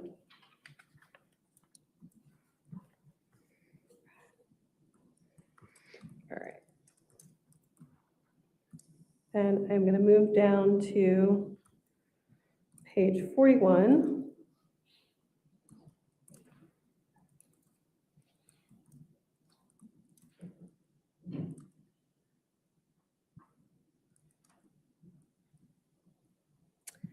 On page 41, we see the Anastasia profile. Again, is that still you and Brendan? Yes.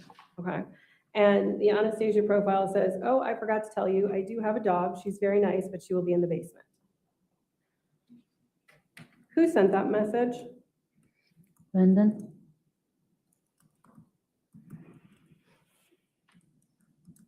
I am going to terminate this view here. If I could ask for it to be terminated to the gallery.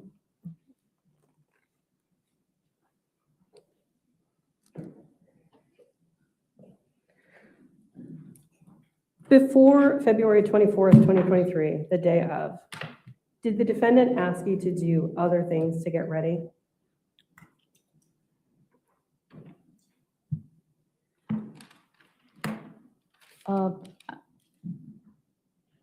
Can you ask differently? Sure. Did you keep the same cell phone that you initially obtained when you came to the US? No. Can you tell me about your cell phone in relation to the date of February 24th, 2023? Yeah, a few days prior, Brendan told us to trade in our phones.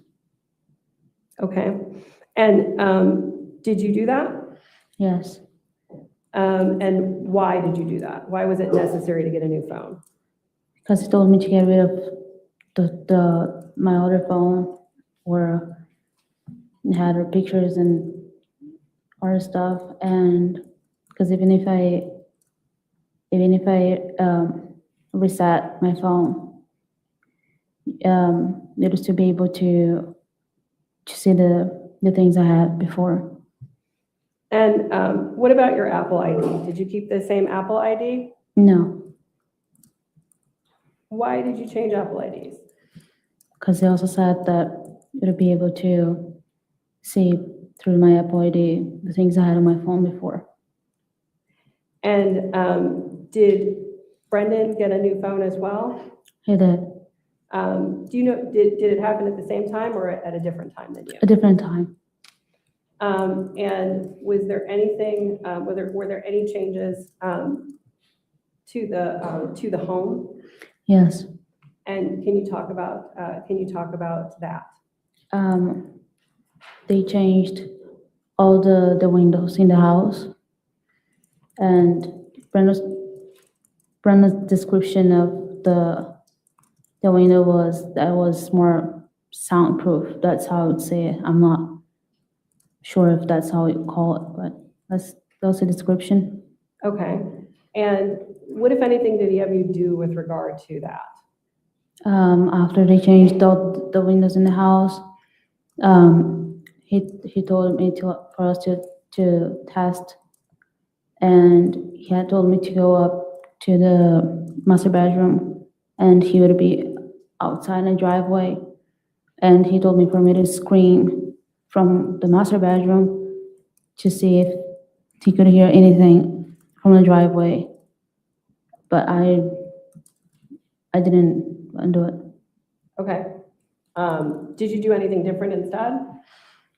Instead, he told me so I could go out in the driveway, and he would go up to the master bedroom, and he would be the one screaming, and I would just tell him whether or not I heard anything, and also from the backyard, because the back of the house had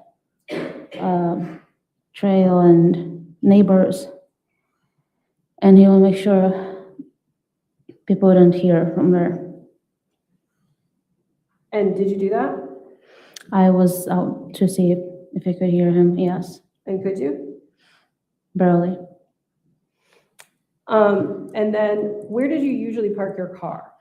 My car would park normally in the driveway. Other times I'd park by the mailbox in the cul-de-sac. And did you park it somewhere else in preparation for February 24th, 2023? Yeah, the night before I parked in the cul-de-sac. Why did you do that? Brendan told me to do so because maybe Joe would come around to see what he was getting himself into, and or maybe in the morning, and then he would see a different car, and it would scare him away, and yeah. And then, so those are all things that you did. Did the defendant do anything else in preparation for that day?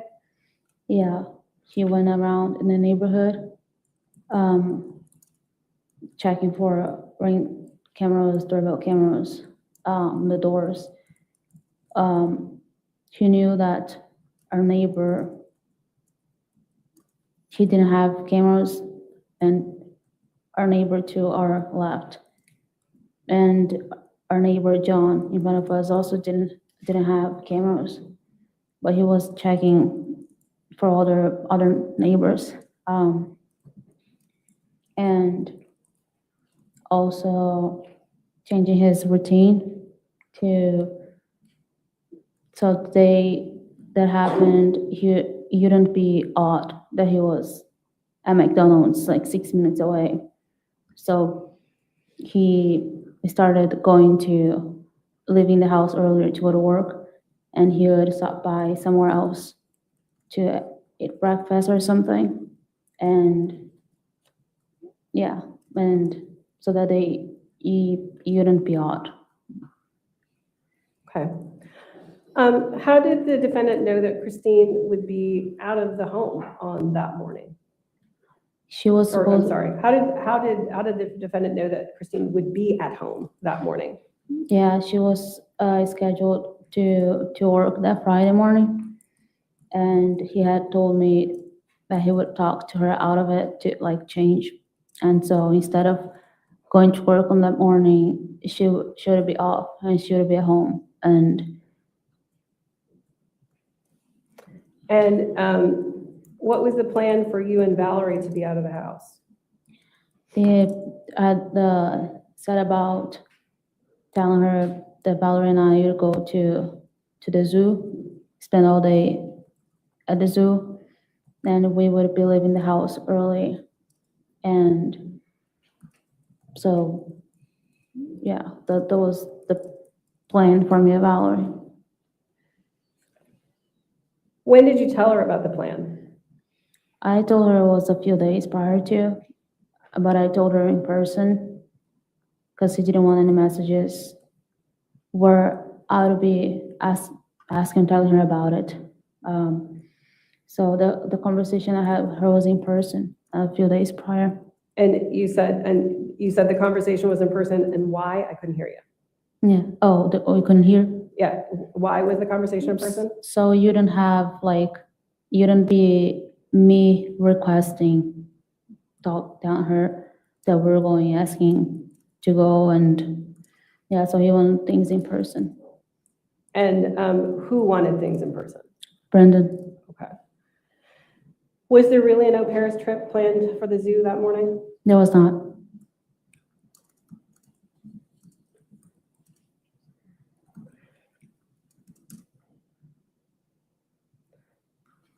When you woke up on the morning of the 24th, what happened first? I woke up early. I think I had an alarm on my phone and went downstairs to the kitchen. Do you recall what time you got up? I would say 6 something. Did you wake up Valerie that morning? No, Brendan did.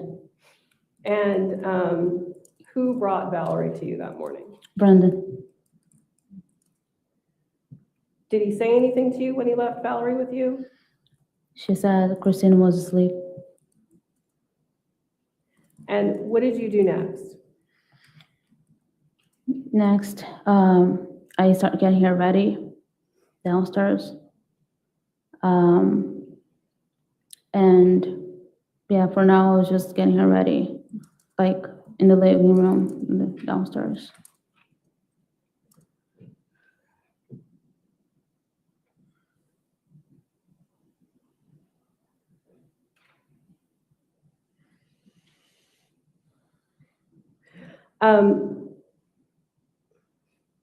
Did you or Brendan text Joe that morning? Yes. And on what platform? On what? On what platform? How did you contact him? A Telegram. Okay. And in the Telegram messages, we can see instructions for Joe to park in the driveway. Mm-hmm. What exhibit is this? I'm sorry. I'm sorry? What exhibit is this on the Oh, I screen? apologize, Your Honor. This is Commonwealth 73. 73, so it's already in evidence, so Yes, it we is can already in publish it evidence. to the Yeah. jury. Thank you. I apologize,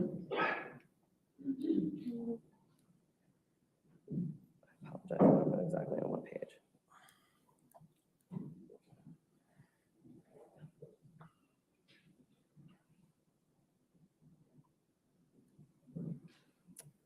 I'm just going to move on. I can't find the page at this moment. How is Joe supposed to get into the house? I had told him during the phone call that the door would be unlocked. Okay. And who unlocked the front door? Brendan did, using Christine's cell phone. And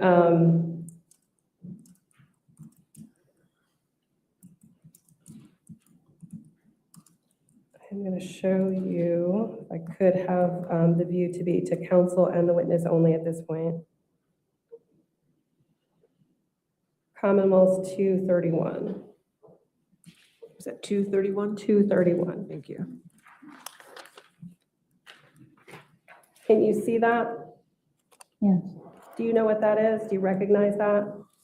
I would say it's Christine's cell phone. And do you recognize the app that is showing?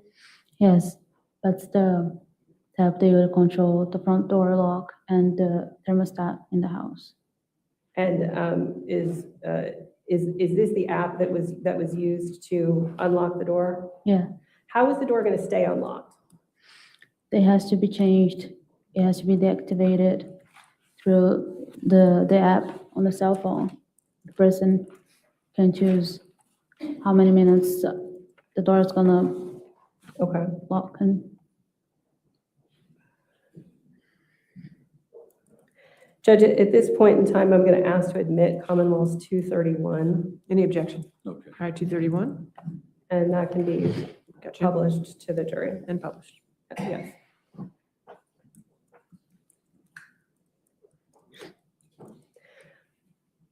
What did Brendan do with the phone, if anything, after he made sure that the door would stay unlocked?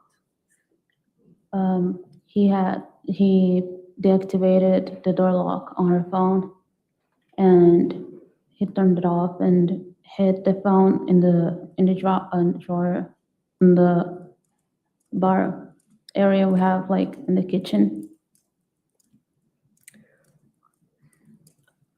And at this point, we can terminate the view. All right.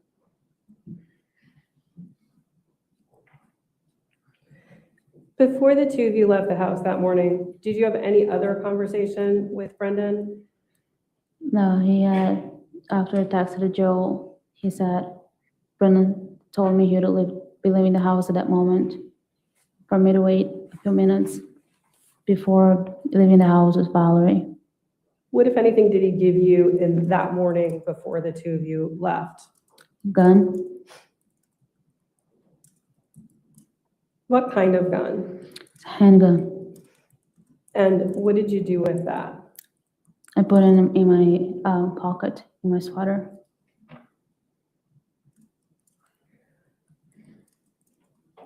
Who was it that left the house first? Brendan did. And what was the plan for him that morning? Where was he going to go, and what was going to happen next? He was going to stay, he was going to go to the McDonald's, which is, say 5-6 minutes away from our house by the clock tower. And he would stay there until whenever I call him. And what were you supposed to do? I was supposed to stay in the car with Valerie to put something on her iPad for her to watch. And as soon as I saw Jariah pulling up the driveway, I was supposed to give Christina a call, but her phone would be off and it would go to voicemail. And I was supposed to call him right away and tell him there was somebody strange coming to the house, and that I was scared, and yeah. Okay. And so let's go step by step. Did you leave the house? Yeah. Did you go to the car? Yes. And did you put Valerie inside the car? Yes. And did you begin to put a show on for her? Yeah, I was trying to connect her tablet on the Wi-Fi on my phone. Okay. So I could put on a show for her on Netflix. And then what, if anything, did you see after that? I think after a couple minutes, I do not know how many minutes passed. That's when I saw Joe pulling in the driveway, and I was still parked in the cul-de-sac, and I called Christine's phone and went to voicemail, and I called Brendan right after, as he had instructed me to do. And did Brendan say why he wanted you to call Christine's phone and then call his phone? Yeah, so then you'd have the history, the phone call history on her phone that I had tried to call her. Yeah. And then what happened next? You said you saw Joe arrive. Mhm. What, if anything, did you see him do? He just went straight to the driveway and parked next to Christine's car. And I called, after I called Christine, I called Brendan, and then he picked up the phone, and I was telling him just the way he had said, and like there is somebody strange coming to the house, I'm scared. And he told me for me to stay there, he would be coming home, and that he would try to also call Christine. I'm going to go backwards a little bit. Do you recall when it was that Brendan told you, when Joe arrives, call Christine and then call me. Do you recall when he told you that? It was throughout the whole process when I think he had all his plan in his mind, and then he just told me how things were going to happen. This is gonna happen, you do this, and then you do that, and that's gonna happen. But I cannot say for sure, like, the period, like, when that was, I cannot say it. At this point, you've seen Joe Ryan go into the house, you've made your phone calls. What, if anything, happened at this point? After I call Brendan, he says he's coming, and then a few minutes pass. Again, I don't know how many minutes, but it felt like forever. And he arrived. He parked his car next to the mailbox, and he got out the car. He was crossing the street, and I got out the car. I got Valerie out of the car too. Then we went following him to the back of the house, to the door that leads us into the basement. Okay. And whose idea was it to go into the basement? Brenda's. And whose idea was it for all of you to go into the basement? Brendan. And did all three of you go into the basement together? Yeah. And when you accessed the basement, did you go in through the front door of the house? Did you go in through the back door of the house? How did you get in? The three of us got into the house through the basement door, which was in the back of the house. And when the three of you went into the basement, did anyone lock the door to the outside that you had just come in after you went inside? No. After when I saw it, I did not recall locking the door or doing anything with the door. Do you recall if their dog was in the basement when you went inside? I saw her in a flash. And also because I knew she was going to be there in the basement. But what happened with her after that, I don't know. Okay. Did she go upstairs with you? What is it? I'll move on.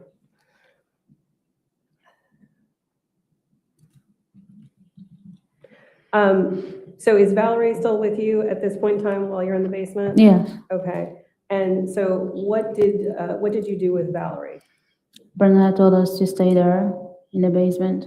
And again, I knew we were supposed to stay there, she and I.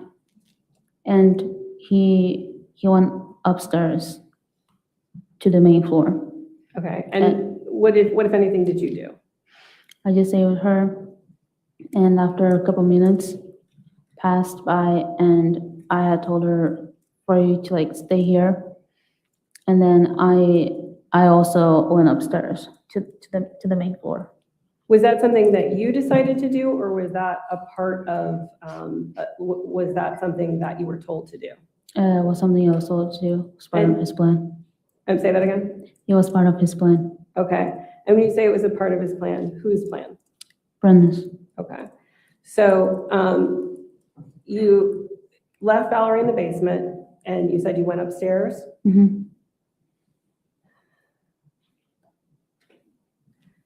When you got to the main level, did you or Brendan lock the door at the top of the basement stairs? I do not recall doing that. And what, if anything, did you do next? When I got to the main floor, Brendan was standing at the bottom of the stairs that lead us upstairs. And he was just listening. Then he gestured to me like for me to wait, just listen to the sound. And the sound was like slapping. That's when you're slapping somebody. That's the sound we could hear. And what, if anything, happened after that? I think we were listening to that sound for a few seconds, and he took his gun out, and because I also had the gun with me, I just did the same, and he proceeded to go upstairs, and I just followed him upstairs to the master bedroom. Who opened the bedroom door? Brendan? Did you go inside the bedroom? Yes. And what did you see when you went inside the bedroom? When we first get into the bedroom, I could see that the bed we have in the master bedroom was kind of tall. And so from my point of view, all I could see was like Joe. At the moment I knew it was Joe, like on top of Christine, in a way, I'll describe holding her down. And that was my first view as soon as I get into the bedroom. Were you able to tell, were you able to see Christine at all at that point? At that point, no. Did anyone say anything when the two of you went into the bedroom? Yeah, when I got to the bedroom, Brendan said, he yelled, "Police officer." And Christine's first reaction, that was the first time I heard she say anything at that point. And she yelled back at Brendan, saying, "Brendan, he has a knife." And yeah, that's when Brendan first shot Joe.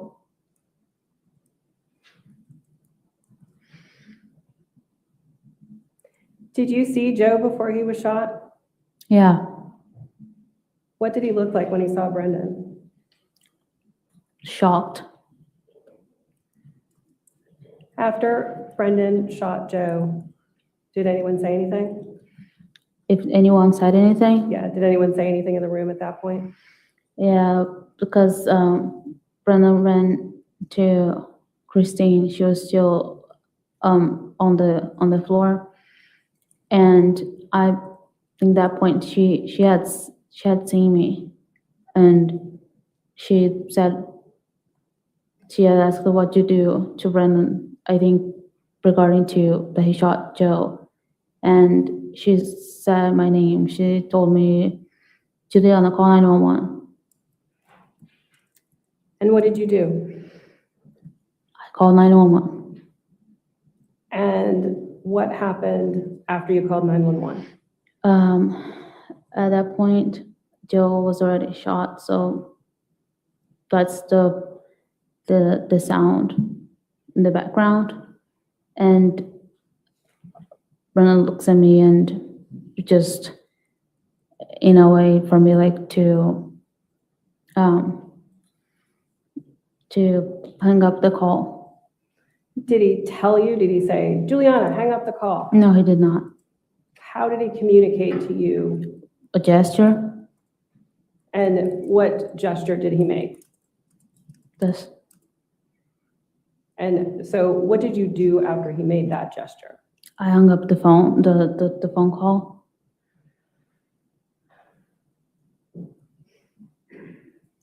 What, if anything, happened next? Next, he was on top of Christine. Joe was laying there, and for me to grab a towel from the master bathroom. We have the closet, and I just ran to the master bathroom and grabbed him a towel and to bring it to him.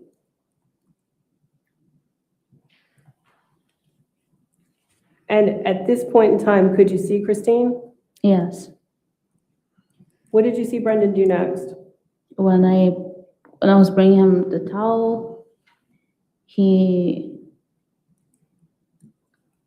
had he got on top of her, and that's when I first saw him stabbing her with a knife.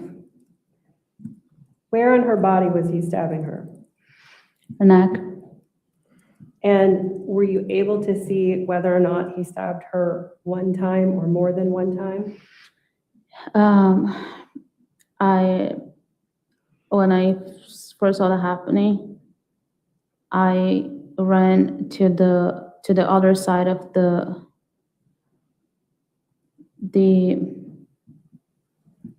bed, and I was just crouching down on myself and covering my ears and covering my eyes. And a few times I looked, and I was able to see him stabbing her, and he would stab, and other times he would hold the knife in a position how that was.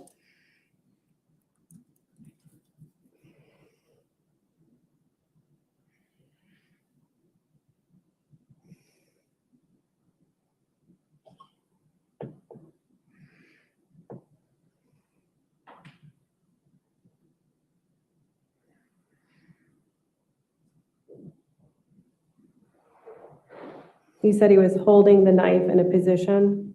Yeah. How was he holding it? This position, I think when the way he stabbed, he was just kind of like holding it, putting pressure on it. And was he just holding on to the knife at that point, or was he still stabbing her? I was holding on to the knife. Did you stab Christine at all? I did not. Did you touch Christine at all at this point? No, Did you get any blood on you? I did. And how did you get blood on you? The blood on my hands, I remember, because at some point when he was stabbing her, I was kneeling, like she was here, and Brenna was like stabbing her, and I came closer, and it was right here, and I knelt on the carpet, and I had put my hands on the carpet, and as soon as I felt blood, I just removed my hands from the carpet. Why? What did the blood feel like? It was warm.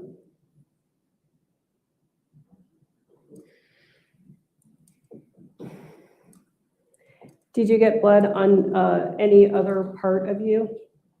Yeah.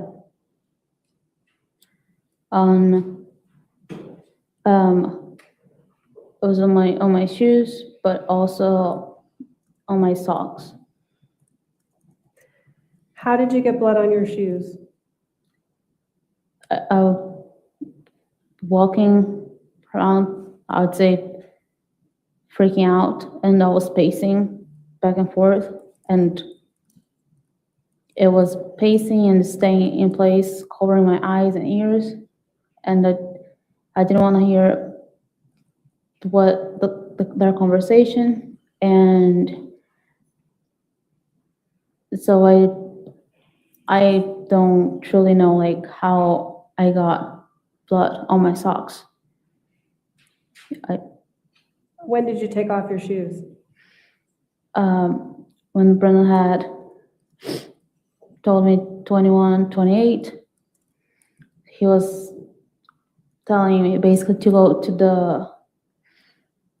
the master, to the closet, to the safe, and he was telling me 21, 28, and it took me a while to know what he was talking about. And I was like, 21, 28, what? And we said safe. And before I started going to the closet, he told me take off your shoes. And I took off my shoes and I proceeded going to the safe. I got my tiptoes, like with my socks on. Why was it that you went to the safe? Huh? Why did you go to the safe? Because it was also part of his plan, and for reasons I can't make sense of them now, given that I had the gun with me that morning. Yeah. But he wanted you to go to the safe? Yes.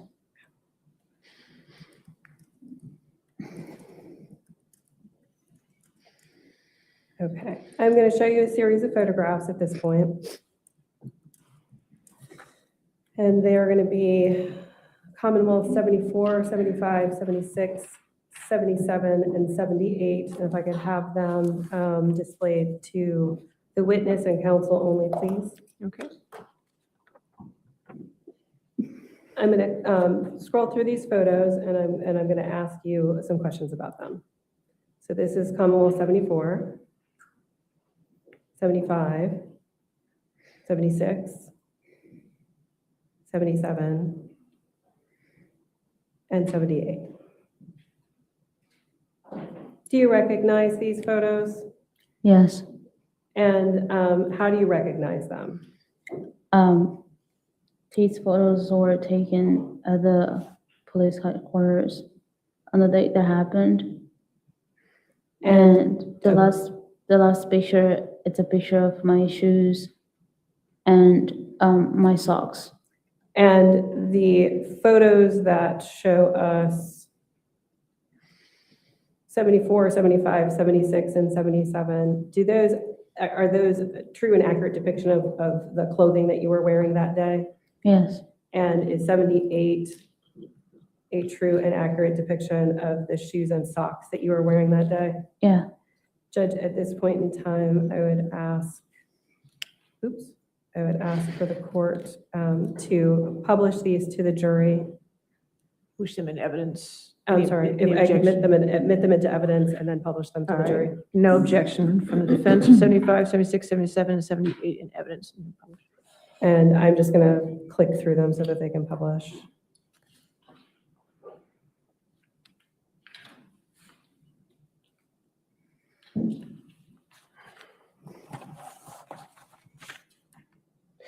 And we can terminate that view, please. Okay.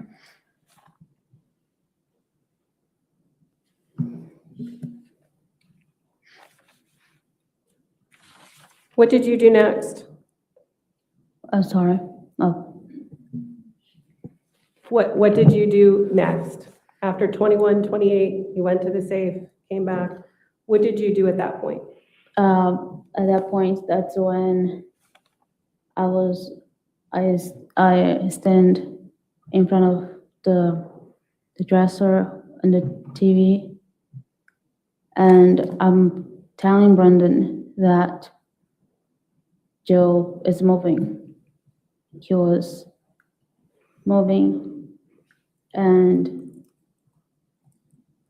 Brendan, he doesn't have any reaction to that whatsoever. And I just start telling him he's moving, he's behind you, and that's when I fired the shot too. That's when could you say that again? I fired. And when you say you fired what? A gun. The gun that was where? In my, that I had in my pocket, the handgun. Did you hit anyone? Yes, Who'd you hit? Joe.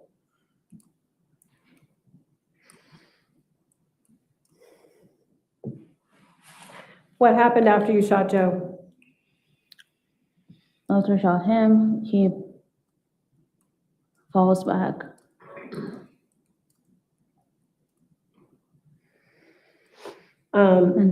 Did you see Brendan touch Joe's body after you shot him? Touching, no. Did you see him interacting with Joe or Christine after you shot Joe? Well, he was still stabbing Christine, and he got her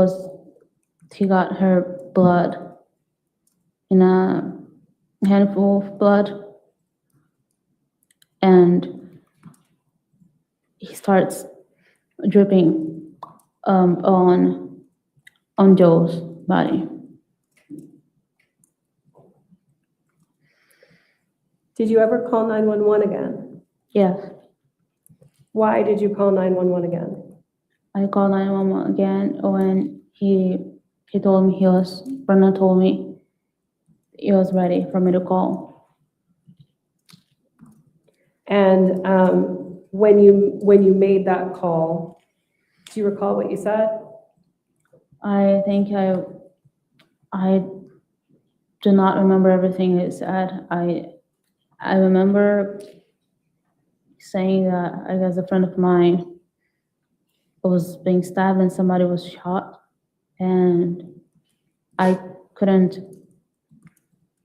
talk the rest of the call. So Brendan took the lead, and he was the one talking to the responder on the phone call. Did the police arrive that day after you called 911? They did. What did you do when the police arrived? The person on the phone, the 911, she told me to not hang up on the phone and go make sure the front door is open. And so I went downstairs to make sure the door was open. And that's when they were already at the door at that point.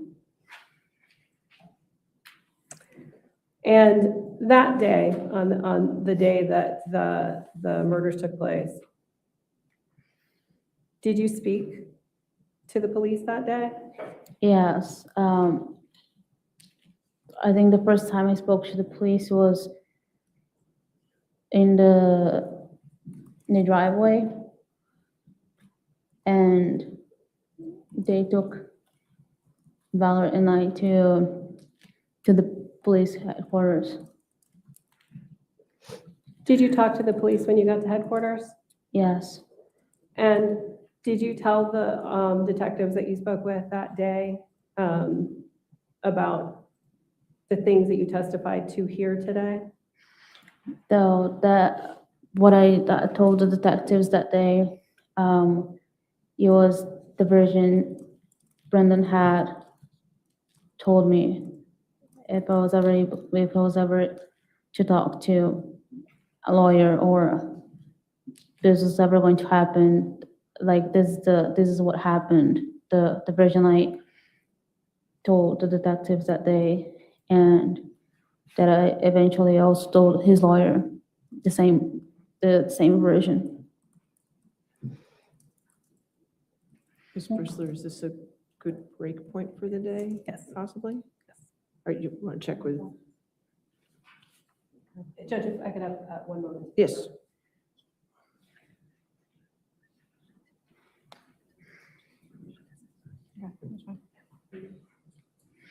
Yes, Judge, this is a fine place to stop. All right, just stay right there, ma'am. Ladies and gentlemen, since it's 5 o'clock, we're going to go ahead and release you for the day. Just a reminder tonight, don't look at any news, don't look at any social media, do not talk to anybody about this case, and please do not do any outside research, okay? And Deputy Johnson will take you back, and just make sure you get here tomorrow at the correct time so we can start right on time tomorrow at 10 a.m., okay? Perfect, thank you.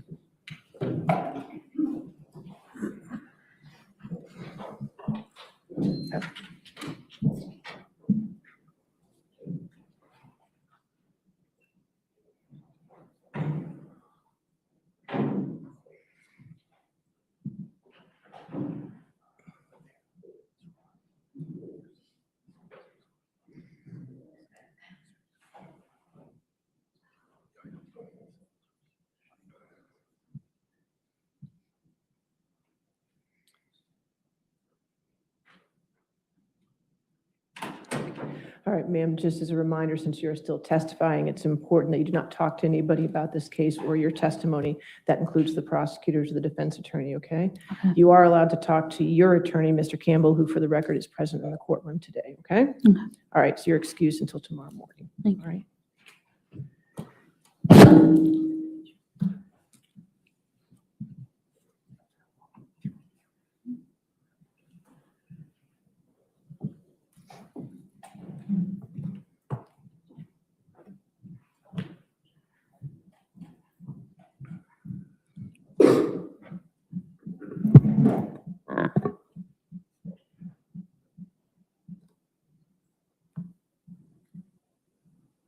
All right, anything further for this evening? Yes, Judge, I'd like to. You want to approach? Sure.